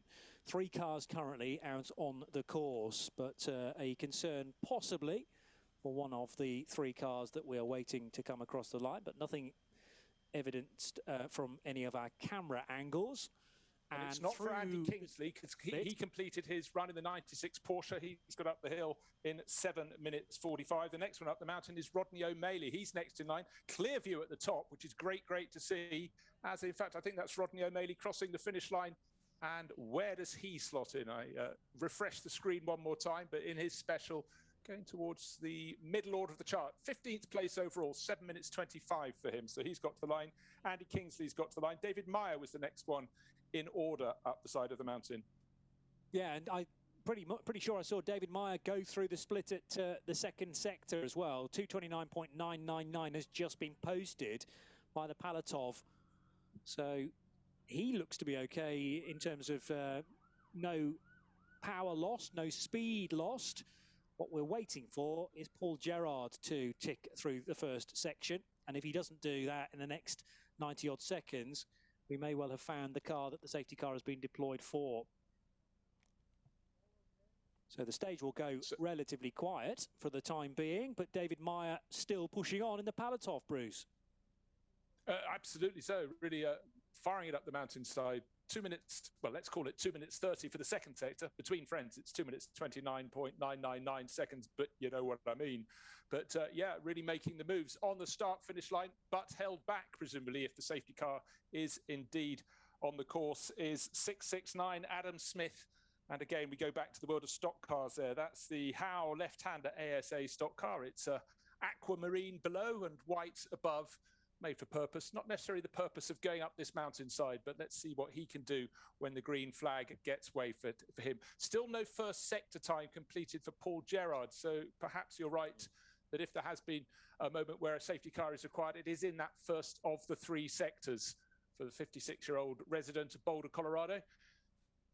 A driver who wrote the fantastic, really well-read book, Optimum Drive, The Roadmap to Driving Greatness, which is all about driver coaching and mind management for competition driving, thumbed through by many a professional over the years. So the Rocky Mountain branded 669 car waiting patiently just ahead of the start line, but clearly the stage neutralized at least between this point, the start line, and the end of the first sector. And the safety car launched into that part of the course, but it won't stop David Meyer from setting a competitive time. 1:55 should put him somewhere in the vicinity of Tanner Faust and Andy Kingsley's time. David Meyer driving another Pikes Peak Open car. So that will be a close run thing, actually, between Andy Kingsley's Porsche 911 Twin Turbo and the Tanner Faust car, both setting early 1:50s times. And now across the line then will go David Meyer, and it is a 16th place time, 6th in the Pikes Peak Open class, 7:25.7 total time for the Palatov.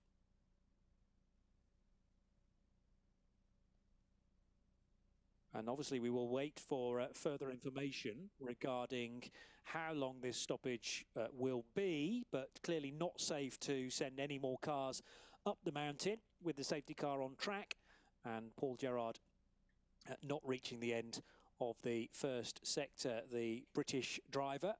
Second of the Brits, with Robin Shute actually topping the times at the opposite end of the scale, if you like, with Paul not yet registering a time in the NV8 Hypercar Evolution, but the Wolf GB08 from 2018 easily fastest to the tune of 36 seconds quicker than Romain Dumas' time attack entered Porsche GT2 RS Club Sport. It is Robin Schute's Wolf that is at the moment holding on to the fastest time of 5:55. And so while we're waiting for further news from up the mountain, we're going to cut away and show a quick video for your delectation. These drivers are some of the bravest in the world, doing 150 miles an hour up a mountain with 2,000 foot drops and no barriers. To make it even trickier, the course is over 12 miles long, and you complete it whilst the elevation is sapping mental power. I summarize Pikes Peak by its extremity. The weather, the risk, the unknowns, and the grandeur of the scenery, no less. That's Randy Popst, a two-time Daytona 24-hour winner, and has raced Pikes Peak many times in anything from a Ford Mustang to a Tesla Model 3. He knows both the highs and the lows of the yearly race to the clouds, the Pikes Peak Hill Climb. So why do we think this is the toughest racetrack on the planet? Hold the comments. You may be thinking, isn't the Nürburgring the most dangerous track in the world? And you've got a good point, but let me explain how Pikes Peak is different. The Nordschleife is a formidable beast. 12 miles, 156 corners, and absolutely no runoff. Memorising the track in the first place is a challenge, let alone racing other cars and navigating the unpredictable weather. There are hundreds of accidents every year on the Nordschleife, and it's certainly very good at catching out even the most experienced drivers. However, Pikes Peak is as if you wrap the Nordschleife around a mountain. The Nordschleife and the Pikes Peak Hill Climb course are almost exactly the same length, both at roughly 12 miles long and around 150 turns. However, the big difference is that the Pikes Peak climb starts at 9,000 feet and climbs up a mountain to over 14,000 feet at the summit. This is only just under half the cruising altitude of a Boeing 737 and high enough to cause some pretty serious altitude sickness. Adding to this, there is no runoff and only guardrails between you and finding out the terminal velocity of your car, and in some spots there are no barriers at all. Top section has these 100-mile-an-hour sweepers. Mountain on the left, blue sky on the right, nothing but air. Pikes Peak is the second longest running race in the world after the Indy 500, where in 1916 locals began racing up the Pikes Peak Highway, competing for the fastest time.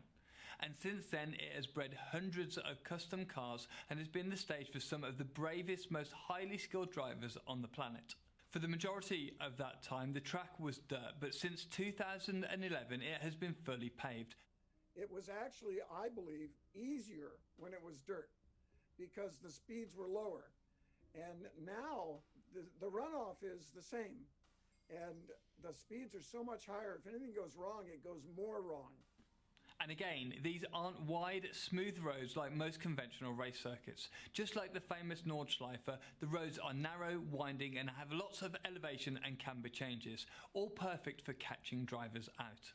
Just memorising the track is a mammoth task in the first place, and being quick is another challenge on top of that. They both have many blind bends that require complete commitment and perfect judgment, as well as the challenge of many corners looking very similar. Pikes Peak has another incredible challenge, the altitude. Not only does the mountain course have incredible drops, but it also means the air is much thinner. This means that the car's aero doesn't work quite as well. The petrol engine cars require massive turbos to maintain power, but also the drivers struggle too. The human brain requires a healthy supply of oxygen to work at optimal levels, and so reducing this at altitude is a real challenge for the drivers, and it comes at a time when they need maximum concentration to stay on the road. The lack of oxygen is enough to rob around 30% of the power from a petrol engine and does a similar thing to your brain power. So the drivers have oxygen piped straight into their helmets to help them stay sharp the whole way up the run. It improves mental clarity, and it's safer, and it's just better for you. I don't think there's a measurable way. I've never tried it with and without back to back. It's also a comfort to sit on the line and feel that oxygen's going psh, psh. That's how it works. You get a little psh every so often. And for a lot of the cars Randy has run in the past, they essentially have to stay as stock road cars. Part of the challenge is the altitude. Tuning your car to run at 14,000 feet. Where do you do that? And the electric cars, because of this altitude, they have a tremendous advantage. Because the electrons, they don't care about the altitude. There is also another huge challenge that is unique to Pikes Peak. If you're racing at the Nordschleife, there are practice days and qualifying before the race.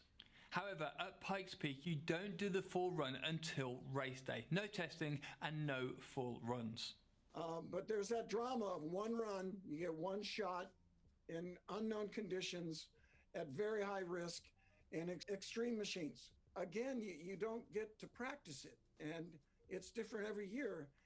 Qualifying is only over the bottom stretch, and you are only allowed to practice one section at a time in the week running up to the race, where the conditions will almost certainly be different. Now, you may be thinking, why bother qualifying if it's just a time attack? Well, it matters a lot. The faster you qualify, the earlier you get to start. And this means that the track is cooler and therefore grippier, and on top of that there is a much lower chance of the storms that are pretty frequent there. The road also changes. A race circuit tends to glean up and rubber in with lots of running over a race weekend. However, Pikes Peak never gets to this stage. The tarmac is dusty and often very bumpy. Paved road freezes and gets rough. The top section is incredibly rough. The car will actually leave the ground in places. And that was how I got in trouble last year. And again, you don't get to practice it. And it's different every year. And all those things are constantly changing at Pikes Peak. The only thing consistent is that there are so many unknowns. The freeze and thawing of the mountain means that the tarmac warps and creates bumps over the winter. Each year the track changes significantly. Despite Randy's extensive experience and driving skill, even he has got caught out a few times, showing it only takes a tiny mistake to have a huge crash. Last year, Randy was running a Tesla Model 3 and had an accident in testing, showing the smallest mistake can be costly. He was also lucky that this was an area with a little bit of runoff. Some haven't been so lucky. There have been many accidents where people have made a tiny mistake and have slid over the edge. Thankfully, in all of these accidents, the drivers have got out without major injuries. And this is what it all comes down to: the number of unknowns. Track temperature, the grip available, the weather, the car's performance, and even your ability to react to unexpected things happening. It's a constant management of risk. How far can I push it here and make it? And that's part of the thrill too, because sometimes you push it a little too far and you get one of those kind of whoa, whoa, whoa, whoa, whoa, made it. And that's why we think it's the most challenging track in the world. So many unknowns, and your run is purely based on your ability to predict the grip and ability to react in case it's not there. What do you think? We are going to Pikes Peak this year, so are very excited to bring you more content around this incredible race. One of the most interesting things about Pikes Peak is that there is an ultimate class where the cars don't have to comply to any rules. We made a video about that here, so please go and check it out. Cheers, and I'll see you next time. This is Pikes Peak Live, presented by Mobil One, the exclusive broadcast partner of the Broadmoor Pikes Peak International Hill Climb, brought to you by Gran Turismo. I'm sorry to say we have a red flag out on the track at the moment, with the safety car shooting off very short notice indeed. And we think the number 31 car has come to grief at some point in the middle section, but we're still trying to get some information through as to when the red flag may be able to be withdrawn. For the moment, though, a chance to reflect, really, Bruce, on the times that we've had so far. And clearly, we're a little bit behind time as well for the events itself after being delayed by an hour. But we'll get to that in a moment. It's Johnny Palmer and Bruce Jones. Delighted to be joined by Jeff Zwart on our live stream. Jeff, unfortunate really to be talking to you in these conditions, but I suppose it's part and parcel of the Pikes Peak hill climb, isn't it? Sometimes it goes a little bit wrong. Yeah, there's a, Pikes Peak's kind of a delicate racetrack, that obviously the weather is quite compromising sometimes, and that's some of what we've dealt with today. And then, it's a complex place to race. And so from a mechanical sense and from a driver's sense, there's I would say more places to get it wrong than get it right. And obviously there was a decision that needed to be made a little earlier on about the weather conditions. And of course, many people that have been racing here and spectating here through the years, that will be not a new situation to them. But I suppose race control had to make a decision at some point in the day to say it's not going to clear up enough in that 17, 18 mile section, and therefore we'll run it at three-quarter distance. Yeah, I always feel for the organizers because, virtually every race we have something to do with weather, whether it be fog, rain, snow, whatever it may be. And it's a tough call because literally, the way the flow of the cars go, we go over hours literally of cars flowing out of here. So anything they get in terms of road reports and then have to make those decisions, and then the weather's going to change again. And the joke around here is if you don't like the weather in the Rocky Mountains, wait 15 minutes, and that's really the way it is here. And it plays heavily into the race and the conditions that we have to race into. But from the organizer's sense, it's really a difficult call every day because we all want to get to the summit, but we need to be able to do it safely. And the main thing, whatever we race on, we hope that the whole field can race on that same distance. You're listening and indeed watching Jeff Zwart, who has given up a bit of time for us to be able to interview him as part of the O'Reilly Auto Parts Clover Cam set. And thank you, Jeff, at probably short notice being able to chat to Bruce Jones and myself. Bruce, you must have a question for Jeff. Well, I just admire the fact that you aim for that target, Jeff, of giving the same conditions to all drivers. It's an impossibility on a mountain, but you just have to hope it's as equitable as possible. But they just have to run what's in front of them. Yeah, it's really difficult. And, I'm one of the competitors here who raced during the dirt days of the 90s and the 2000s. And then now, the mixed surfaces that happened in the late 2000s to, the way it is now, which is fully paved. And it is tricky. And interestingly enough, when it was all dirt, when we got rain, snow, hail, in minor forms on the circuit, it just didn't change the surface much. Sure, it made it a little bit different, but the difference here, we're generally on slicks. So when we encounter in our 12.5 miles of racing a section that either has rain or hail on it, it really makes a big difference to it. But in the dirt days, we pretty much drove through all types of weather. It showed, and I love looking at the historic footage here because, it just seemed like a hero's run from start to finish. It still is, but it was, when you had to control the slides that could have just taken you to the edge, it was just absolute precision. Yeah, I come from a photography background and filmmaking background, so, it's all about the visuals, and you couldn't top the visuals. And, let's face it, Ari Vatanen and Climb Dance, that's kind of hooked all of us. It hooked a whole generation and circles back and hooks a new generation for here. So it was so visual in those days. And now we drive right up to the limit of adhesion and go a lot faster up here. It's pretty amazing. But I truly, but deep down, I miss the dirt days to some extent. Yes, I'm sure from that photographic background, and certainly some of the very famous car advertisements that were shot up there that weren't done in one take, let's say, probably more than a few, but the images they gave, they just stand out, don't they? Absolutely, absolutely. And funny enough, in the early 90s, I did a Hyundai commercial up here before I actually raced in 94. And still, I spent a lot of time shooting the Hyundai commercial from a helicopter.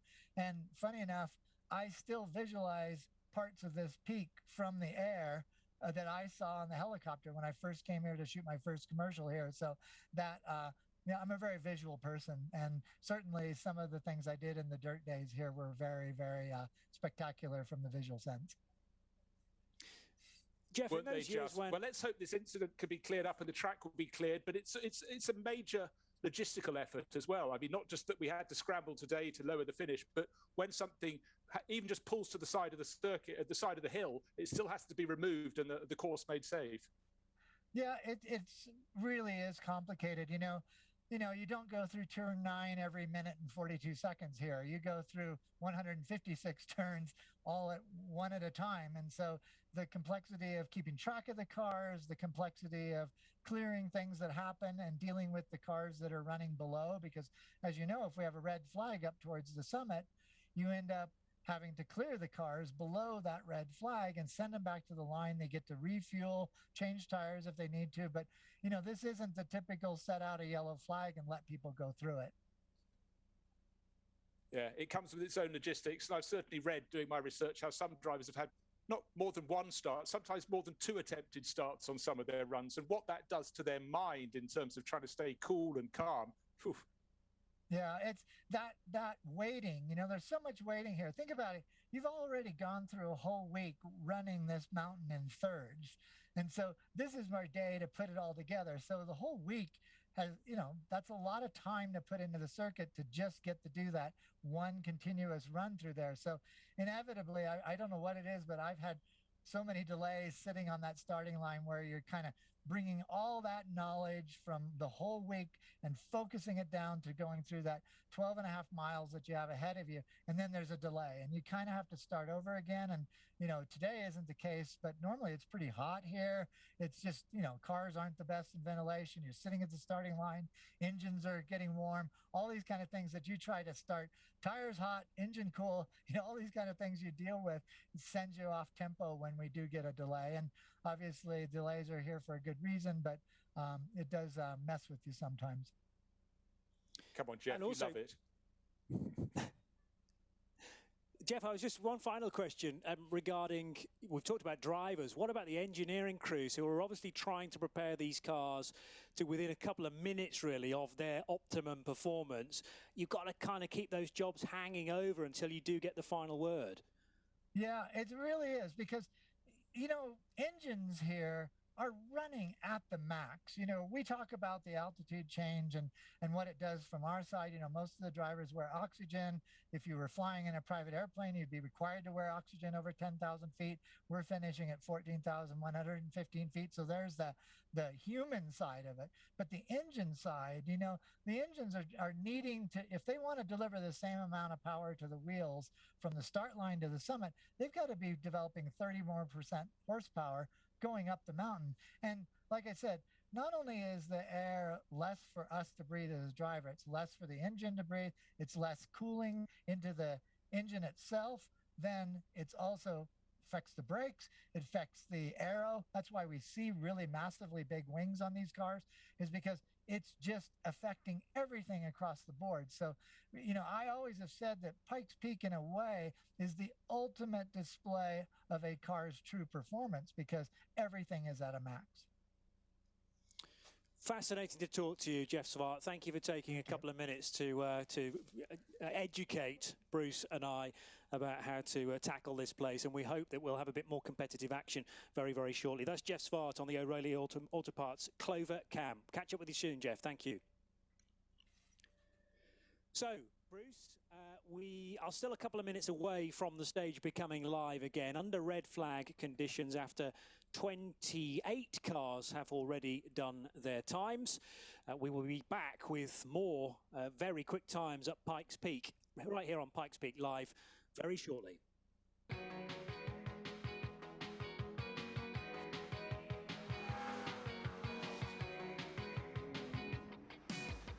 Champion Porsche make their return to racing this June at the Pikes Peak International Hill Climb. It's the continuation of a motorsport story that began in the 1990s. Champion was started by my father, Dave Mirage. It was started 33 years ago. He relocated here from Trinidad and Tobago, and he had always a passion for cars. And he looked into it and purchased a dealership and started with Porsche because he loved Porsche. He loved the versatility from road to track. And he had a salesman that started, his name's Mike Peters, who you'll probably meet soon. He got him into racing. He actually drove the first race car and kind of, walked him through it, and my dad was hooked at that point. We did start bringing in some top-level professional drivers. And as we progressed in it, it just all started coming together with better team, better effort, and ending with positive results. Class victories at the 12 Hours of Sebring in 1996 and Petit Le Mans 2 years later were followed by a switch to Audi and their greatest triumphs, including overall victory at Le Mans in 2005 and 5 consecutive American Le Mans Series championships. I think Le Mans is definitely probably the top because it's a worldwide race. I would say one of the best races for me was Sebring 2005. Both of our cars were running neck and neck the entire race. And I'll never forget Tom Christensen coming up and sitting next to me as I'm thinking about where we're ending up here at the end of this race. And he says, if I can't get out in front of Alan, I'll never be able to pass him. So we came up with a strategy to do a short fuel fill and put him back out, and then have to do a full fuel fill later, but it would give him track position. And lo and behold, it worked, and we managed to win the race over our own teammate. I think it was the closest finish in their history for a long, long time. After the heady days of success with the likes of Tom Christensen and Alan McNish, Champion's desire to return to racing for the first time since 2008 came about after sponsoring a Pikes Peak entry last year. I had sponsored a car the year before. We helped them out, and they had a great result, and they were driving a GT2 Club Sport. One day I woke up and I said, I'm going to give it a shot.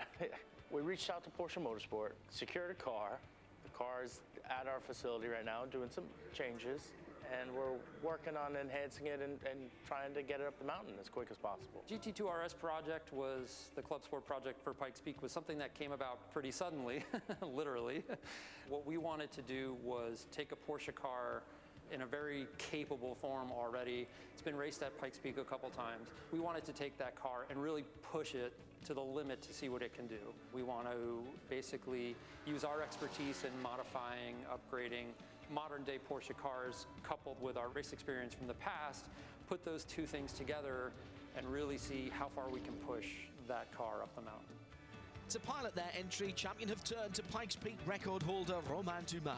The Frenchman not only raced the VW IDR electric prototype into the history books in 2018, but he has a decade of experience on America's mountain and a career full of Porsche expertise.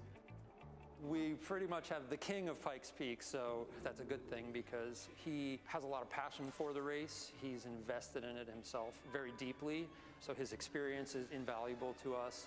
His knowledge of the race and the mountain is invaluable to us, but also he's very hands-on with offering input, suggestions for what we should do to the car, changes we should make, things like that. It's a lot of pressure for us to prepare a car for him, but at the end of the day, I think it's a great mix of driver and team that I think is going to help us at the day of the race. As Champion dip their toes back into motorsport, there are no guarantees of success in the race to the clouds, but expectations are high for a successful return. This was an opportunity for us. Mitch was young. He spent a lot of time with his dad around all the racing we did. There's a passion there, and you got to start somewhere, which is kind of what we did back in '93 when they threw me in the car from Miami and said, just drive it. So this is kind of that place, and you just don't know where it might take things. We'll just have to see. The goal is to win. That's always our goal. We're entered in the Time Attack 1 group right now, but we'd like to surprise a few people. This is Pikes Peak Live, presented by Mobil One, the exclusive broadcast partner of the Broadmoor Pikes Peak International Hill Climb, and brought to you by Gran Turismo. A chance, as we're under this first red flag of the day, to remind you of the top positions in each of the 6 classes. Robin Shute, easily fastest, is part of the unlimited class in the 2018 Wolf GB08. His time of 5:55.246 is over 35 seconds faster than anybody else's. But the Time Attack entered Porsche GT2 RS Club Sport of Romain Dumas did do a 6:31.9, so that is the second fastest time of the day so far.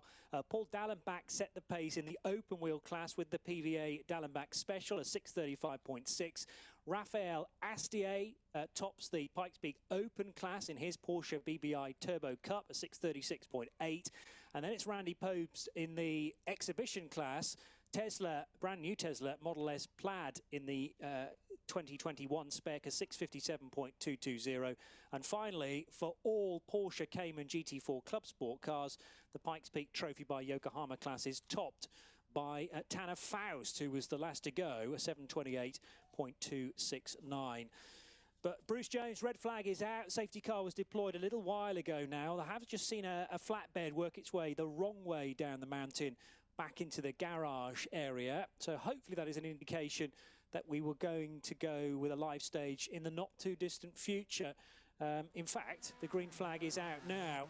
So the next competitive car heads away and onto the stage. We won't therefore be seeing the Howe left-hander ASA stock car of Adam Smith, at least not for the time being, but the Mitsubishi Lancer Evolution of Derek Boyd will be the next runner, and we will update you with how that car gets on very, very shortly. But right after our next guest, just hearing about the Howe left-hander has a broken drive shaft, so that will obviously have to be fixed, and we keep our fingers crossed that that can start a little bit later on in the afternoon as it's wheeled back to the garage. But I'm delighted to say that now part of our coverage and on the Clovercam set, the president of PRI joins us, who is Dr. Jamie Meyer. So, Jamie, thank you very much for taking a couple of moments out. Obviously, we have a live stage now, but we still want to catch up with you. It's not been the ideal day, in fairness, at Pikes Peak with a late start, but that's because of weather, and we kind of have become very used to that. And, you know, this staccato nature of the day, I suppose, is part and parcel of the event. Yeah, good morning. Good morning. Yeah, for sure. The weather changes and the track changes, but still some amazing cars to run. And your role at the event is precisely what? Yeah, well, I'm the president of PRI, Performance Racing Industry's the largest racing trade show in the world. It's held in December in Indianapolis this year, the 9th through the 11th. And part of that is we're reaching out to the racing community with the PRI Road Tour. So we've got a full-blown media team here. We've got some folks on the top of the mountain, some in the middle, and folks on the starting line. So you can see coverage on all the PRI channels on different platforms, and we're out here supporting the racing industry. And it's safe to say, isn't it? Sorry, Johnny. Sorry, Bruce, your question. Go ahead. No, I was going to say, it's safe to say, Jamie, that with the incredible diversity of machinery here, it just emphasises all the various strands of the performance racing industry. It's almost like a show perfectly made for your show. Yeah, this is really fascinating. This is my first time to Pikes Peak. The race is legendary, 99 years here. And as you walk through the pits and you see the different racers, the classes are obviously all different. Here goes another one. But very diverse cars, great description. Everybody's got their idea on how to conquer the mountain. It's just fascinating to watch how these cars run. Yes, and they go from people who've built their own cars to effectively original racing cars made for different purposes. We saw a sports prototype going up the hill earlier, but remastered, remodeled to come and achieve something on this incredibly specific hill. Yeah, the cars are very diverse. You've got some folks that are here that are very much homegrown, garage built, 3 generations, and some teams are out here doing their thing. And then you've got big factory cars that are putting some money in these cars. The electric cars, we've got to talk about that. The Teslas are so well represented out here. Part of PRI is to bring the electric racing to the world. We're developing a new area just for electric performance. I'm very inspired seeing all the Teslas out here in competition. It's a story within itself. It certainly is. Every single one is different. They put their power down differently. Some have wings the size of a small house to hold them onto the mountainside. But also the tire technology is absolutely critical up this fabulous stretch of tarmac. Yeah, if you're the crew chief on one of these things, you got a really, really tough job. You can practice in your garage. You can work on different ideas on what's going to work, and then you get a little bit of a practice session. But on race day, and we talked about this at the very beginning, the weather changes on the top or the weather changes on the bottom. I don't know how these guys pick a tire, but they do, and they just go for it. It's not a bad approach. It's great to chat. And again, just looking at a Viper on the start-finish line, I'm not sure that's the car I'd take up the mountain. But then again, it's chosen for purpose. And the 888 car with Raymond Guerrero, it looks the part. And every shape of car has its own favourite. Yeah, these are all incredible. I think the story of this is a race that goes once a year. You're 99 years into this thing, and somebody said it to me yesterday as we were talking about this race. A 20-year veteran only has 20 laps on this racetrack, and that really humbles some of the greatest drivers in the world if you think about it in that perspective. Yeah, performance is one thing. Experience and performance is what really, really counts. And I'm seeing that. This is the first time I've commentated on this event. I'm loving the sheer variety. And I think it's an event that next year, with its centenary, its 100th running, it's just going to be phenomenal. Jamie, clearly your role is based very much in kind of engagement and this thing called activation. How much of a struggle was the event last year when it was run behind closed doors? And on the flip side, you must be so pleased that now fans are available on site. Yeah, well, for PRI specifically, again, the biggest racing trade show that all of these cars and all these drivers participate in, we couldn't hold the PRI show because of the pandemic. So we took it to the road and went to the manufacturers with our road tour. This year, we're taking our community around the country, taking them to racetracks, starting here in Pikes Peak. What a great way to kick off the road tour for PRI. And we will build the content throughout the year. But a lot of this is a give back. We want the world to see what amazing things are happening at racetracks, Pikes Peak or circle track or drag race. We're even going to stop and look at some tractor pulls along the way this year. So wherever there's competition, PRI is going to be there to support the racing community. That's really excellent to hear, and I'm really pleased that things are slowly getting back to normality, so that that important engagement, whether it be with teams, whether it be with fans, can begin again. And it sounds like you're thinking out of the box as well, with a view to probably next year, and a massive year here at Pikes Peak, celebrating the 100th edition.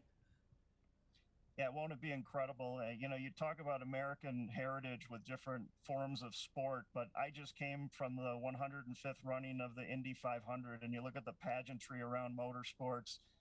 Very different crowd here, right? In Indy, the city that's really recovered quickly from the pandemic, there was at least 135,000 people there.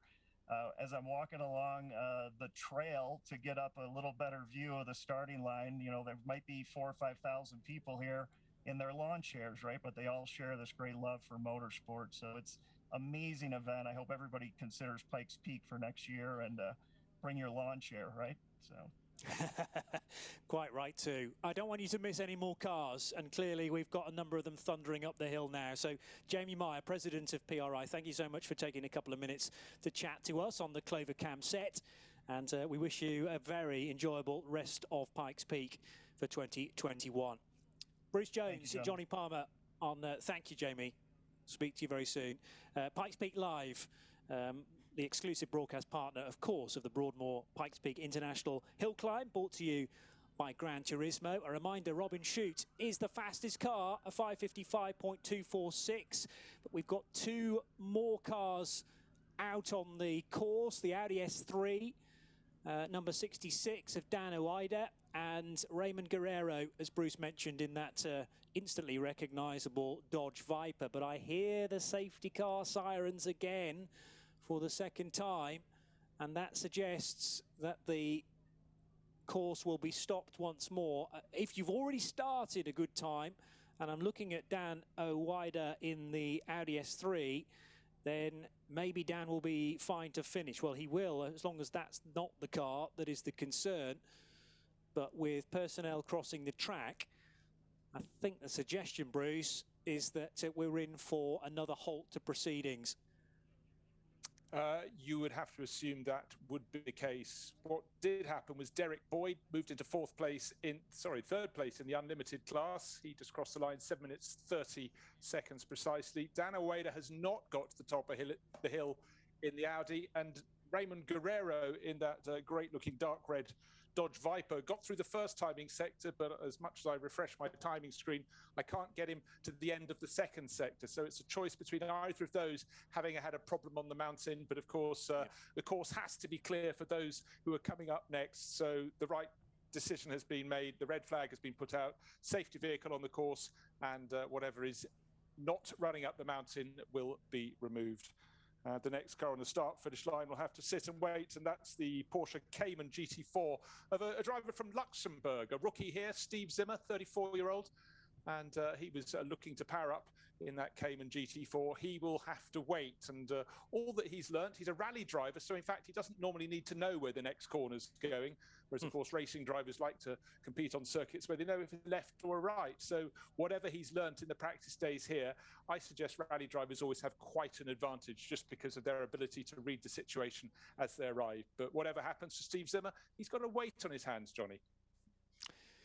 He has, unfortunately. Yes, the 34-year-old from Limpach in Luxembourg, with plenty of experience, as Bruce was mentioning, as far back as 2001 when he did some karting, his first foray into motorsport. But the doors are open on the number 98 Porsche, and it'll be a little bit of a wait, although there is a green flag being held there, but doors still open on the car.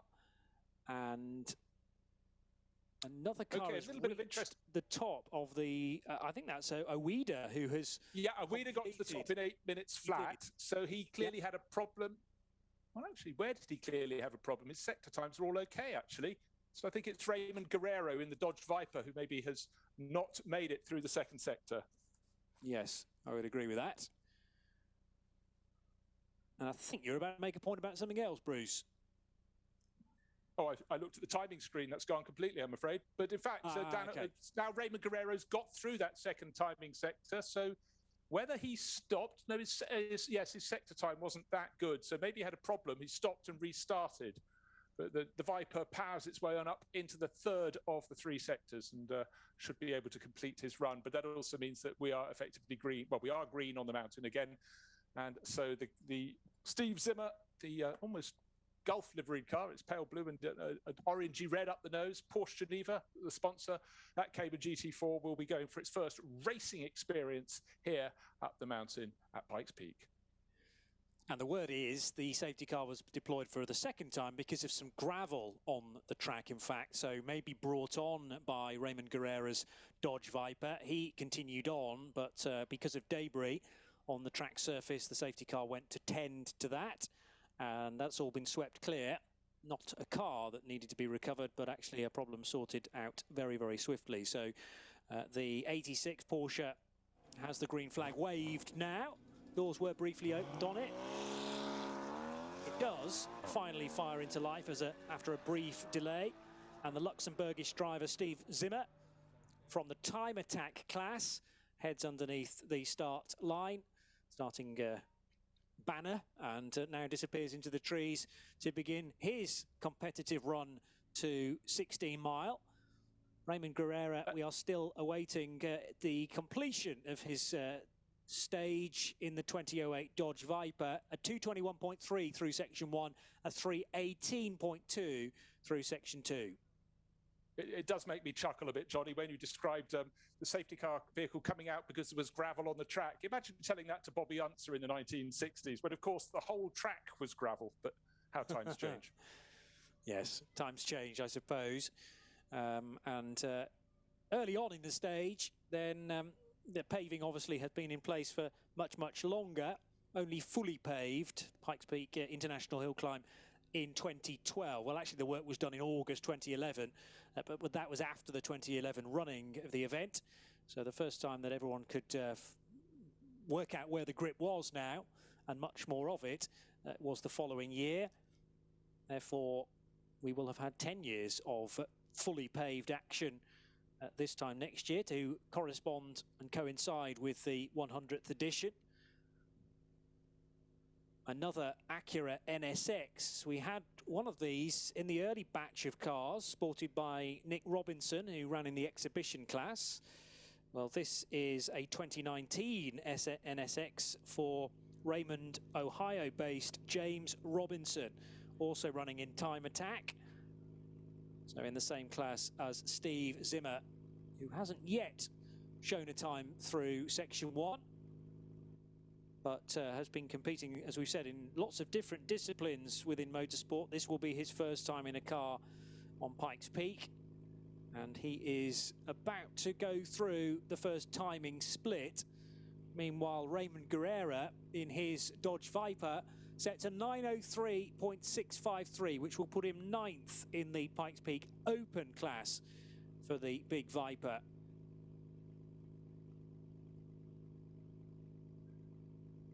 It's a very long nose to look over on a Viper when it goes up the steepest parts of this course, the corners like Big Sky, but a car that was nimble in the hands of Nick Robinson, now James Robinson, in the slightly newer Acura NSX, blasts off.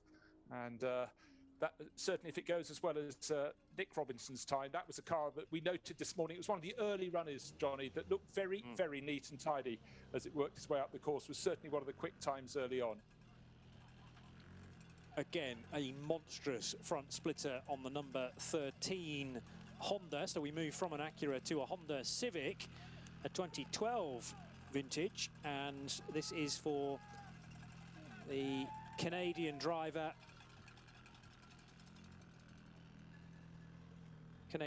William Aoyung. And he's 46 years old, from Waterloo in Ontario, returning for his second year of competition at Pikes Peak. So he was a rookie in 2019, finishing 3rd in the Unlimited division. Did an 11 minutes 3.988 second run. And Will says, we learned so much the first time we were here. Now we're using that in our preparation for this year. Previously run in 2017 and 2018 in the Global Time Attack Pro Unlimited champion, and has done a variety of track days. Also the GTA Pro Limited champion in 2014 as well. So racing stretching back a number of years. Only here on the Pikes Peak Mountain for the second time, though, in the booted Honda. In that sort of almost stealth livery of dark blue and matte black, it's quite hard to pick out the Honda within the wings. But yes, there it is, with mention of Quaife on its rear wing, of course, transmission specialist, but that really is, it is a stealth car. Let's see if it can put up a stealth time as well. Very, very quick up the mountain at the moment is Steve Zimmer, going really well in that GT4 Porsche Cayman through the first timing sector, 1 minute 58.1. That's pretty much on par for that particular class of car. But down the line, William Aoyung, and as you said, 46 years old, ready to go. Waiting for the green flags are waved, and off goes the Honda Civic, like the one you can buy at your local Honda dealership, or Acura, of course. You would struggle to get it into a parking lot, I have to say, because again, the splitter is about a couple of feet wider than the main body of the car, but that is all again to make sure that the front wheel drive can grip enough, get the required turn in from those Hoosier tyres. Again, running a stock frame, but heavily modified both inside and out, really. Steve Zimmer now into the final section in the Cayman GT4. 3rd of the Time Attack cars to launch its way onto the course, with James Robinson using every single bit of road available to him. A moment or two ago, dropping a couple of tyres the wrong side of the white line, although remember, whereas you get track limits on Grand Prix circuits, they don't really care about that at Pikes Peak. It's a question of just going from A to B as quickly as possible. The danger is that you risk dropping a couple of tyres into the gravel, and that sounds like what happened to Raymond Guerrera's Dodge Viper, and the safety car had to be briefly deployed in order to mop up that track debris. Now, heading into the right-hander. Is it me, Bruce, or does the track surface look a little more greasy up there at the right? It does. I was just trying to work out if there's been a little light flurry of rain up there. Maybe it's just a change of the light. Are there any drops on the camera lens? Is anyone walking around with an umbrella to give us commentators a helping hand? But whereas about half an hour ago, the part of the circuit on the screen at the moment, 2/3 about the mountain, was in sunshine, that has gone away.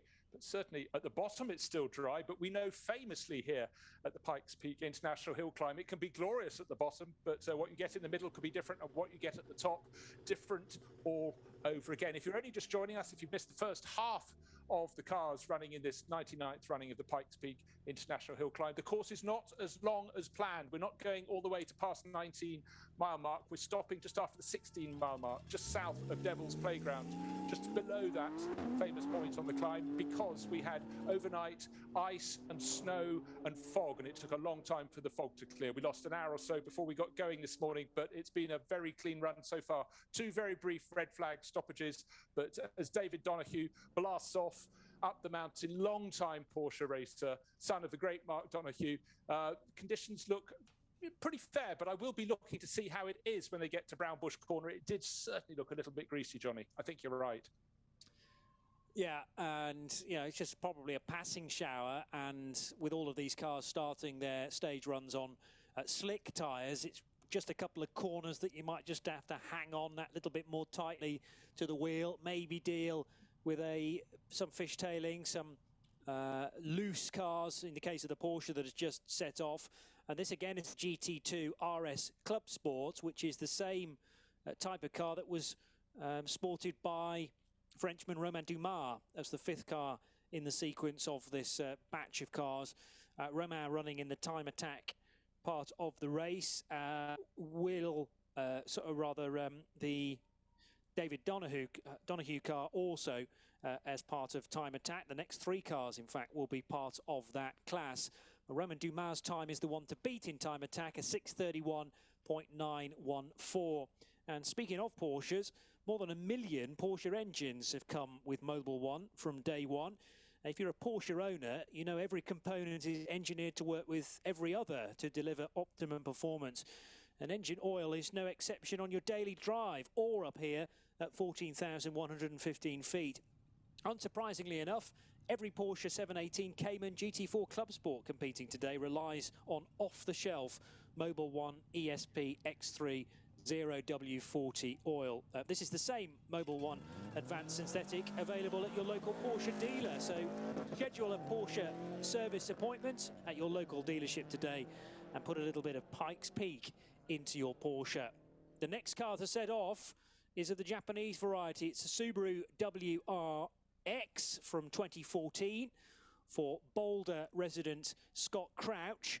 He is driving the number 429 car and is the 38th car onto the stage. Again, just peering at the right-hander at Brown Bush Corner, and maybe grip is at slightly more of a premium there, but it's really only a couple of corners, which nice hot slick tyres shouldn't really be a concern at, I'm sure. And 1 or 2 of the engineers, maybe the team chiefs down in the garage will be just advising the drivers as they set off to say, take a little bit of extra care on 1 or 2 of the corners, but further up you should be absolutely fine. The cloud is more of a concern with this lack of visibility coming in and out, although at 16 mile, the finish marker today, it looks glorious after the sky cleared from early this morning when the low cloud really did hamper being able to see your hand in front of your face, let alone the next couple of corners. Every bit of road again being used by David Donoghue in the Porsche GT2 RS Club Sport, exiting that right-hand hairpin. Well, you were talking glorious, and to my eyes, it wasn't the most beautiful cars when standing still. The Audi A1 Quattro, don't strike me down, because once it was on the move, that still remains as one of the greatest cars. Of course, great success, 3 years running for the Audi Sport Quattros, 85, 86, 87, victory here. The Michele Mouton for Bobby Unser and Waterall in the more extreme version, but certainly the Audi Quattro just was a phenomenal car from the moment it was launched. No wonder David Hackle is enjoying taking one up the hill. He's waiting on the start line. Of course, totally different weight. That's 2,700 pounds. Some of those specials went up with the big wings. They're under 2,000, and weight really can play a big part here. But great to see a rally car on the mountain, set to go, set to see what sort of times it can manage. So that's David Hackle. We will get news on his times right after this.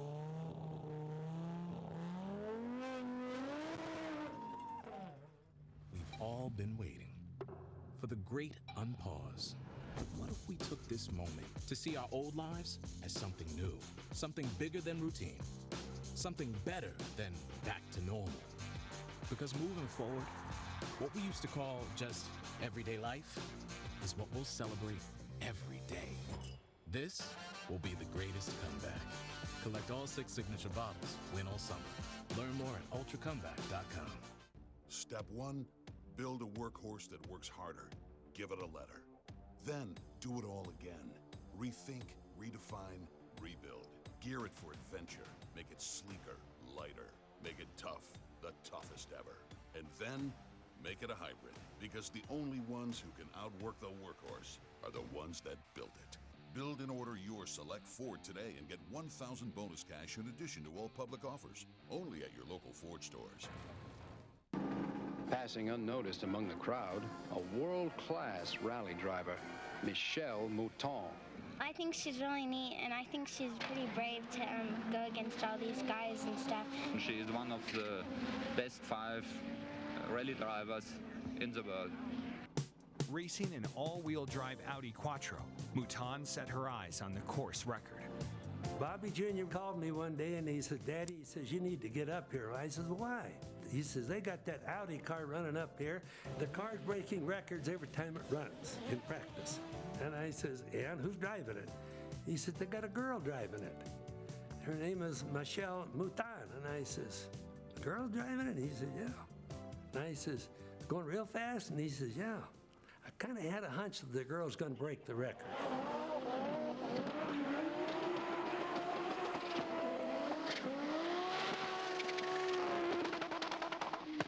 It's a record, 11:25:39, an all-time record for any class. Mouton not only took the top spot, but also shaved over 10 seconds off the previous course record set by Al Unser Jr. in a Wells Coyote. This marked the first time a foreigner, a woman, and a rally car had held the coveted position of king, or rather queen of the mountain.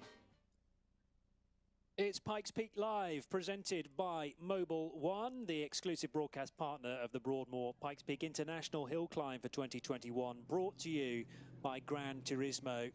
Now, suggesting, Bruce Jones, that there may be a bit of moisture on the course at this stage. Definitely whiter cloud, which is looking lower in the sky now, has become darker and more menacing. And judging by the lines from Scott Crouch's Subaru WRX, once he'd got to the right-hander at Brambush Corner, all over the road, despite it having four-wheel drive in that car. So definitely a lack of adhesion, and the safety truck is back on the course, Bruce. So again, concern for one of the cars that's just left the start line, quite possibly, although the Subaru did get through and is somewhere in the third sector now. Yes, it could be David Hackle who set off just after the Subaru, and then of course we had the Audi A1 Quattro driven off the line by Colin Strauch. So David Hackle, Colin Strauch, and the driver waiting on the line, waiting for longer than planned in the IROC Chevrolet Camaro, is just going to have to sit there and wait. That's Kevin Murdoch. And just to do the housekeeping, David Donoghue, we saw him head off up the mountain, and he's just slotted to 8th place overall. Audi still going up the hill through Brown Bush corner, so maybe Scott Crouch. We saw him having a very sort of loose, squirrely moment at this very same point at Brown Bush corner earlier. Has he made it all the way to the top? I'll keep refreshing my timings to screen to see if he's done so. But just to reiterate, David Donoghue, number 991, rather fitting for a Porsche. And he is 7th fastest, 8th fastest now in time, but 3rd in time attack. Yeah, so the Chevy sits on the line of Kevin Murdoch. That won't be given the green flag in the foreseeable future with the safety truck out on the racetrack. David Hackle has gone through the first sector in the 1983 Audi Quattro, 159.105. So that'll put him in the middle order in that time attack entered car. Steve Crouch, who did get beyond the second section, and therefore in the longest of the 3 sectors, up towards the temporary finish line. I say temporary because it's this year's finish line at 16 Mile, just shy of the Devil's Playground. But maybe there's been an issue for Scott Crouch somewhere in that area, because the Audi has safely made its way through to the end of the second sector now, doing a 2:44.022. That's very close to Scott Crouch's effort, actually.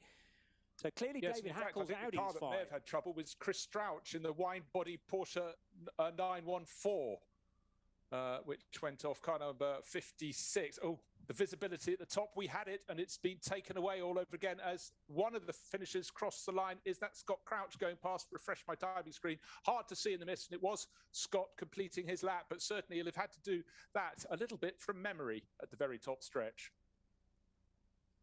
He goes 5th in the time attack class. Yeah, he does. Although, interestingly, Steve Zimmer is also labelled as 5th in the time attack class. I wondered whether, looking at the crucial column, whether the times are identical. They're not, so that's actually been addressed now, and Steve Zimmer drops to 6th place. Scott Crouch, a 7:54.096 for the Scooby.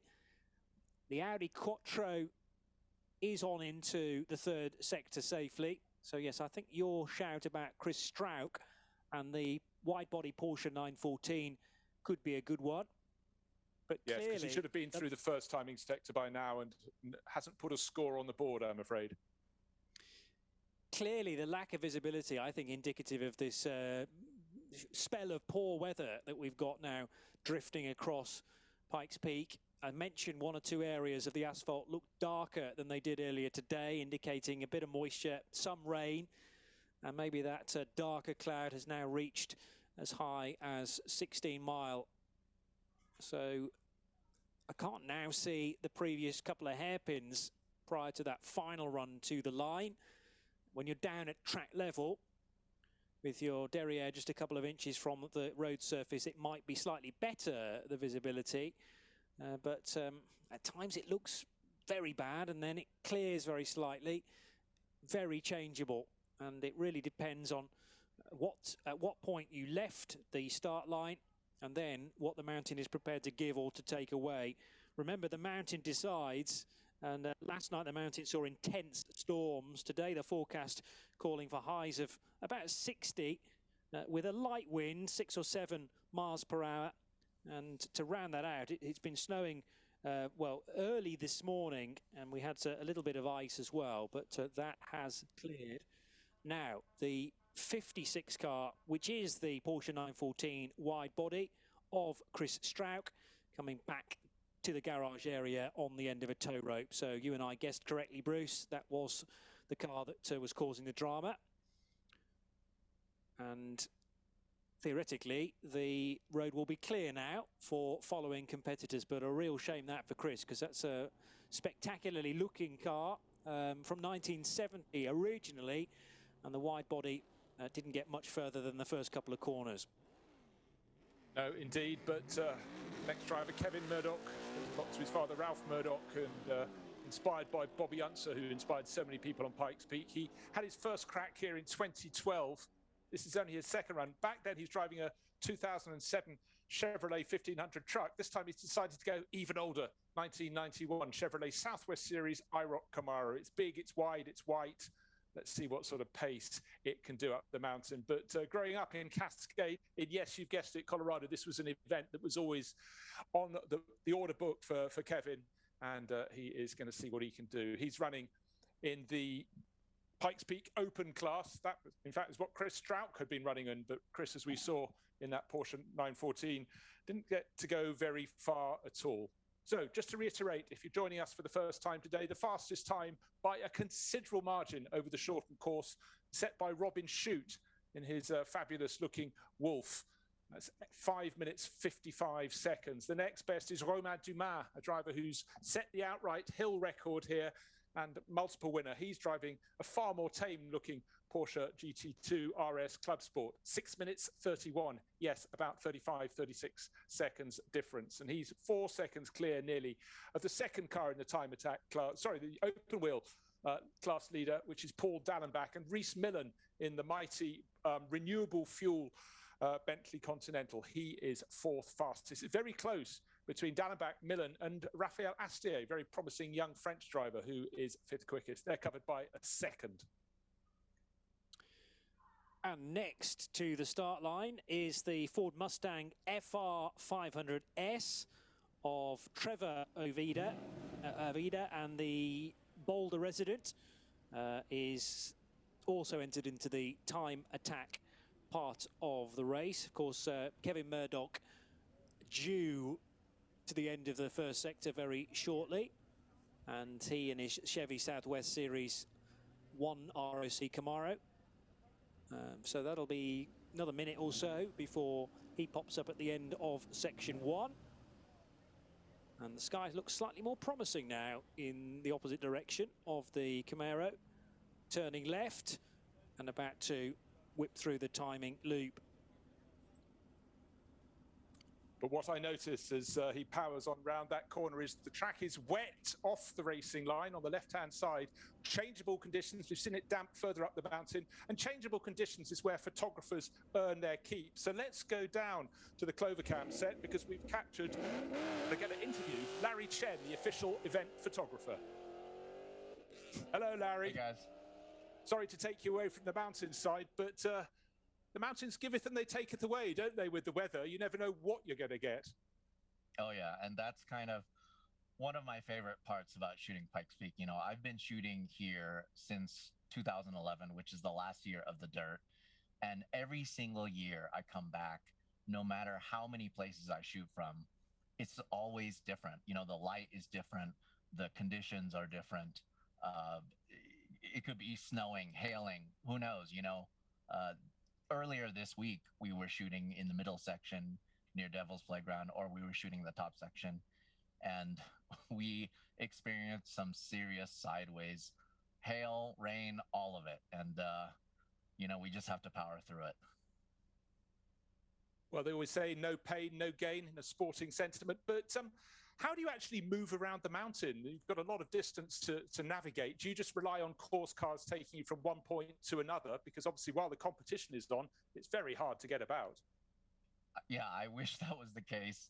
I say to everyone that this is pretty much one of the most physically demanding events that any photographer can actually photograph, right? Part of it is because we actually have to physically move. We have to huff it.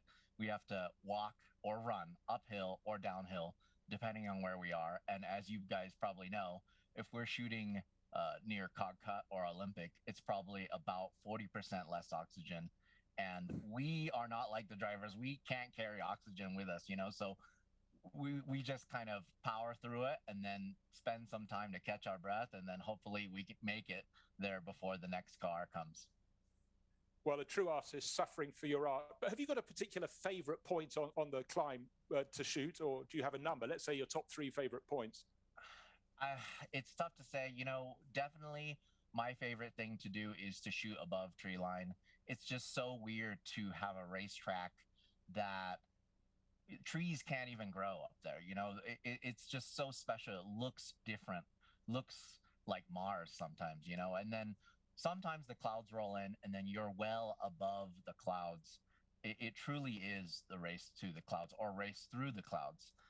But I would say just top 3 corners, the W's are always great.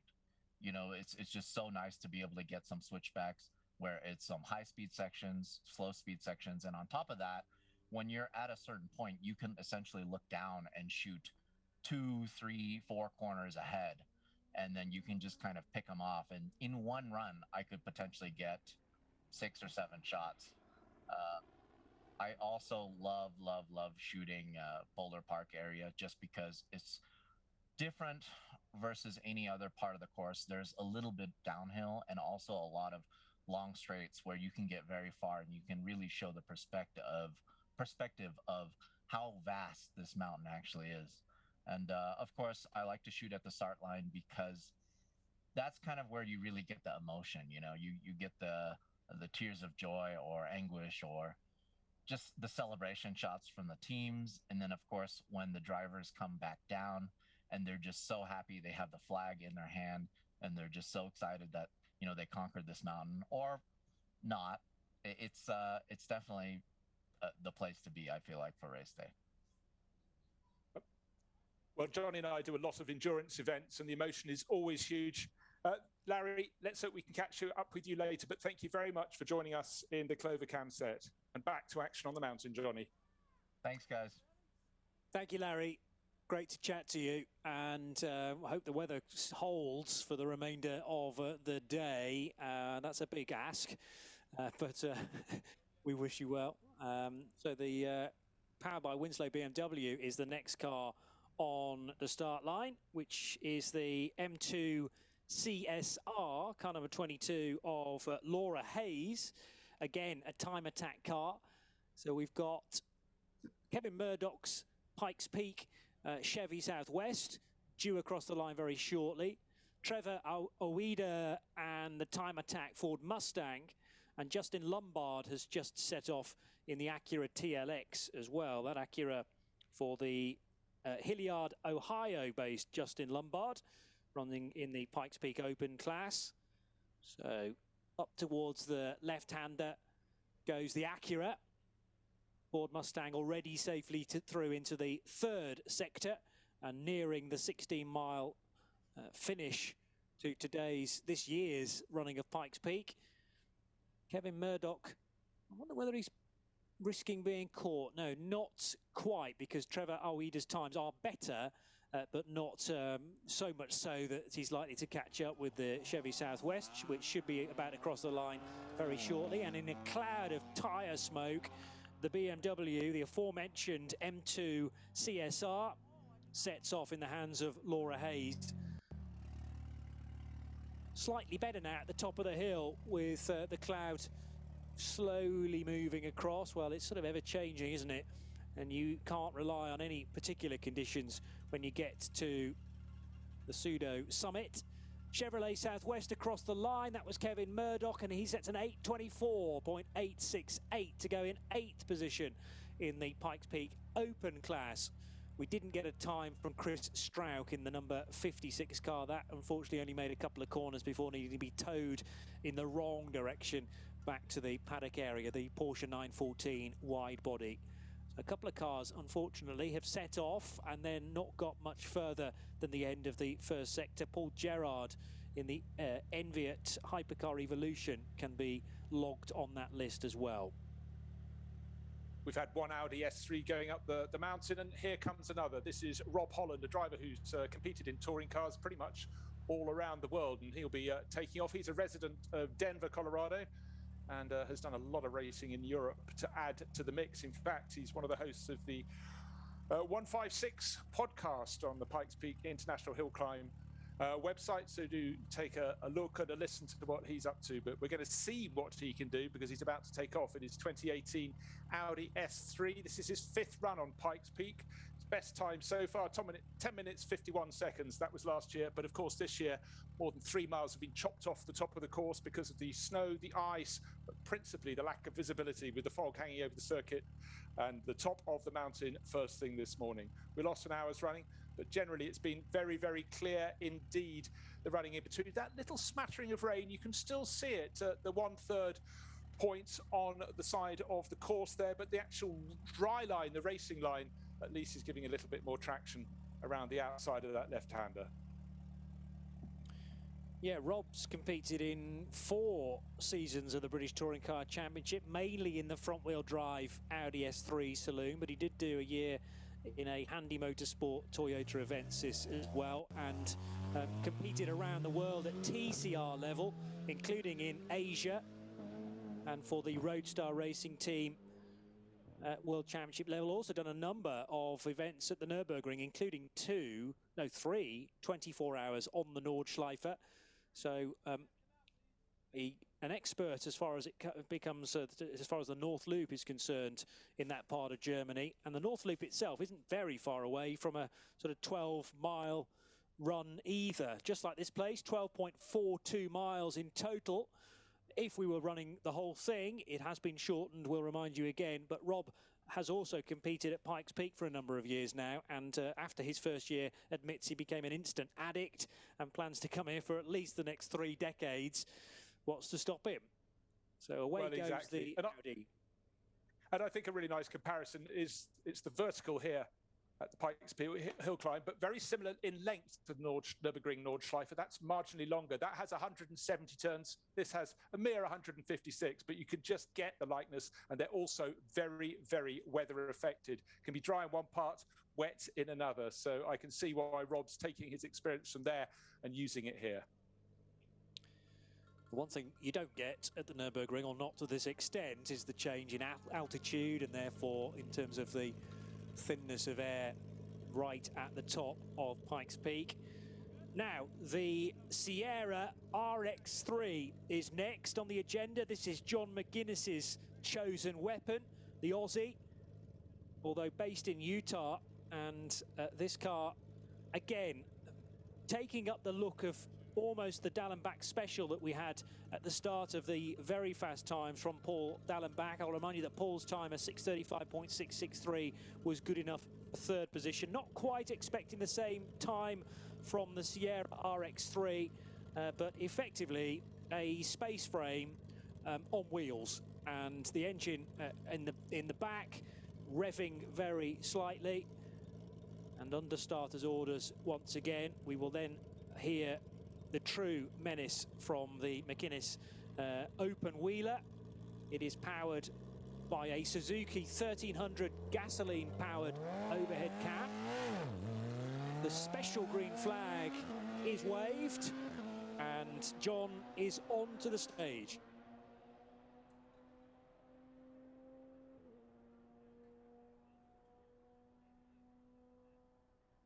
You can still hear the Suzuki 1300 engine being stressed highly, way in the distance.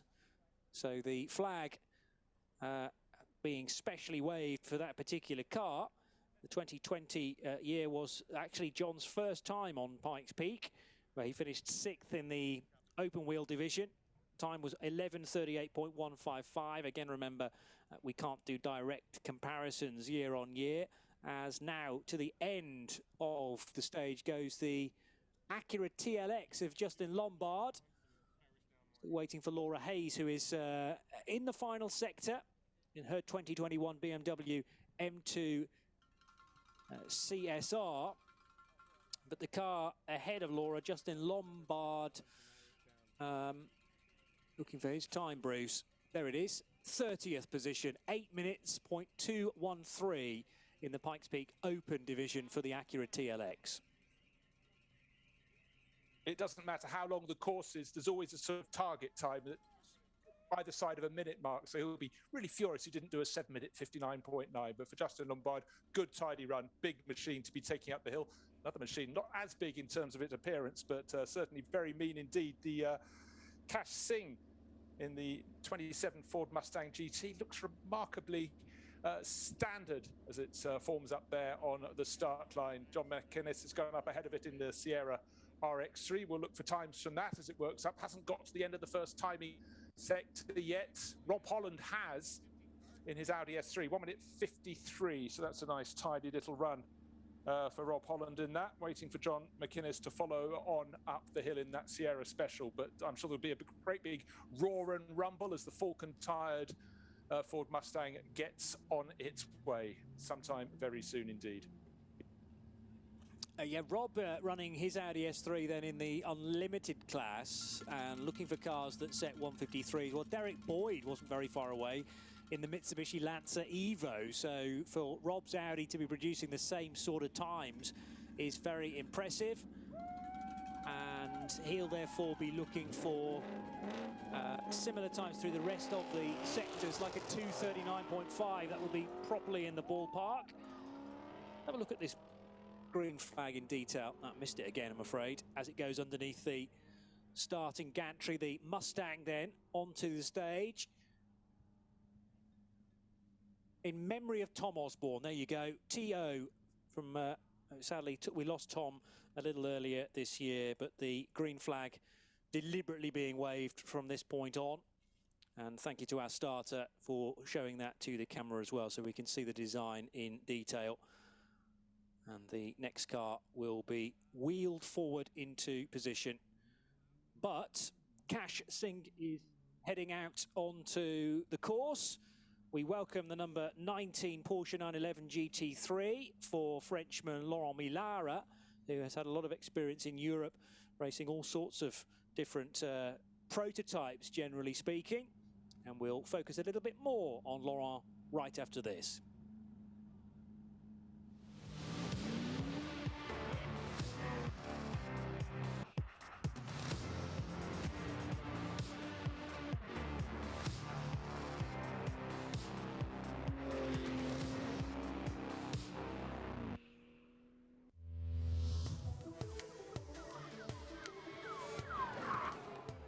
With a paved track and advancing technology, the electric class also received new life. The first electric had raced in 1981, recording a staggeringly slow time of 32 minutes, 7 seconds. The class had been recharged and featured cars from Toyota, Mitsubishi, and Monster Sport. 7-time King of the Mountain, Monster Tajima, had recognized the potential of the electric vehicle. My car is an electric vehicle division. Name is Irana Pikes Peak Special. I think 930 is I can do. Depends weather. We filled a few raindrops. Hopefully those will be fewer close. Tajima now making his appearance. Outrunning extreme weather conditions, Tajima drove his e-runner to the summit, beating his previous best time. I am beating my gasoline engine car 6 seconds faster than gasoline car. Electric vehicle, electric car. It's a fantastic performance. So I'm very, very happy. I will come next year, pure electric car again. GoPro, GoPro, GoPro! There you have it, sport fans. Monster Nobuhiro Tajima from the summit of 14,115-foot Pikes Peak. Tajima had become the first under 10 minutes in an electric vehicle, proving their effectiveness.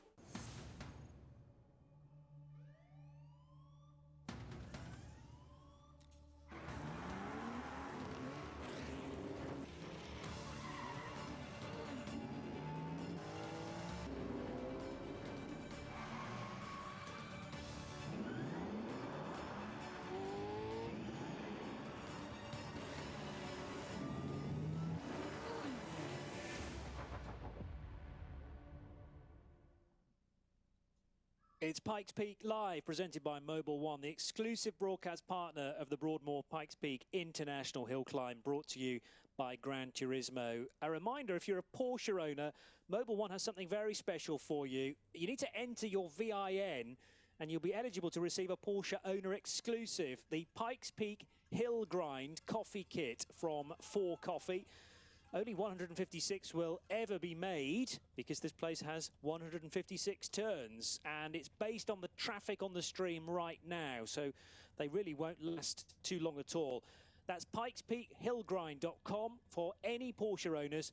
Have your VIN, your VIN handy to enter, and then join us back here. And you haven't missed a thing, because the 119 car is about to get rolling now, and this is the O'Malley special spec 2015 car for Earl O'Malley, and part of the open wheel class. In fact, the last open wheel car of the day under starters' orders. And it'll be the Tom Osborne flag waved again. To tell you a little bit more about Tom, who, as I say, we sadly lost earlier this year, but Tom joined the Colorado Springs Sports Corporation as the president and CEO in 2003. He was the chairman of Pikes Peak Hill Climb Board for 10 years. And he helped, as the green flag waved, helped to bring many sporting events to Colorado Springs, including the Warrior Games, Premier Cycling events, and helped continue the legacy of the Labor Day liftoff as well. Tom loved Colorado Springs and those who make this community, and he made many friends who he dearly loved. His staff were like family to him, and he felt very lucky to be part of the Pikes Peak Hill Climb and privileged to be associated with all involved. So clearly, we are remembering Tom Osborne this weekend, and that's the reason why the green flag from this point on to the end of the event is emblazoned with his name. As the latest car onto the stage, the O'Malley Special, disappears into the trees. Laurent Millara in the Porsche 911 GT3 has just done a 158.048 through the first sector. That's in the time attack category. And Cash Singh looking to complete his run up to the 16-mile point, which will complete the course for today. The Ford Mustang GT has done a 209 through the first sector, a 301 through the second sector. So we're looking for probably a 3.5 minute, three and three-quarter minute run through the final sector. And we'll see where that Pikes Peak open car will be positioned within class. But three cars again onto the racetrack. And Bruce, I'm spotting definitely some improvement now as far as the grip is concerned at Brown Bush Corner, earlier affected by rain. It's easy for you to say, Johnny, but it certainly is drying out.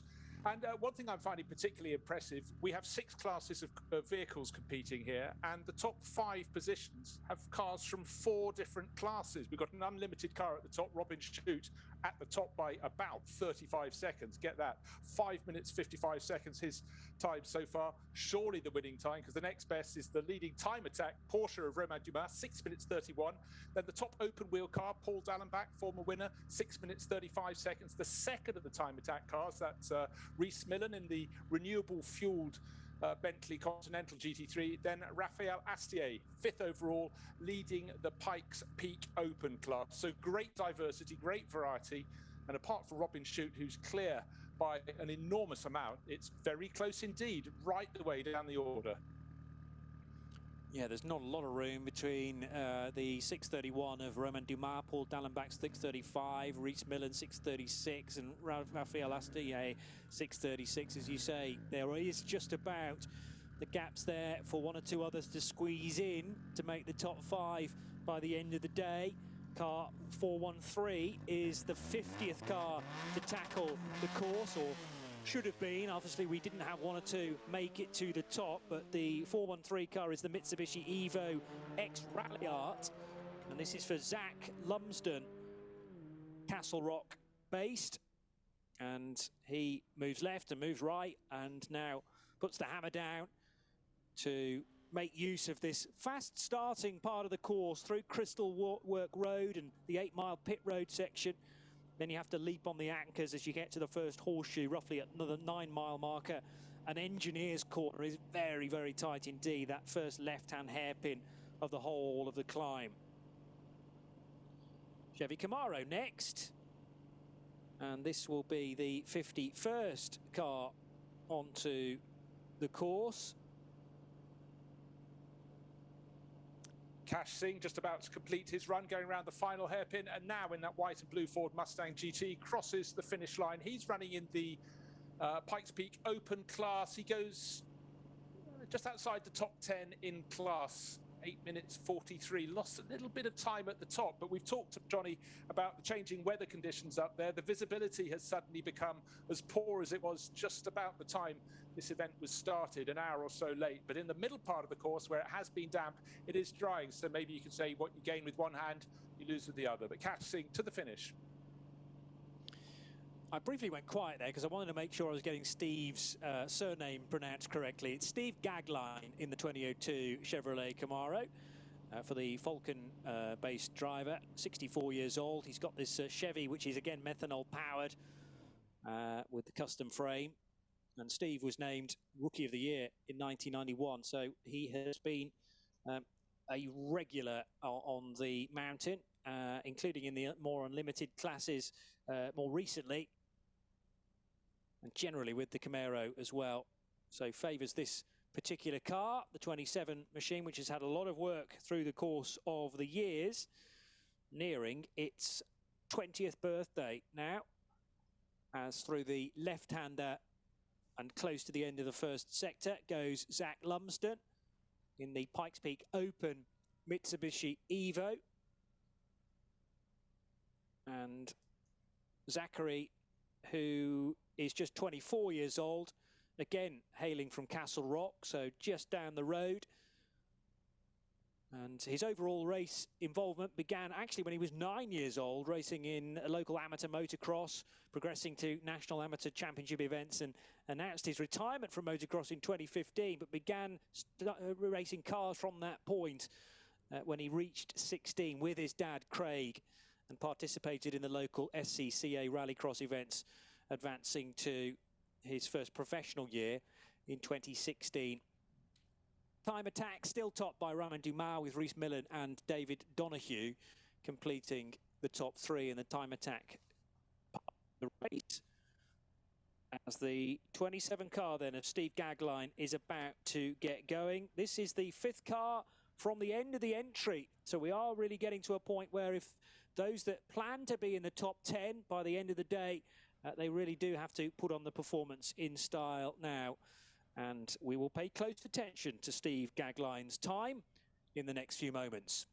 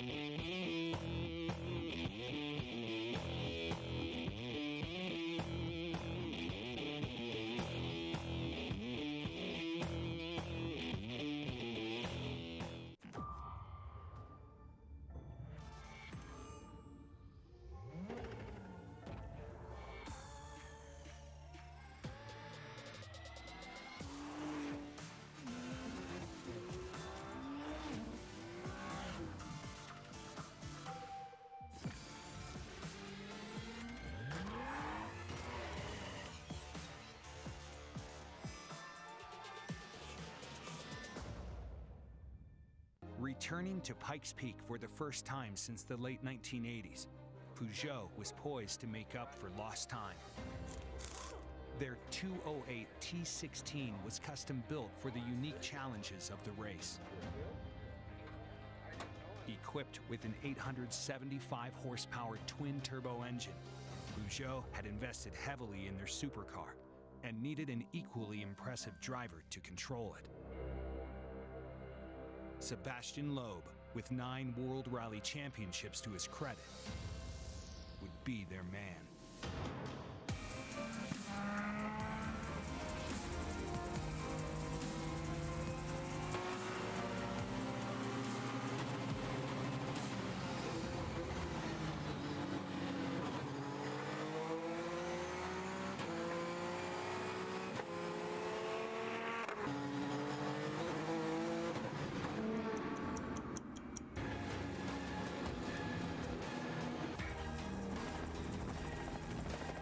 En tout cas, ça s'est bien passé, donc j'ai bien attaqué, un peu de mobilité dans les pneus, mais bien roulé. 8-13, 87.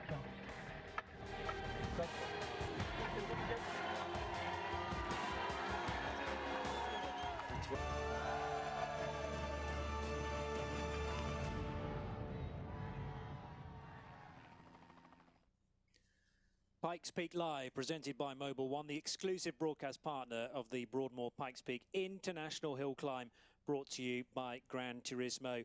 As a partner going back to 1934, Mobil branded products have a proud heritage of performing in the extreme conditions only Pikes Peak can deliver. In fact, Louis Unser's first win was secured with conventional Mobil motor oil. And Jeff Zwart, who we heard from earlier on the broadcast, his latest records came under the protection of Mobil One, advanced synthetic motor oil. That's a little bit of why the Mobil One brand is presenting Pikes Peak Live today.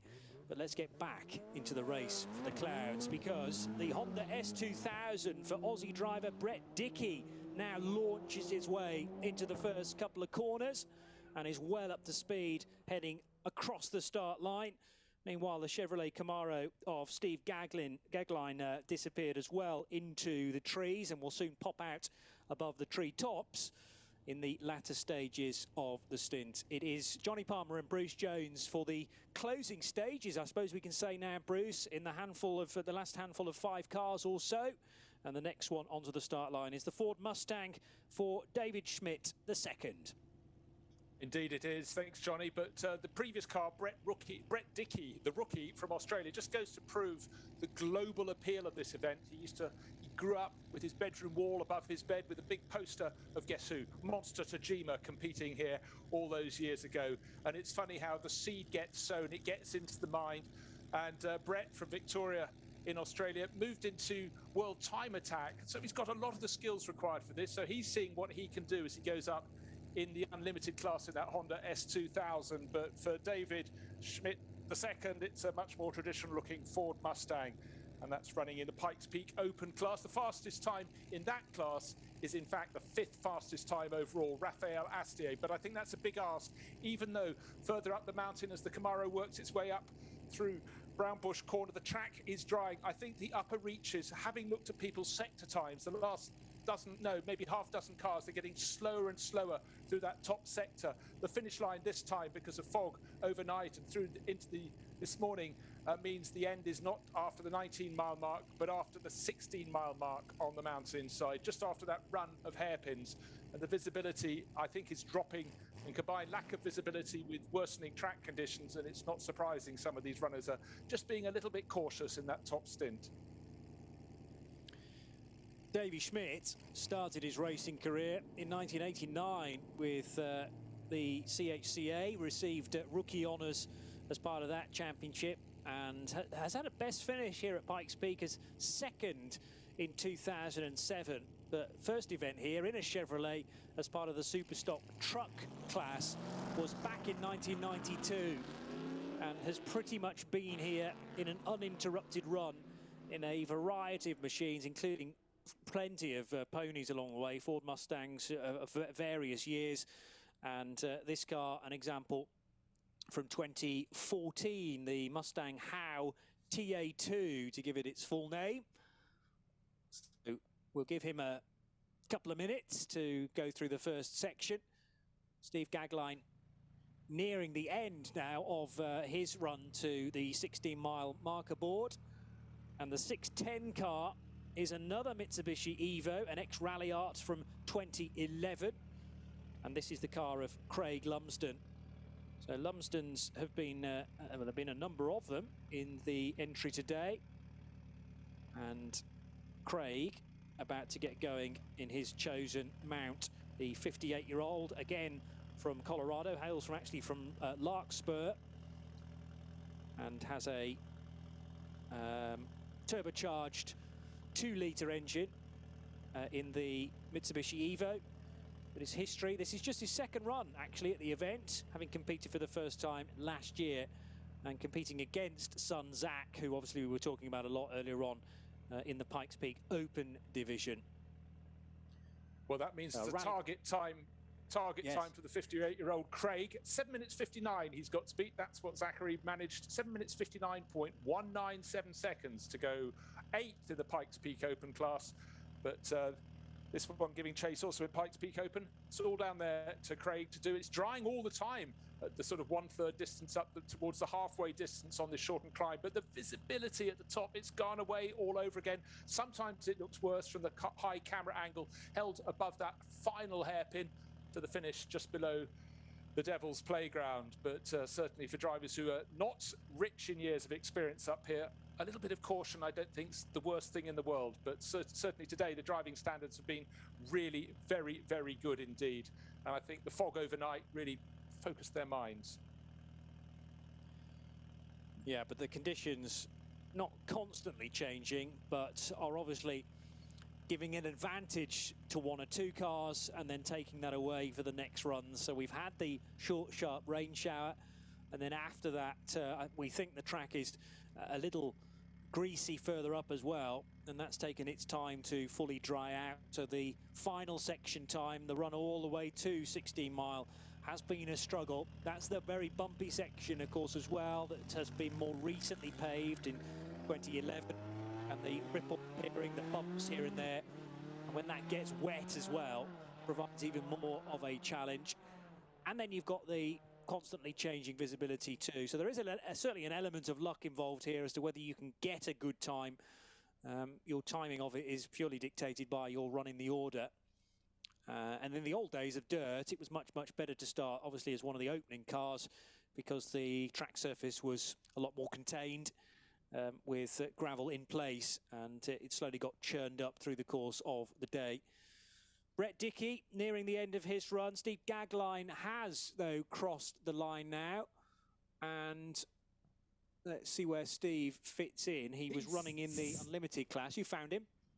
Yeah, I have. He's 32nd overall, just under 8 minutes, 7 minutes 58.9, 6th in the unlimited class. So he bumps Dan Awada back down one, and the final few runners just making their run. So the last car to take the start will be the next one. It'll be Chris Becker from Highland Ranch, Colorado, with his Mazda Speed 3. There it is, with the rather patriotic livery up over the hood. And it looks like everything is taped down. No panel should move with those black flecks on the side, but that will be the last car. It will be the 54th runner on the hill. We lost one with the drive shaft failure. That was unfortunate earlier on. That was an ASA stock car, and we had one stop on the hill, which actually was the car before. It was Paul Gerard, his NV8 hypercar. That didn't make it. Now proper sunshine almost halfway up the hill, so conditions still change, but it's a little too late in the day, I think, to improve the visibility for the last 10 minutes or so as these final cars go up. And here is the final car on the start line, ready to power away from 9,390 feet towards the finish. At this time, because of the shortened course caused by the fog overnight, we stop just about 12,500 feet, just below Devil's Playground, after that sequence of endless, they're 4 hairpin turns in a row. So American Grit on the door. Let's find out if there's American Grit in the cockpit as Chris Becker brings the running up the mountain to a conclusion for 2021. Well, anyone that's caught the documentary that went out last year, Pikes Peak on the Edge, Chris was featured in that, so you may well recognise the name. And the 2010 Mazda Speed 3, powered by a gasoline-fueled Mazda motor, but it has secondary fuel, this car, as well, nitrous as its secondary fuel, so shouldn't be short of any sort of power with the turbocharger as well. Waiting for the final signal, the double green flag is waved, second of which, of course, has Tom Osborne, and the dedication to Tom after all his sterling work over the last 10 and more years to all sport in Colorado Springs, but particularly his efforts towards this event at Pikes Peak. And Chris Becker disappears into the clouds. We still have to call across the line Davey Schmidt II in the Ford Mustang Howe TA2 and Craig Lumsden in his Mitsubishi Evo, car number 610. But it'll be Chris Becker as part of the time attack class to try and break into, well, anywhere around the top 30 will mean that he can squeeze into the top 10 of the time attack cars. And in the next few minutes, we'll get an idea of whether Chris is able to do that. We'll catch his times in just a moment.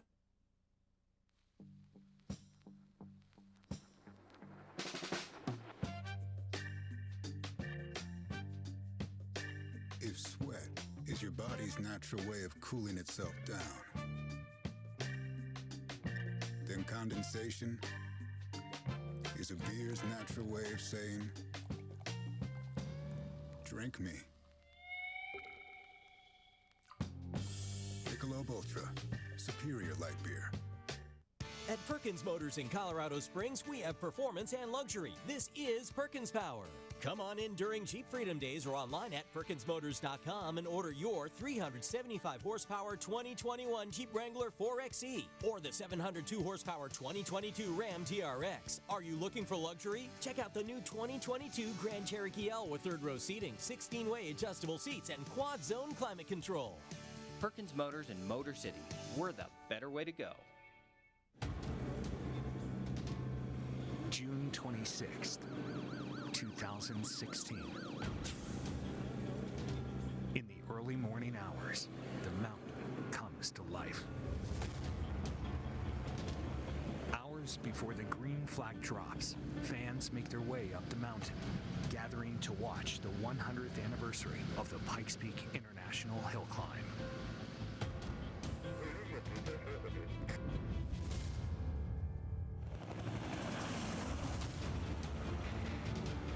I just want to welcome everybody to the 100th anniversary of the Broadmoor Pikes Peak International Hill Climb, brought to you by Gran Turismo. 14,115 feet above sea level, this is America's mountain. 100 competitors had been selected to compete for a $100,000 purse. But the true prize would be the honor of being crowned King of the Mountain on this historic day.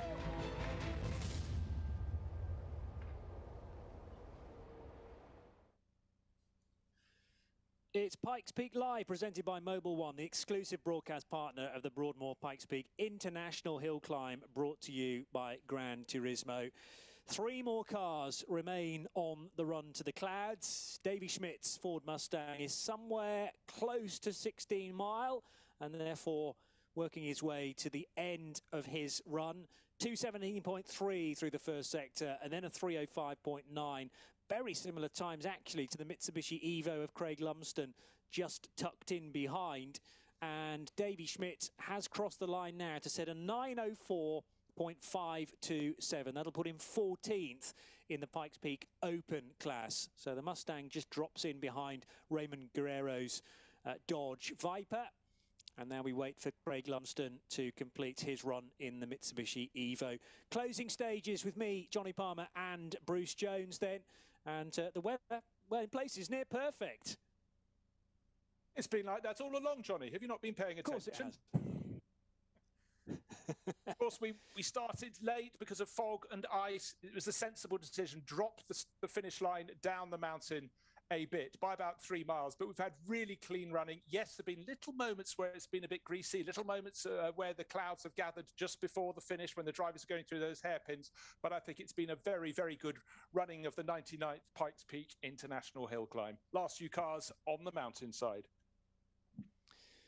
Yeah, and hopefully if you're here at the event spectating and can hear us via the event PA in the sort of sprinkling showers that have passed through, hopefully you managed to find a little bit of shelter, put the umbrella up or escape towards, I noticed 1 or 2 canopies up as well on poles, so hopefully they weren't too far away and you could scamper for cover and then witness the final few cars in the not quite sparkling sunshine, but it is certainly better than we had at 7 o'clock this morning. Through the second split goes Chris Becker. So a 2:09 for Chris's first section. This is the Master Speed 3 that runs in time attack. And that is sort of in the ballpark to be able to put him into the top 10 within the time attack class. And possibly good enough to toy with the David Hackle and Steve Crouch and Steve Zimmer times that were set a little earlier on, a few hours ago now, for their Acura, the Audi Quattro and the Subaru respectively. Steve Zimmer. Yes, I really think in this case, Johnny, for Becker, it's the fact that it's getting trickier at the very top. It's dried in the middle, so he's had a bit of an advantage, but I still think with the cloud hanging there above the top sectors of this course, it's going to be a bit of an ask. Maybe in the top 10 in the time attack class, but beyond that, I think he'll struggle. Yeah, like you say, the final section has proved rather costly. Now, Craig Lumsden will look to how Zach got on a little earlier on as his main reference point. So a 7:59.197 for Sun Zach in the Pikes Peak Open. Again, an Evo, but a slightly newer car for, a slightly older car rather, by 2 years for Sun Zachary. And Craig Lumsden in his ex-Rally Art. Now heading into the final corner just before 16 Mile. He'll use every bit of road available to him on driver's right as the double checkered wave flags now appear. And that car just shy of a bit of pace, I would say, as it crosses the line. So Craig Lumsden's time, to confirm that, is a 9:22.734. So he'll be 15th in the Pikes Peak Open class. And yes, looking at his lack of pace, Johnny, at the end, I think he might have scared himself and backed off, because that wasn't the pace he was showing up through the first and second sectors at all. And you can't have any trouble at all with someone if they have to back off, because suddenly they just can't see the upper reaches of the track. Just Chris Becker to go. He's going to bring the 2021 running to a conclusion in the next couple of minutes in his Mazda Speed 3.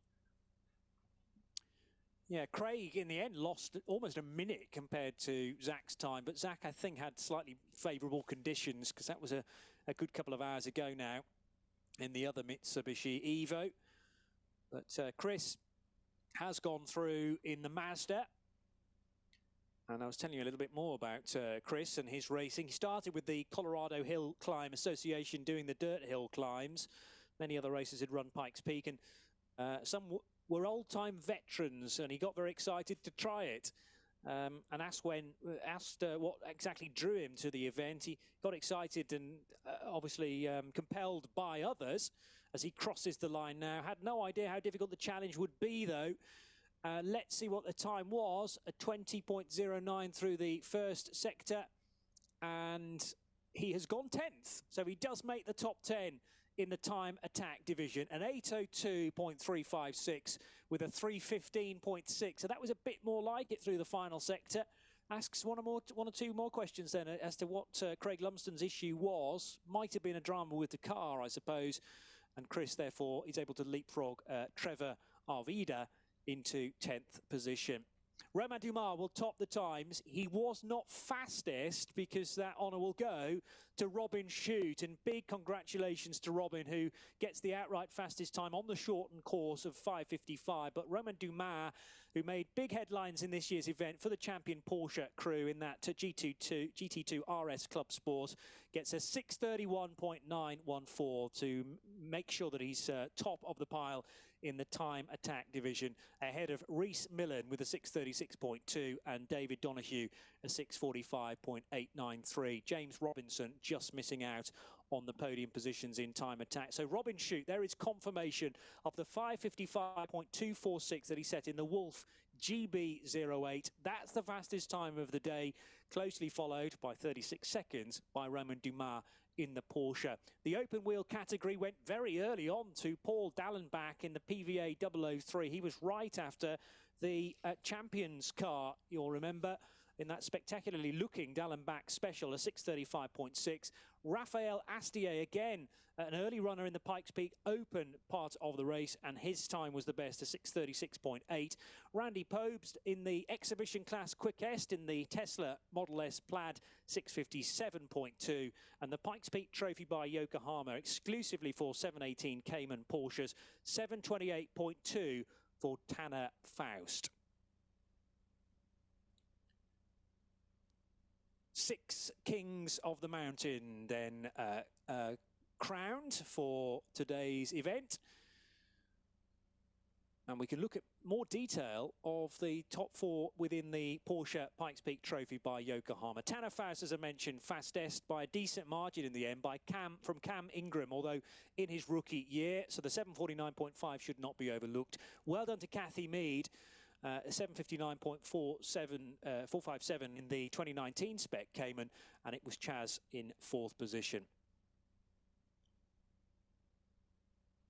Robin Shute, 5:55.2. The next nearest car in the unlimited class was Don Wickstrom's LMP3 Riley, a 6:59.2, but it was a closer fight behind there with Will Aoyung in his Honda Civic setting a 7:09. Derek Boyd in the Mitsubishi Lancer did a 7.5-minute run, and Rob Holland back again in the 2018 Audi S3. He did a 7:40.9. There were dramas though for Paul Gerrard, who didn't get much beyond the first couple of corners and forced our first red flag.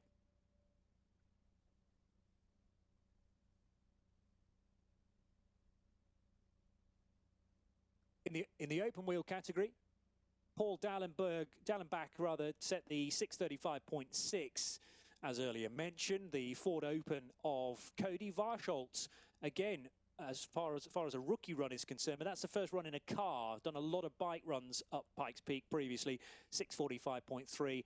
Dan Novembre in the Novembre Special did a 7 minutes pretty much flat. And the O'Malley's were 4th and 6th, with Rodney finishing ahead of Earl.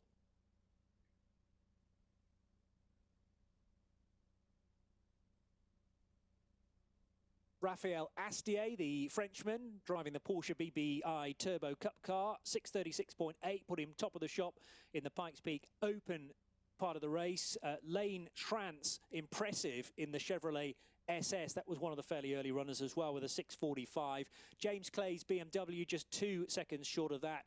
And then it was Thomas Boileau in the Chevrolet Camaro, just under the 7-minute marker. Kevin Murdoch in the striking Chevrolet Southwest completed that run of the top 10 in the Pikes Peak Open with an 8:24. Exhibition class, which were the first off of the day. Randy Pobes, one of the fairly late runners, actually, of the 8 that began the ascent. And the 2021 Tesla Model S Plaid was so quick off the line and actually maintained its pace to produce a 6:57.2. Nick Robinson, in the first of a couple of Acura NSXs, fell short by just over 15 seconds. Jordan Guittard in his Acura TLX did a 7:53. Grégoire Blachon, another Frenchman, in that radical VW Bug, just under the 8-minute marker. Dai Yoshihara, he could have done a lot better in the Tesla Model 3, but hit mechanical problems halfway up and only was able to do an 11-minute plus run.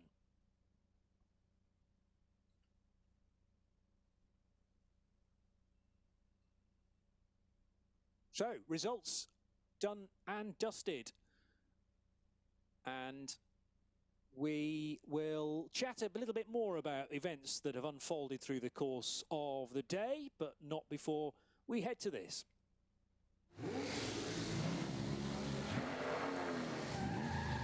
As the time came for the cars to race, the excitement reached new highs.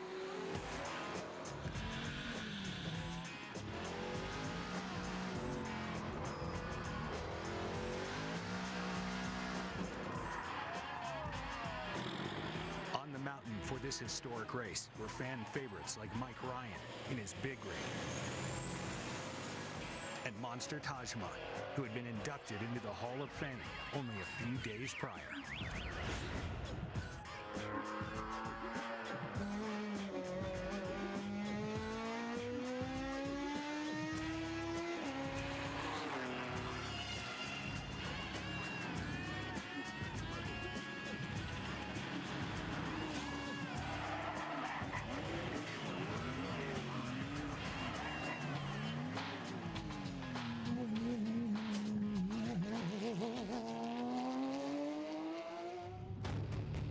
However, all eyes were on the rivalry between heavyweights Reese Millen and Romain Dumas.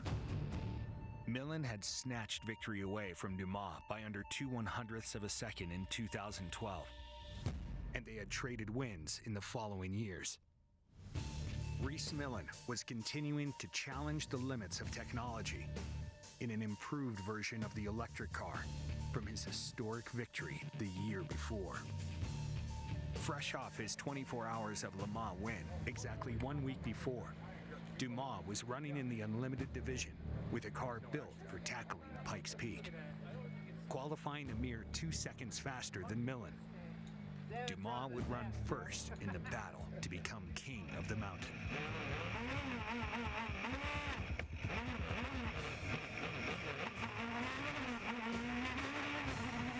We are seeing some unbelievable speeds up here on the peak. Romain Dumas, 150 miles an hour is what we're hearing. 150 miles an hour? Oh my gosh.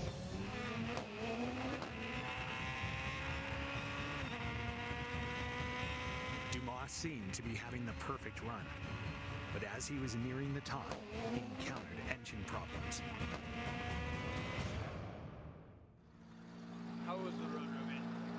We dropped the engine at the end, the last sector. So I finished without turbo, so very bad. When did that go out? Entry of the last sector. Yeah, last sector. You ran a time of 8 minutes, 51.445 seconds. Yeah, that's it. Right. Do you think that time's going to be enough? No, not at all. Even though Dumas became the second man in Pikes Peak history to break the 9-minute barrier, until Millen crossed the finish line, victory was anything but certain.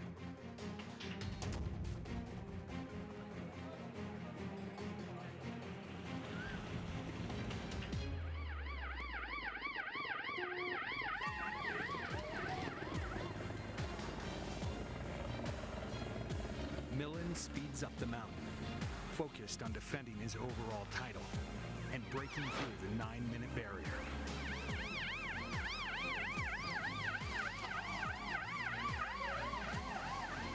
Entering the turn at 16 Mile, he encounters a problem. And Rhys, when he took the turn here at 16 Mile, he locked up those back tires and almost did a 360. Recovering, Millen fights for every second as he rockets toward the summit.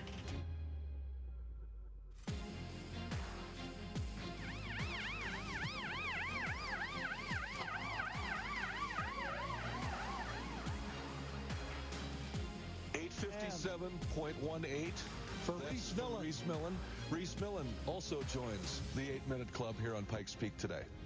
Not the time we're looking for, but it's a win, and it's a first into the 8s, breaking the 9. Finishing just behind Dumas, Rhys Millen and the Drive EO won their class, set a new electric class record, and ensured their place in history as the first electric vehicle under 9. Having beaten Millen by 6 seconds, Dumas could now breathe easy, as he would be crowned King of the Mountain on this historic day. In a matter of just 1 week, Dumas had conquered both Le Mans and America's Mountain, a truly remarkable feat. For me, do you imagine to win this both race in June? I think that's a big part of history, or my story, that's for sure. And in motorsport, it's not so many people who made that, so not too bad. This is Pikes Peak Live, presented by Mobil One, the exclusive broadcast partner of the Broadmoor Pikes Peak International Hill Climb, brought to you by Gran Turismo, as the cars now, after all of their runs, are inching their way back down the mountain in the wrong direction, but of course at a safe speed. After a really exciting day. Yes, Bruce, we had to wait just over 60 minutes for things to get started, but particularly that Robin shoot time was well and truly worth waiting for. I wish I could have watched every twist and turn of those 5 minutes 55 seconds plus a quarter of a second that he took. The winner in 2019 when they ran the full course, the winner again, but look at that margin, more than half a minute clear of no less a driver than Romain Dumas. Of course, very different vehicles. The Porsche 911 GT2 RS Club Sport is not a sports prototype like the Wolf, but accolades to both of those. Paul Dallenbach, he's won before. He will win again, I'm sure, and he was very close to Dumas's time. But I just think, looking across the classes, 6 classes split between the top 19 positions positions. I think that's competitive in anyone's book, but really it is hats off today to Robin Shute as the cars creep their way back down. And did you notice, Johnny, just after the end, the sun came out at the top of the stage, and now the clouds are forming again. As the cars, the train of cars, snake their way down, led by the Wolf that won it all in the hands of British driver Robin Shute. That's 2 wins in the bag for him. Yeah, the mountain, we've been saying all day, decides, and a little bit of sunshine creeping through the cloud now, almost to kind of tempt those drivers to show them what they could have won potentially had conditions improved earlier on in the day. But at least we were able to avoid the ice and the really dense fog at the top, at the summit of Pikes Peak, and that was the reason why we couldn't get as high as we normally do. However, we now, with the 99th running of this great event out of the way, we have to turn our attention, Bruce, to 12 months' time. The 100th edition. We are, well, already 5 years beyond the centenary because of a number of years that didn't happen during the 2 world wars. But otherwise, there's been an event every single year, including last year, and 2022 is going to be mightily special. I can't even dream of some of the special concepts that will be arriving on the hill. The manufacturers are going to come out in force, not just to show their cars are fast, but they are displaying technology. We saw a renewable fuel Bentley on the mountain today. They will bring another trick next year. It's about advancement. It's about sport. It's about spectacle. It's about all those things that we love so much. And I cannot wait for 2022 for the 100th running of the Pikes Peak. It really is a very, very special event. And you just have a funny feeling that when we get to the 100th edition, the mountain will be on our side and we will get to 14,110 feet to the finish line. I think it has to be run in its entirety, doesn't it, next year? You have to hope so, but it only allows what it allows, as they say, the mountain decides. And the mountain decided today comprehensively that victory would go to Robin Shute. He really drove supremely. Of course, the conditions changed, but you know what? We got to the end of the event. People stayed safe. It was a great event. And really, that's the key. It's a movable feast here in the middle of Colorado. And I think that's one of the very key elements and why it's been such a brilliant global event since it had its first event in 1916. Chalk and cheese compared to last year, of course, because now that fans are allowed on site and in the spectator areas, they can get very close indeed to the various competition cars as they work their way back down the mountain at safe speeds. Plenty of people have breached the normal spectator area to try and get a quick snapshot of them in front of their favourite.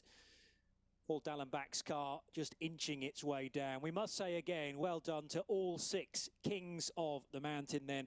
Robin Shute in the unlimited class, Romain Dumas for time attack, Paul Dallenbach in the open wheel category. Pikes Peak Open won by Raphael Astier. In exhibition class, it was Robin Pobst. And in the Porsche division, Tanner Faust taking victory in the Porsche Pikes Peak Trophy by Yokohama. Thank you so much for your company, not only to you, Bruce, but to everyone who's joined us on the live stream, and hopefully we've been coming through loud and clear on the venue PA as well. It's been quite a day, hasn't it, Bruce? But really enjoyed being part of the coverage on Pikes Peak Live. A final word from you?